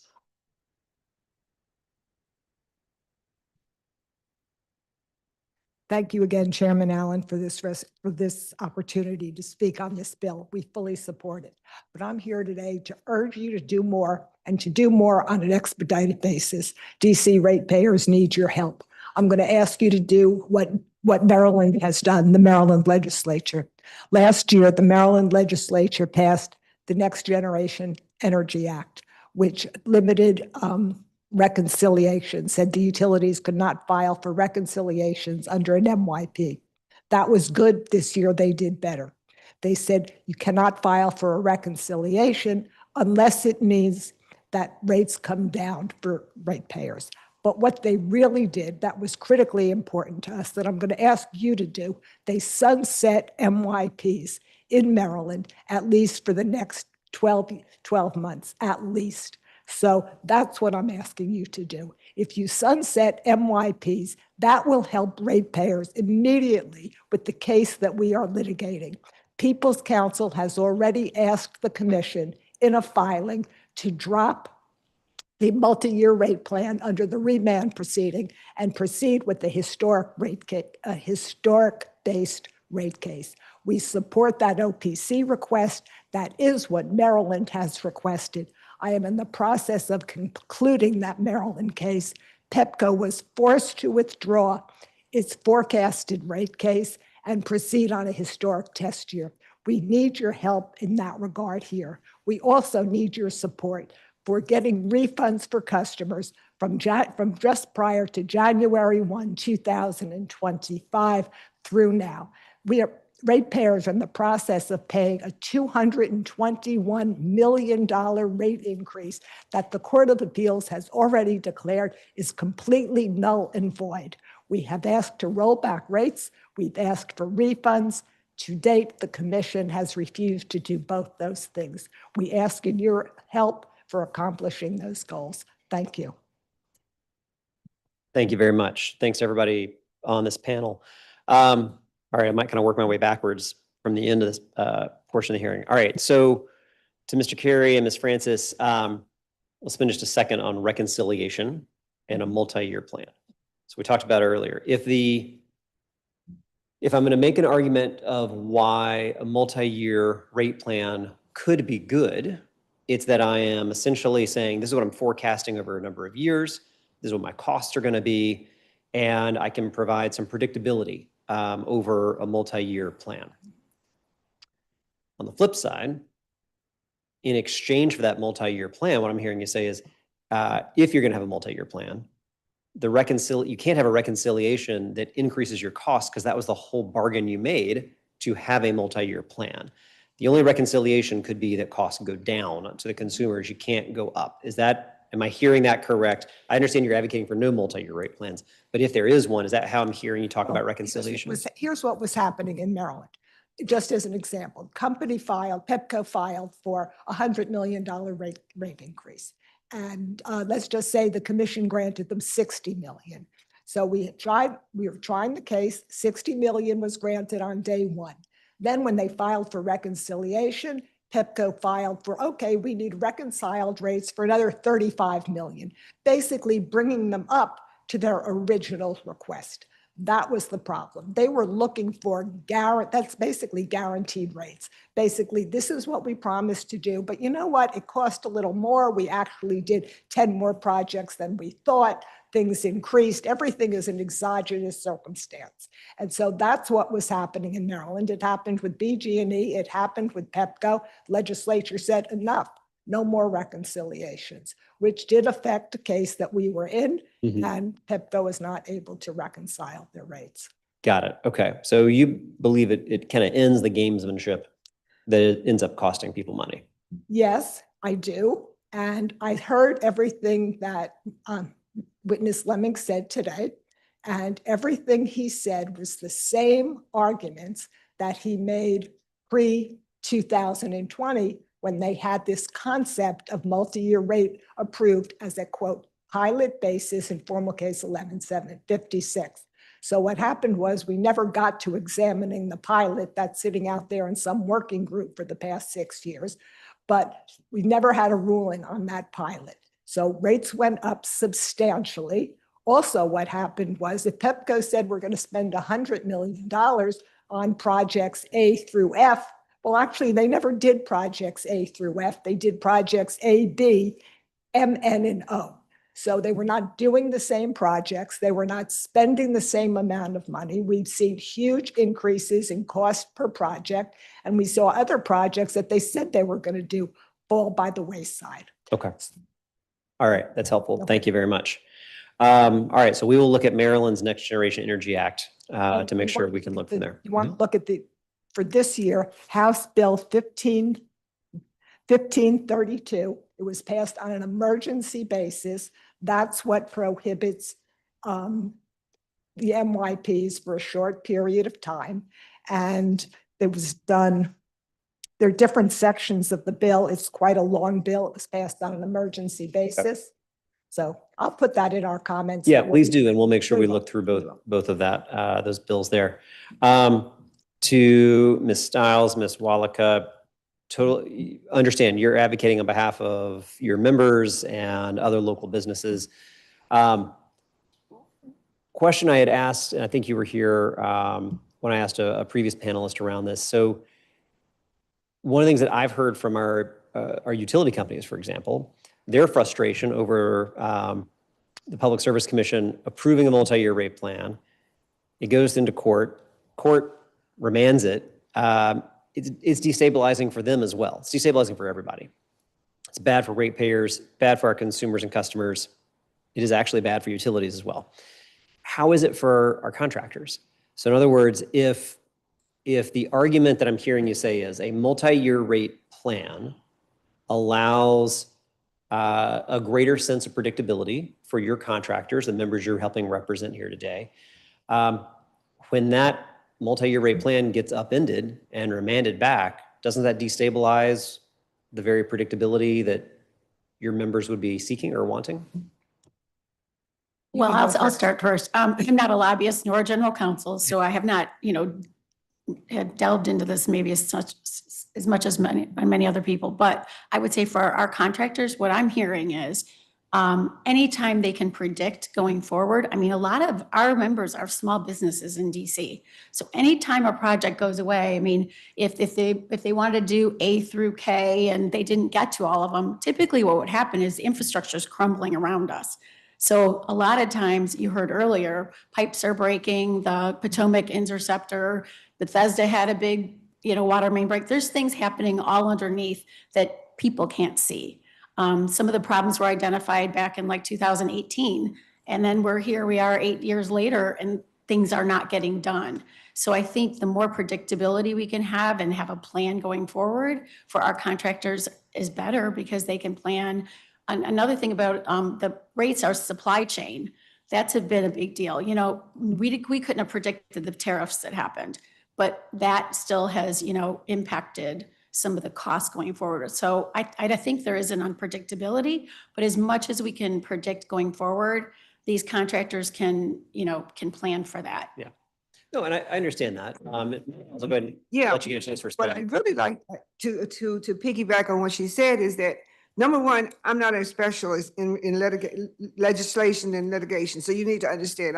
My goal is in terms of the consumer. Mm-hmm. I'm a consumer as well as working for the betterment of minority businesses. The challenge that we had in putting together the rate plan was a lot of the businesses and within the communities that fit our profile had never been able to compete in the marketplace that PEPCO offered. So that was the first thing, and that we found very exciting was that we were able to bring a larger grid of minority and local businesses to be able to compete. They were able to do their projections moving forward based on the approved plan. So what you're doing is saying, okay, well, we can't afford to do that right now. So you're going to have to back up. Now, if we back up, that means that the city will then have to pay accelerated rates for overcost on businesses that are already available to do the work.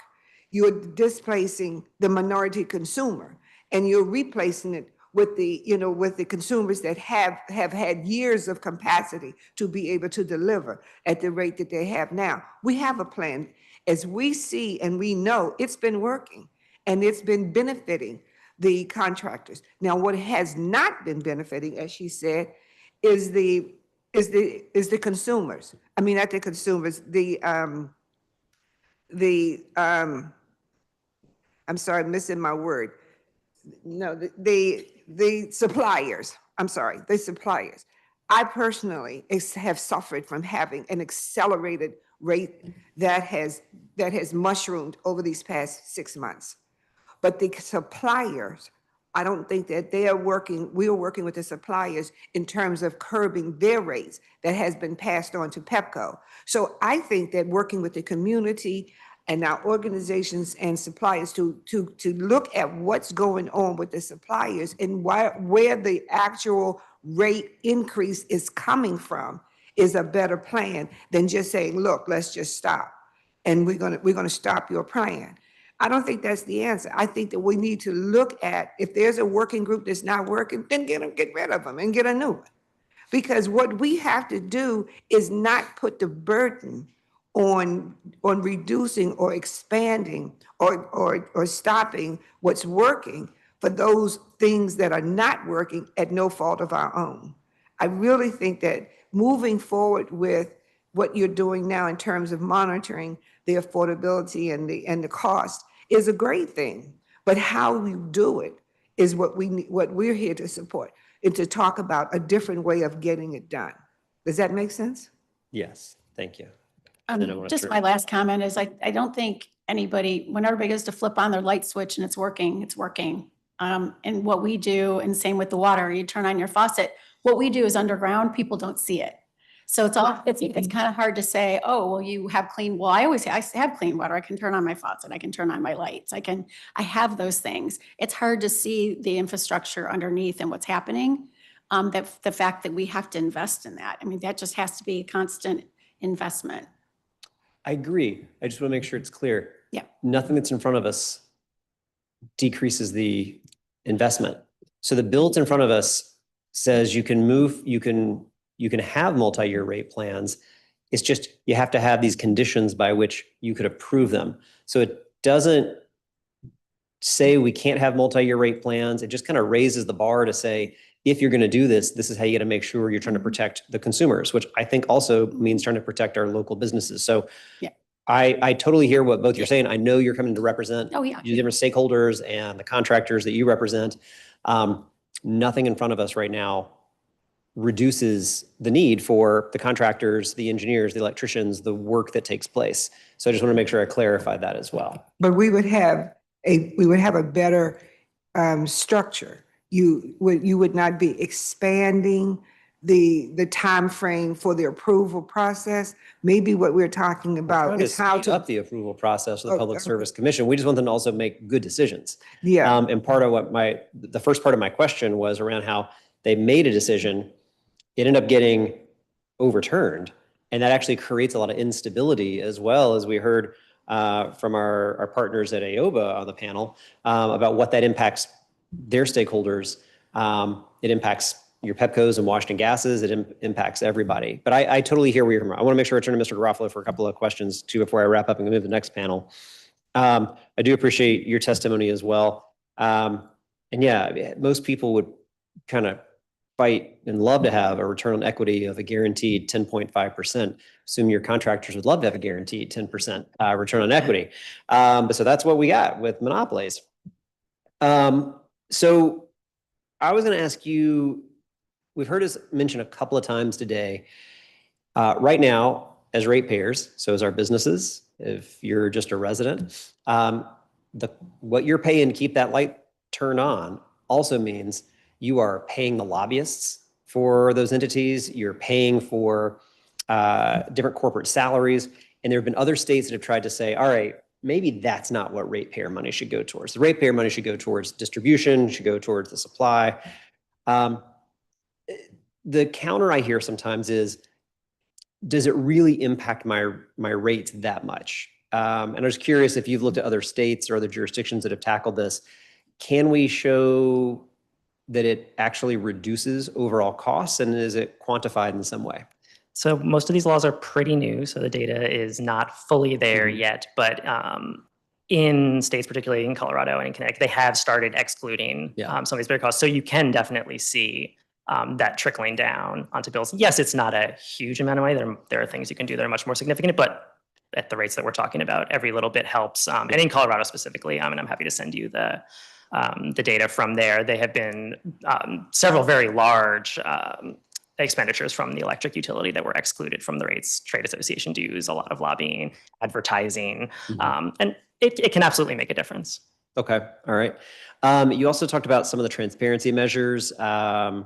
I know some people will be always interested in what Maine is doing. What did Maine do in transparency measures that are? Maine also passed this same law that Colorado and Connecticut Okay. and several others did to exclude these. Were there any other transparency measures that were passed? There might have been, worth but noting? I don't know. Okay, but you're just focusing on that.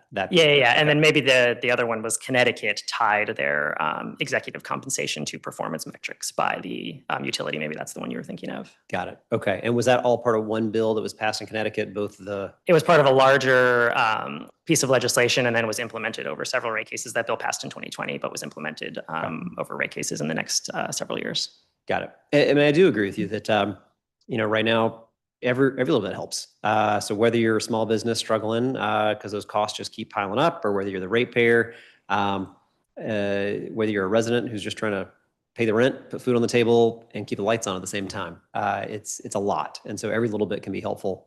And again, when you have a guaranteed return on equity, it's pretty nice. Okay, I appreciate it. Thank you all very much for your testimony. All right, let me turn to our next panel. And I believe Frank Kaliva, who had called in this panel, I think is here now.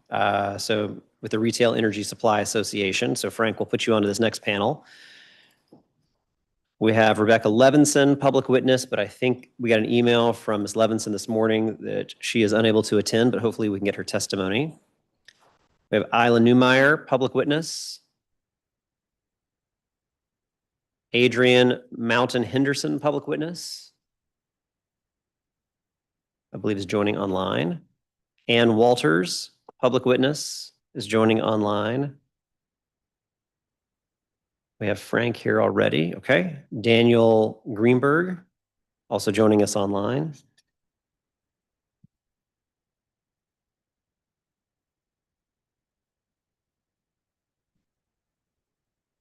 Then I'm going to go ahead and call a few more names to fill out our panel here.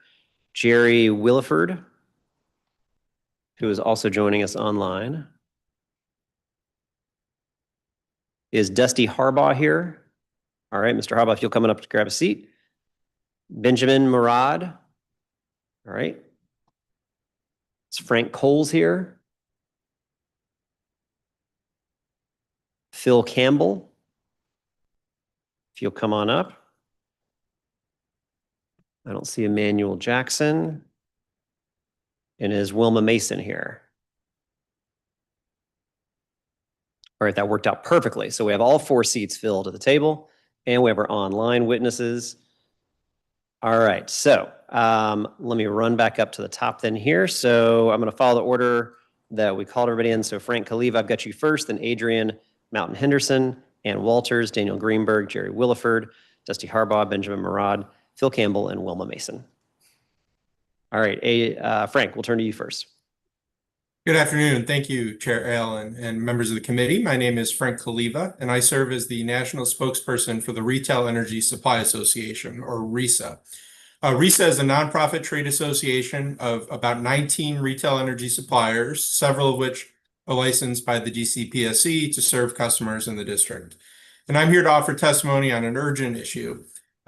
That Subtitle E of Title VI of the BSA should be removed and considered through the Council's ordinary legislative process. As was discussed at length earlier, Subtitle E would cap competitive retail energy supply prices at 110% of the SOS rate.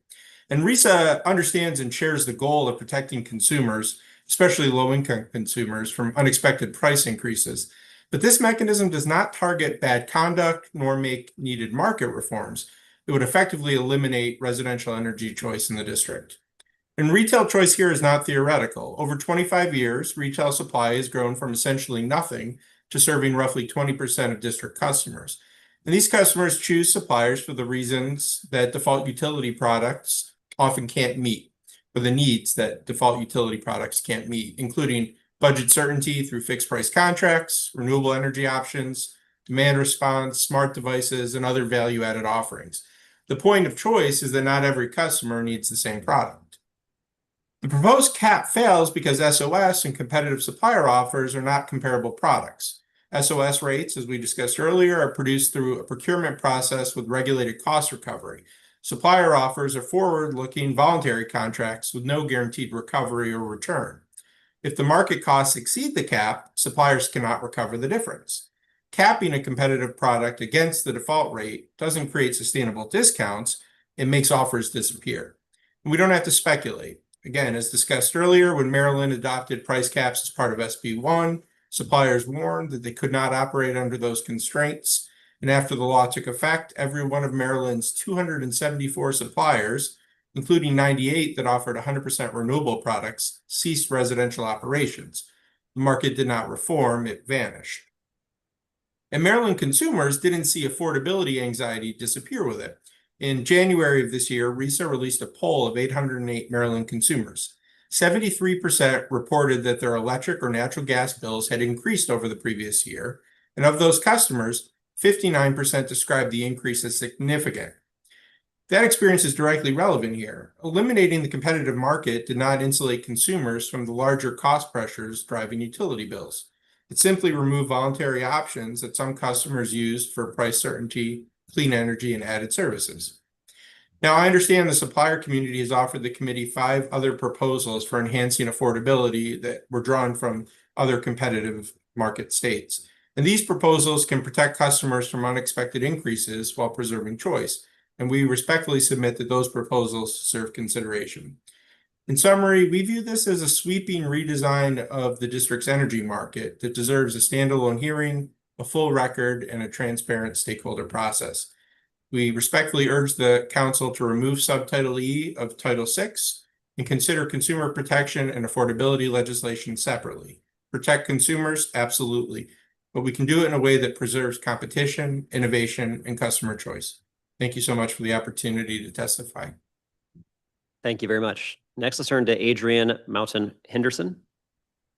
Good afternoon, Chairman and members of the committee. My name is Adrienne Mouton Henderson, and I am a DC resident and a former DC OPC staff attorney who worked tirelessly with the DC SEU board and fought the good fight for DC ratepayers. Now, as an in-house counsel at Constellation Energy, I sit in a unique seat as I have been on both sides of what ratepayers want in energy markets. I understand the desire of the committee to protect our residents against rising energy. However, Subtitle E would actually, in my opinion, eliminate competition and leave residents with little to no energy choices. Similar to our neighbors in Maryland, legislation SB 1 has caused a mass exodus of residential suppliers from the market that the legislature attempted this spring to make fixes via the Utility Relief Act. But the damage has been done, and Maryland ratepayers are feeling the effects. As one of the attorneys who worked with the Commission on grid modernization and energy efficiency matters in the district to enhance innovation and create options for ratepayers to have cost-effective solutions and options, this step seems counterintuitive to all the work that the district has done thus far. DC has a RPS of 100% clean energy by 2032. And if this subtitle is adopted, it will reduce competition, eliminate clean energy choices, and remove price stability options. I strongly support protecting district residents, as I am one of them, and from rising energy costs that come from not only our suppliers, but from other areas. SOS rate players are feeling the benefit. But this proposal will have real consequences for families across the district, and as such, it should be debated openly and carefully, not added to the budget as a footnote without full public discussion and due process. Every district ratepayer has the right at present to choose to stay with the SOS default service provider or try a supplier who must earn their business. No one is forced to do anything. It is a choice, and you have the right to make that choice presently. But there is no guarantee that removing this option via Subtitle E will improve the affordability in the district at all. In fact, as you heard from other witnesses today, it's been proven that competitive markets outperform traditional monopolies by shifting financial risk away from ratepayers.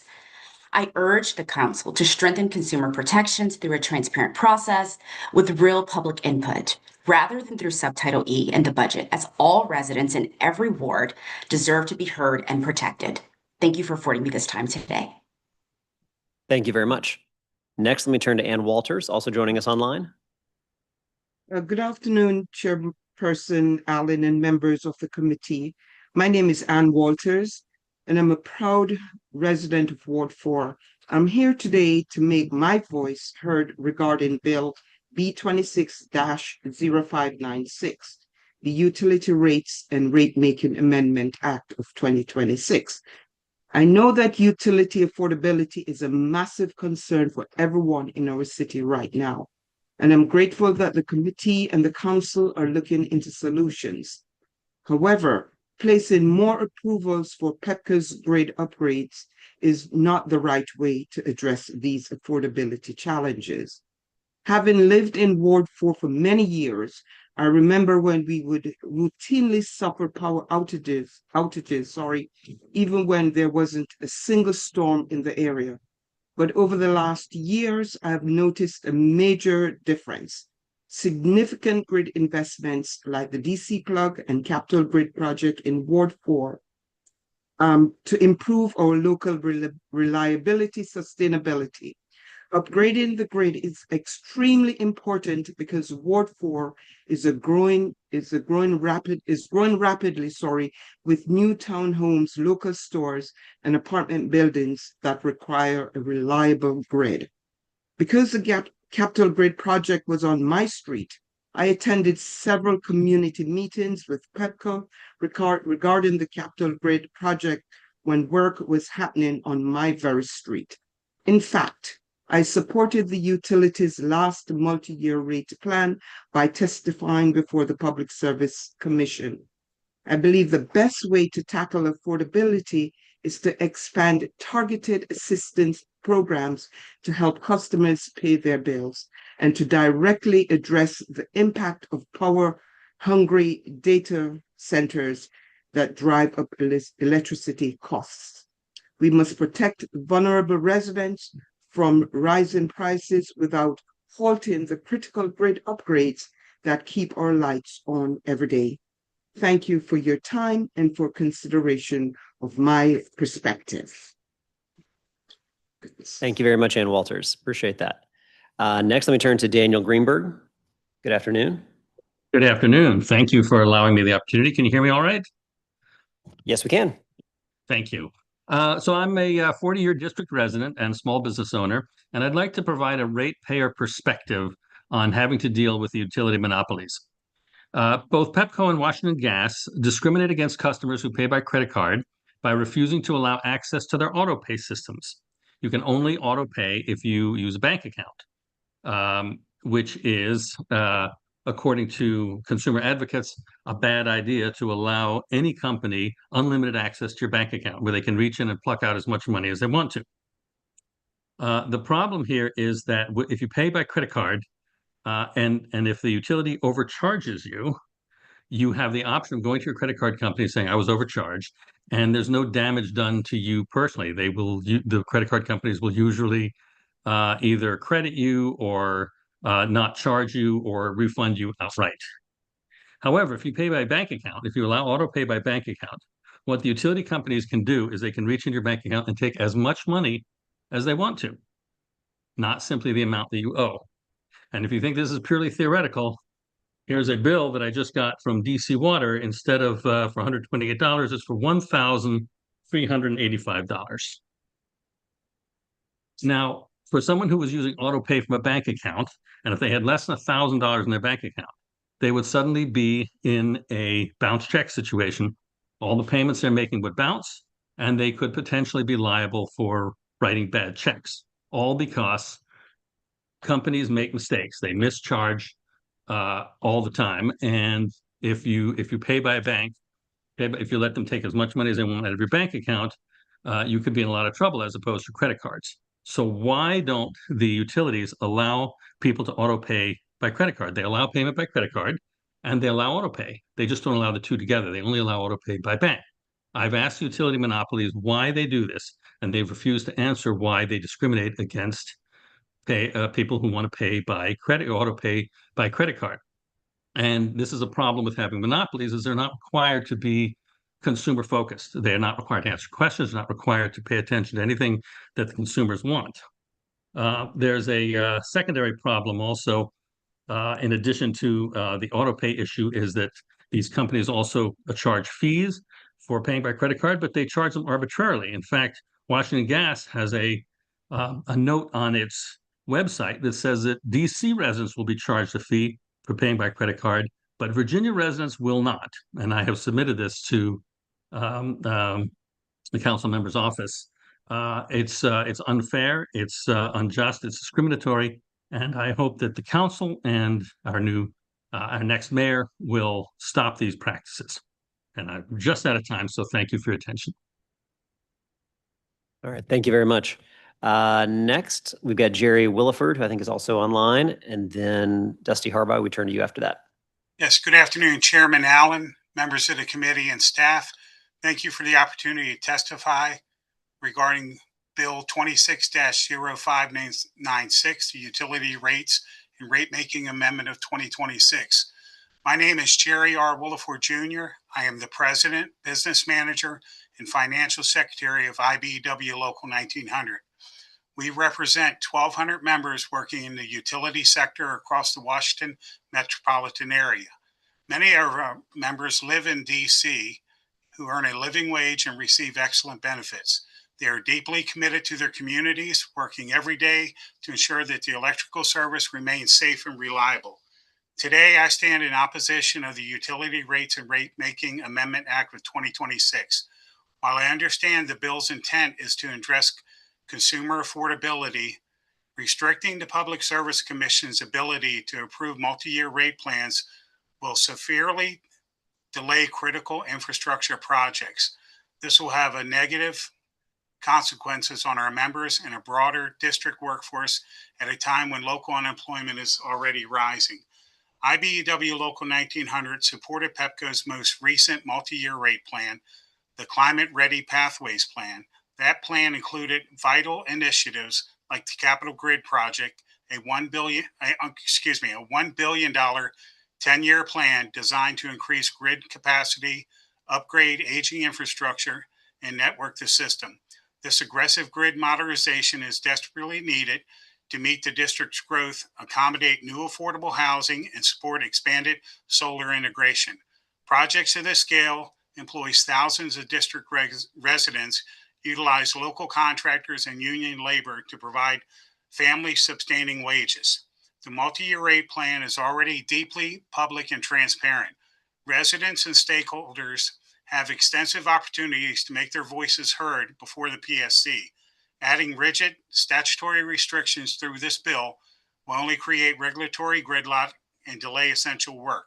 For example, PEPCO is currently planning future capacity upgrades downtown to accommodate commercial to residential building conversions. Any delays to the multi-year rate plan will directly stall the district's ability to handle the increased electric load once these new residential units come online. Finally, we strongly support PEPCO's commitment to hiring local talent. PEPCO has partnered with the DC Infrastructure Academy since its inception, creating vital career pathways for residents at a time when many other companies are scaling back such initiatives. These are real jobs with living wages supporting local families. Over 110 graduates of the DC Infrastructure Academy are still employed at PEPCO since 2018. Subjecting infrastructure planning to unnecessary delays threatens both the reliability of our grid and livelihoods of our working families. For those reasons, I urge the committee to oppose Bill 26-0596. Thank you for your time and allowing me to speak today. Excellent. Thank you very much. Mr. Harbaugh. Mr. Harbaugh, sorry to interrupt. If you can push the buttons, the red light comes on. That way the mic picks you up. There you go. You got me now? Yep. All right, try again. Good afternoon, Chairperson Allen and members of the committee. My name is Dusty Harbaugh. I'm the president of CW & Sons Infrastructure. We are a proud local contractor deeply rooted in the District of Columbia. Founded in 2009, CW & Sons began our journey with our very first project, doing excavation work for a local mechanical contractor. Since then, we've grown sustainably alongside the district, and today we're proud to employ over 125 workers, providing high-quality local jobs. Over the last 17 years, we've become a trusted partner with Pepco and other regional electric utilities to deliver some of the largest, most critical underground infrastructure projects in Washington, D.C., including Pepco's landmark Capital Grid project and other large-scale developments across the area.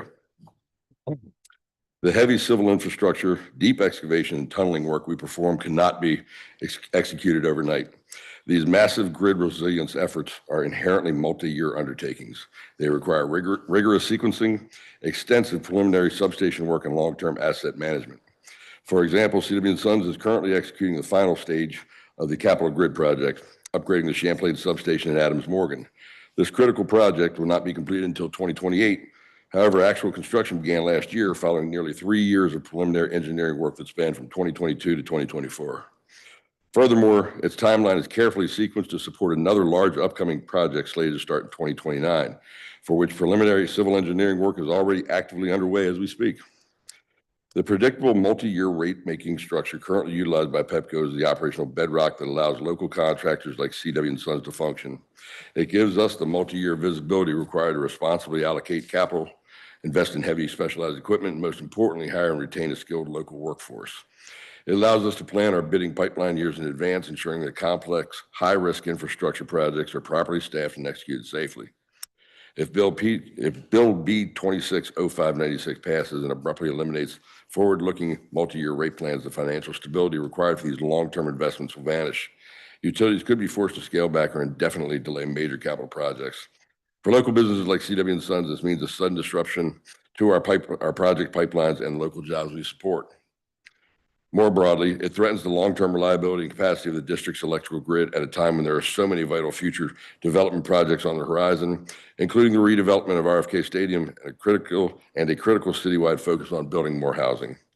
On behalf of our over 125 employees and the local infrastructure network we build every day, I urge the committee to consider the unintended cascading economic impacts of this legislation on the local construction network and in the district. Thank you for the opportunity to testify.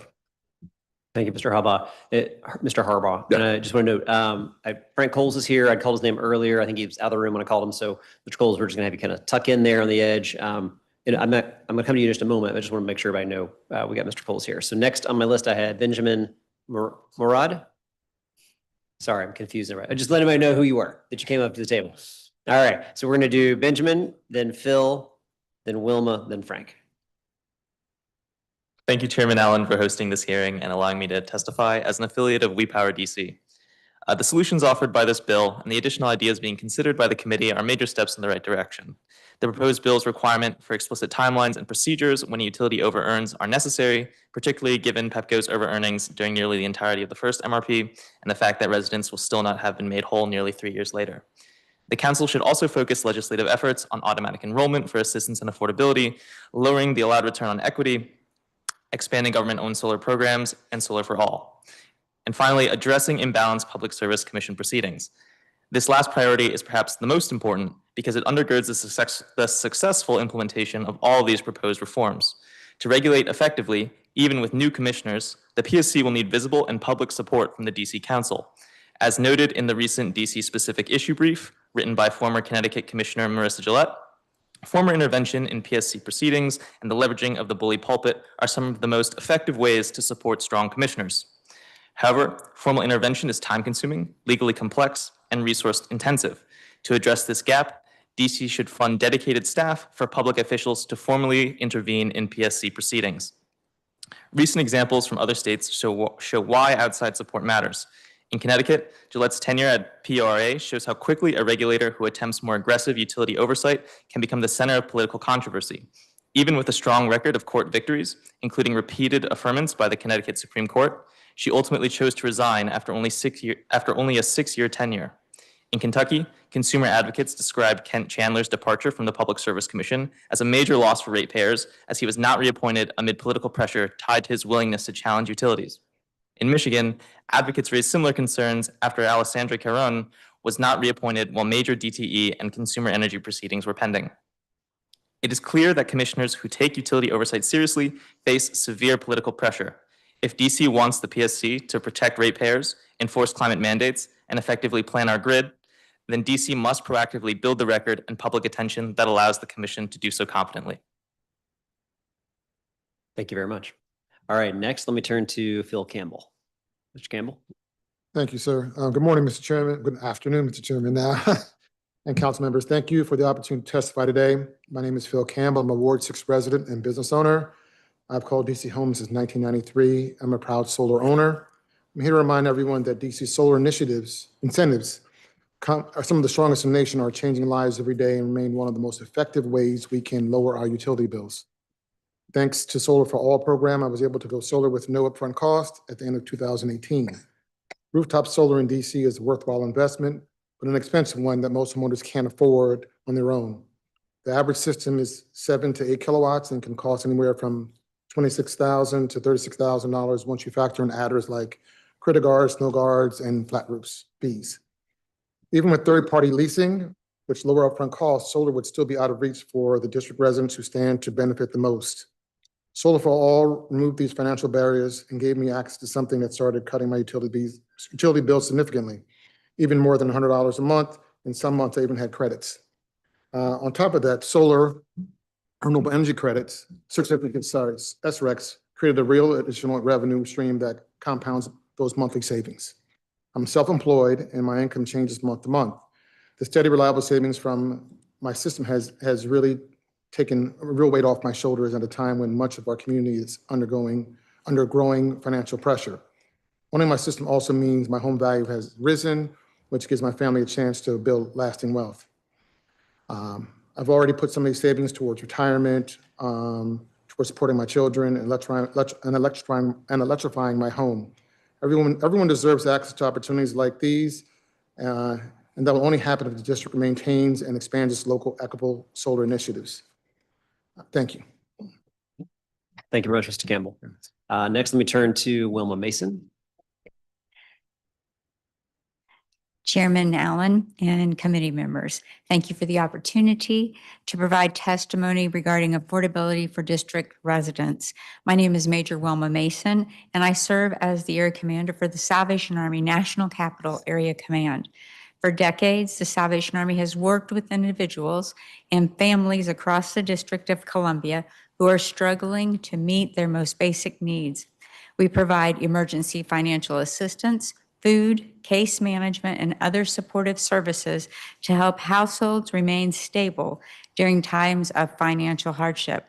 One challenge we continue to see is the increasing difficulty many residents face in keeping up with the utility cost while also paying for their other most essential needs. For the families we serve, electricity is not an option. It allows parents to safely care for their children, seniors to remain healthy in extreme temperatures, such as what we're expecting later this week, and medication to be properly stored, and working families to maintain the stability needed to remain employed. The PEPCO Customer Service Fund has been an invaluable resource for district residents experiencing financial hardships. The PEPCO's sole customer relief fund provider in the District of Columbia, the Salvation Army has distributed more than $3.25 million of fund assistance to help more than 9,000 households over this past year. Through this program, families have been able to reduce or eliminate past due balances and avoid service interruptions and stabilize their household finances. For many, this assistance has prevented larger crises like evictions that can result from the loss of essential utility services. The impact of the Custom Relief Fund extends well beyond a single utility bill.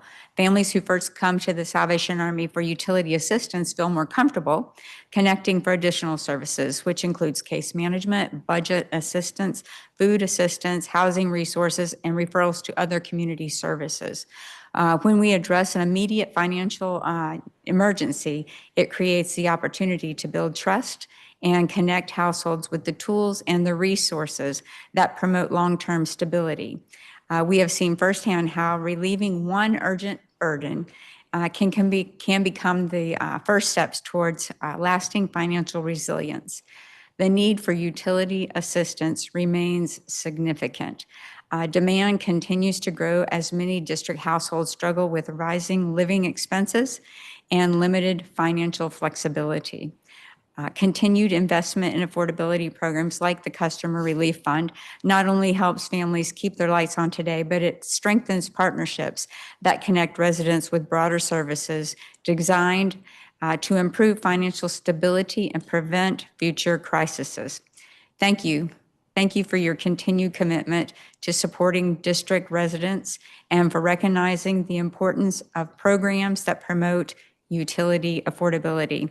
The Salvation Army appreciates the opportunity to stand in the gap for our neighbors in need, to work alongside PEPCO, community partners, and district leaders to help our neighbors so that they can achieve greater financial stability. Thank you. All right, thank you very much. And Mr. Coles, now we're going to turn to you. If you'll pull that mic towards you. There you go. Thank you for allowing me to be the period for the day. I only have a couple of things to say. I'm a senior living on a fixed income. And they have the ability to have credits applied to one's utility bills is helpful. I guess 3 decades and a half into life right now. And so every minute, every hour, every moment is very precious in terms of living my life the way I need to live it, the way I have lived it. We have no access to our system right now in terms of seeing what we use and what we use and how much it cost us. We initially bought the system. The system is 5 years old plus. We had the ability to see what SRACs we use, what credits we have, what kind of money was also credited to our account. That no longer happens. We're unable to see our account. When you do go on the account to look at the system, you only get what you are receiving in terms of power from the sun, the solar, and that's it. Everything else costs a fee. I think it's like $50 to $60 a month just to see what I saw for free 5 years prior. So that made no sense to me either. So that's one of the reasons we're here today testifying. And summary, basically, no extra fees. We've been on the system for 5 years. And I'm confused as to why PEPCO disconnected our meter that allowed us to read what we were using. I mean, we no longer are able to see what our usage is, how much we're spending, why we're spending it. So that's why I'm here today. That's why I'm a period here today.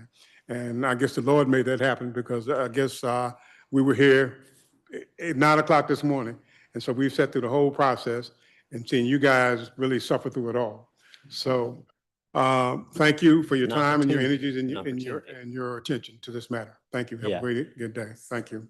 Thank you, Mr. Coles. I noted you were here at the very beginning. So yes, I thank you for sticking through all of it. I tell you what, I'm going to ask Connor Fagan, who's to my left, after we wrap up, to talk to you so we can make sure we understand what's going on with this specific provider.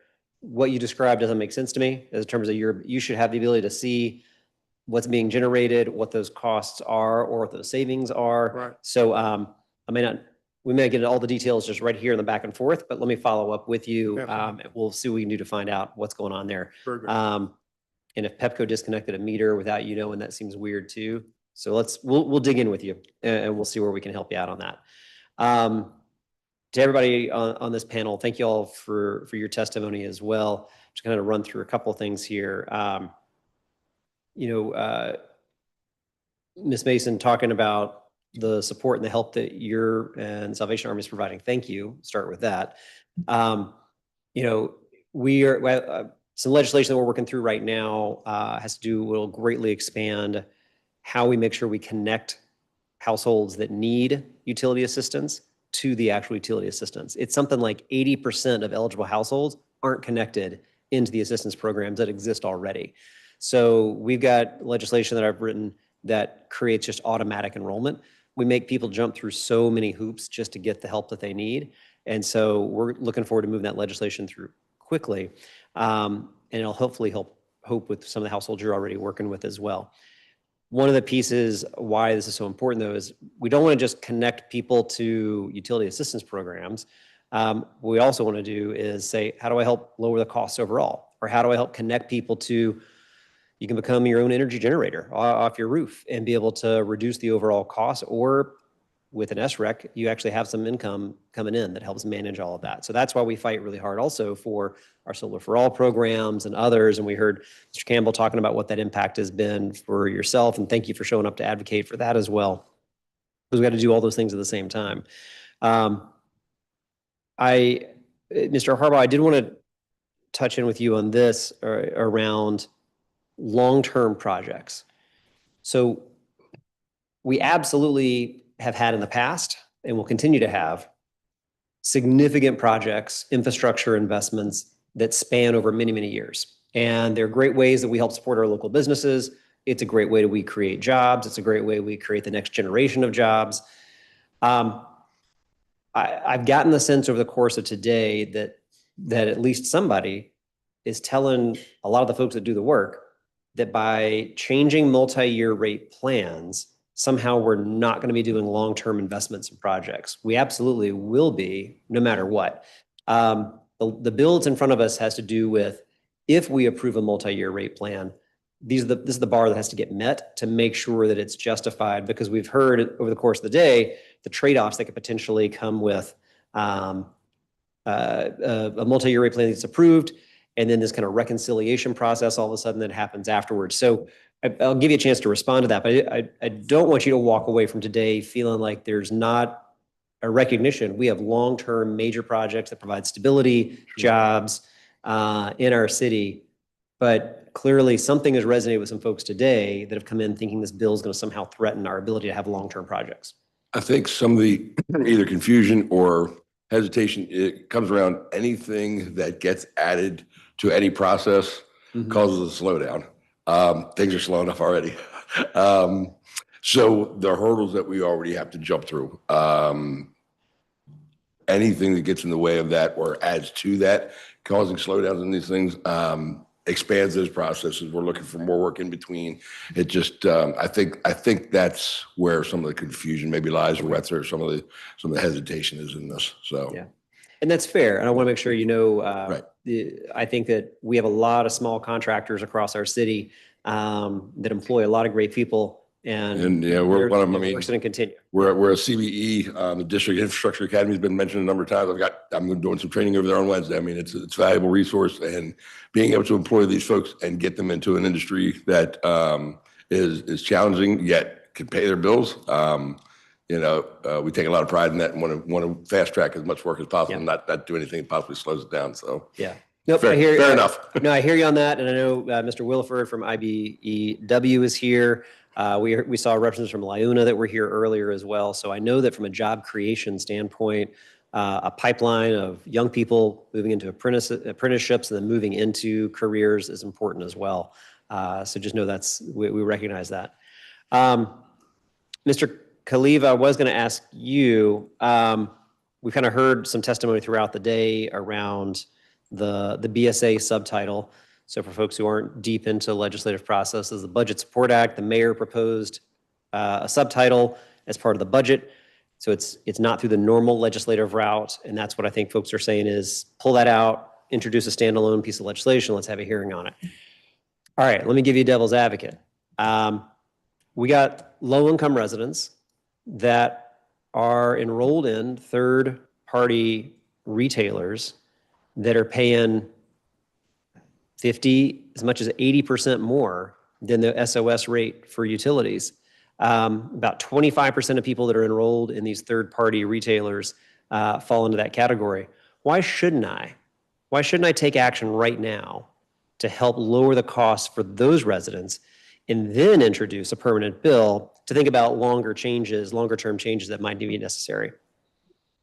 Yeah, Mr. Chair, I think we absolutely share, at least RESA shares those concerns about low-income customers. And in fact, from what I understand, some members of our industry coalition have actually proposed some ideas on how we could deal with the low-income customer issue. And that can, has been done in other states in a number of ways, whether that's actually prohibiting low-income customers from shopping at all, or requiring a price guarantee for low-income customers compared to SOS, or procuring a product on behalf of low-income customers that meets a particular benchmark. So we are certainly very open to having a conversation about addressing the low-income issue. Our concern is we don't think that that means the entire residential market should be effectively shut down. So we share your interest and desire to protect low-income customers, but we think that can be done without shutting down the entire residential market.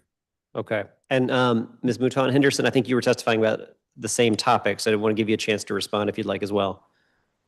Same comments as Frank, someone who worked as a DC OPC attorney, and then now who, actually serves as a staff attorney with Constellation Energy. We understand that those are real problems, but I echo what Frank said. I don't think that is the right mechanism to do what you want to do. I think the district is always trying to solve low income issues, right? That's across the board. And I think that there are other ways to be more cost effective and ensure that low income residents receive the same choices that all customers have, because you don't want to be discriminatory against them. But there are certain protections that need to be put in place. I just don't think this is the correct mechanism. Got it. Okay.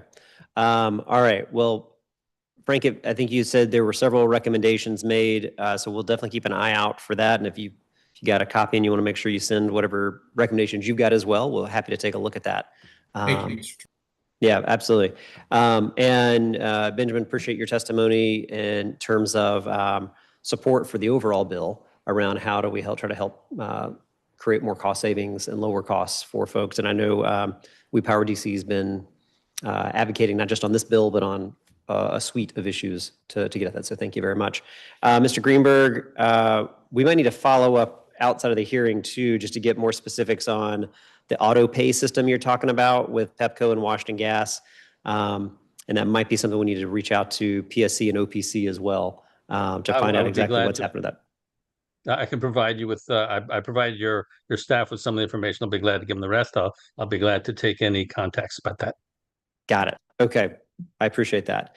Okay. I don't think I have any further questions at this point, but very much appreciates everyone's advocacy and testimony today. So thank you all very much. All right. And I don't have any other witnesses. Oh, wait, no, get a hand that went up. All right. I will dismiss all of you. Thank you all very much.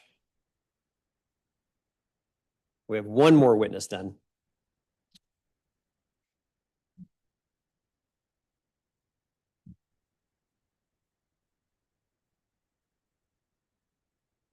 All right. Thank you very much. And if you would just introduce yourself.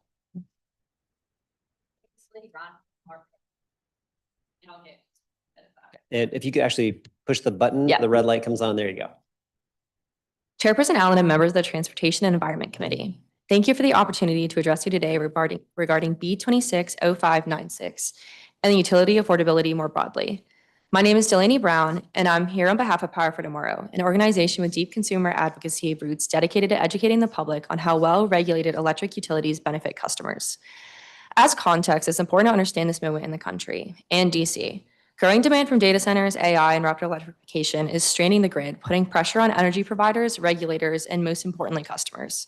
This council, as well as policymakers and regulators across the country, have the challenging task before them to find meaningful solutions that will achieve affordability without jeopardizing reliability. Multi-year rate plans for utilities, one of the areas of reform in the Utility Rates and Rate-Making Amendment Act, represent a meaningful shift in the process of rate setting. These plans are used across the country and are gaining traction for their ability to bring more transparency and predictability to the often opaque utility rate-making process. These are surely factors this council is weighing as it considers the merits of this reform. But it is also critical to understand that multi-year rate plans will have a targeted but not transformative impact on customer affordability. They will not, on their own, address the underlying cost drivers behind the rising bills in the district. The twin problems of today's energy environment, rising electricity prices and constrained supply, are largely the result of a malfunctioning market in PJM, the Mid-Atlantic grid operator. The district's utilities and its regulator, the Public Service Commission, or PSC, have little ability to address the majority cause of price shocks and supply shortages. The DC PSC has confirmed that the majority of a DC customer's electric bill, 66 cents of every dollar, is outside of their control. So where do these costs come from? They come from PJM, which is the region's sole supplier of electricity, leaving DC and every other jurisdiction in the PJM's deregulated market beholden to its prices. This is where PJM is truly faltering. Not only did PJM fall 6.6 gigawatts short of its reliability requirement in the last capacity auction, which for perspective is roughly the equivalent to the entire residential demand of the state of Maryland for a year, but PJM's capacity prices have skyrocketed more than 800% in recent years. As I've noted, this price and supply crisis is not something multi-year rate plans can fix. There are, however, some intriguing options this council is rightfully considering, including fast-tracking access to renewables and distributed energy resources that would create more supply options for the district. I'll leave you with one final thought. My organization tracks residential electricity rates across the country. We know that residential customers in deregulated states, including the district, where utilities are barred from owning or operating electric generation, pay significantly more on average for electricity than customers in regulated states. This is largely because regulated utilities with the ability to own and operate generation have more options available to them, are not price takers in a wholesale market, and operate under long-term planning requirements that help prevent the kind of price spikes the district is experiencing through PJM. This council has a tough job before it, and I hope my testimony and the data from Power for Tomorrow provide useful perspective about what can and cannot move the needle on affordability for the district customers. Thank you for the time and for the opportunity to speak to you today. Great. Thank you very much, Ms. Brown. And did you submit testimony, or can we make sure you do so it's a part of the record? Should we should I submit my Yes. spoken? Okay, amazing. Well, whichever version you'd like, but just to make sure that it's a part of the record. That's great to know. Thank you. Yes. I can do that. Okay, excellent. All right, we'll make sure that happens. All right, thank you very much. I appreciate your testimony today. Thank you. All right, now I don't believe we have any more witnesses to testify. So this is going to conclude the committee's public witness portion of the hearing on Bill 26-596, the Utility Rates and Rate Making Amendment Act of 2026. Again, I want to thank everybody who provided testimony today. The record for today's hearing is going to close on July 16th, 2026, and anyone can submit written testimony through the council's hearing management system at lims.dccouncil.gov/hearings until then. So there being no further business before the committee, the time is now 2:32 p.m. and this public hearing of the Committee on Transportation and the Environment is now recessed until this coming Thursday at 1 p.m. when we will pick back up this hearing with our government witnesses. Thank you all very much.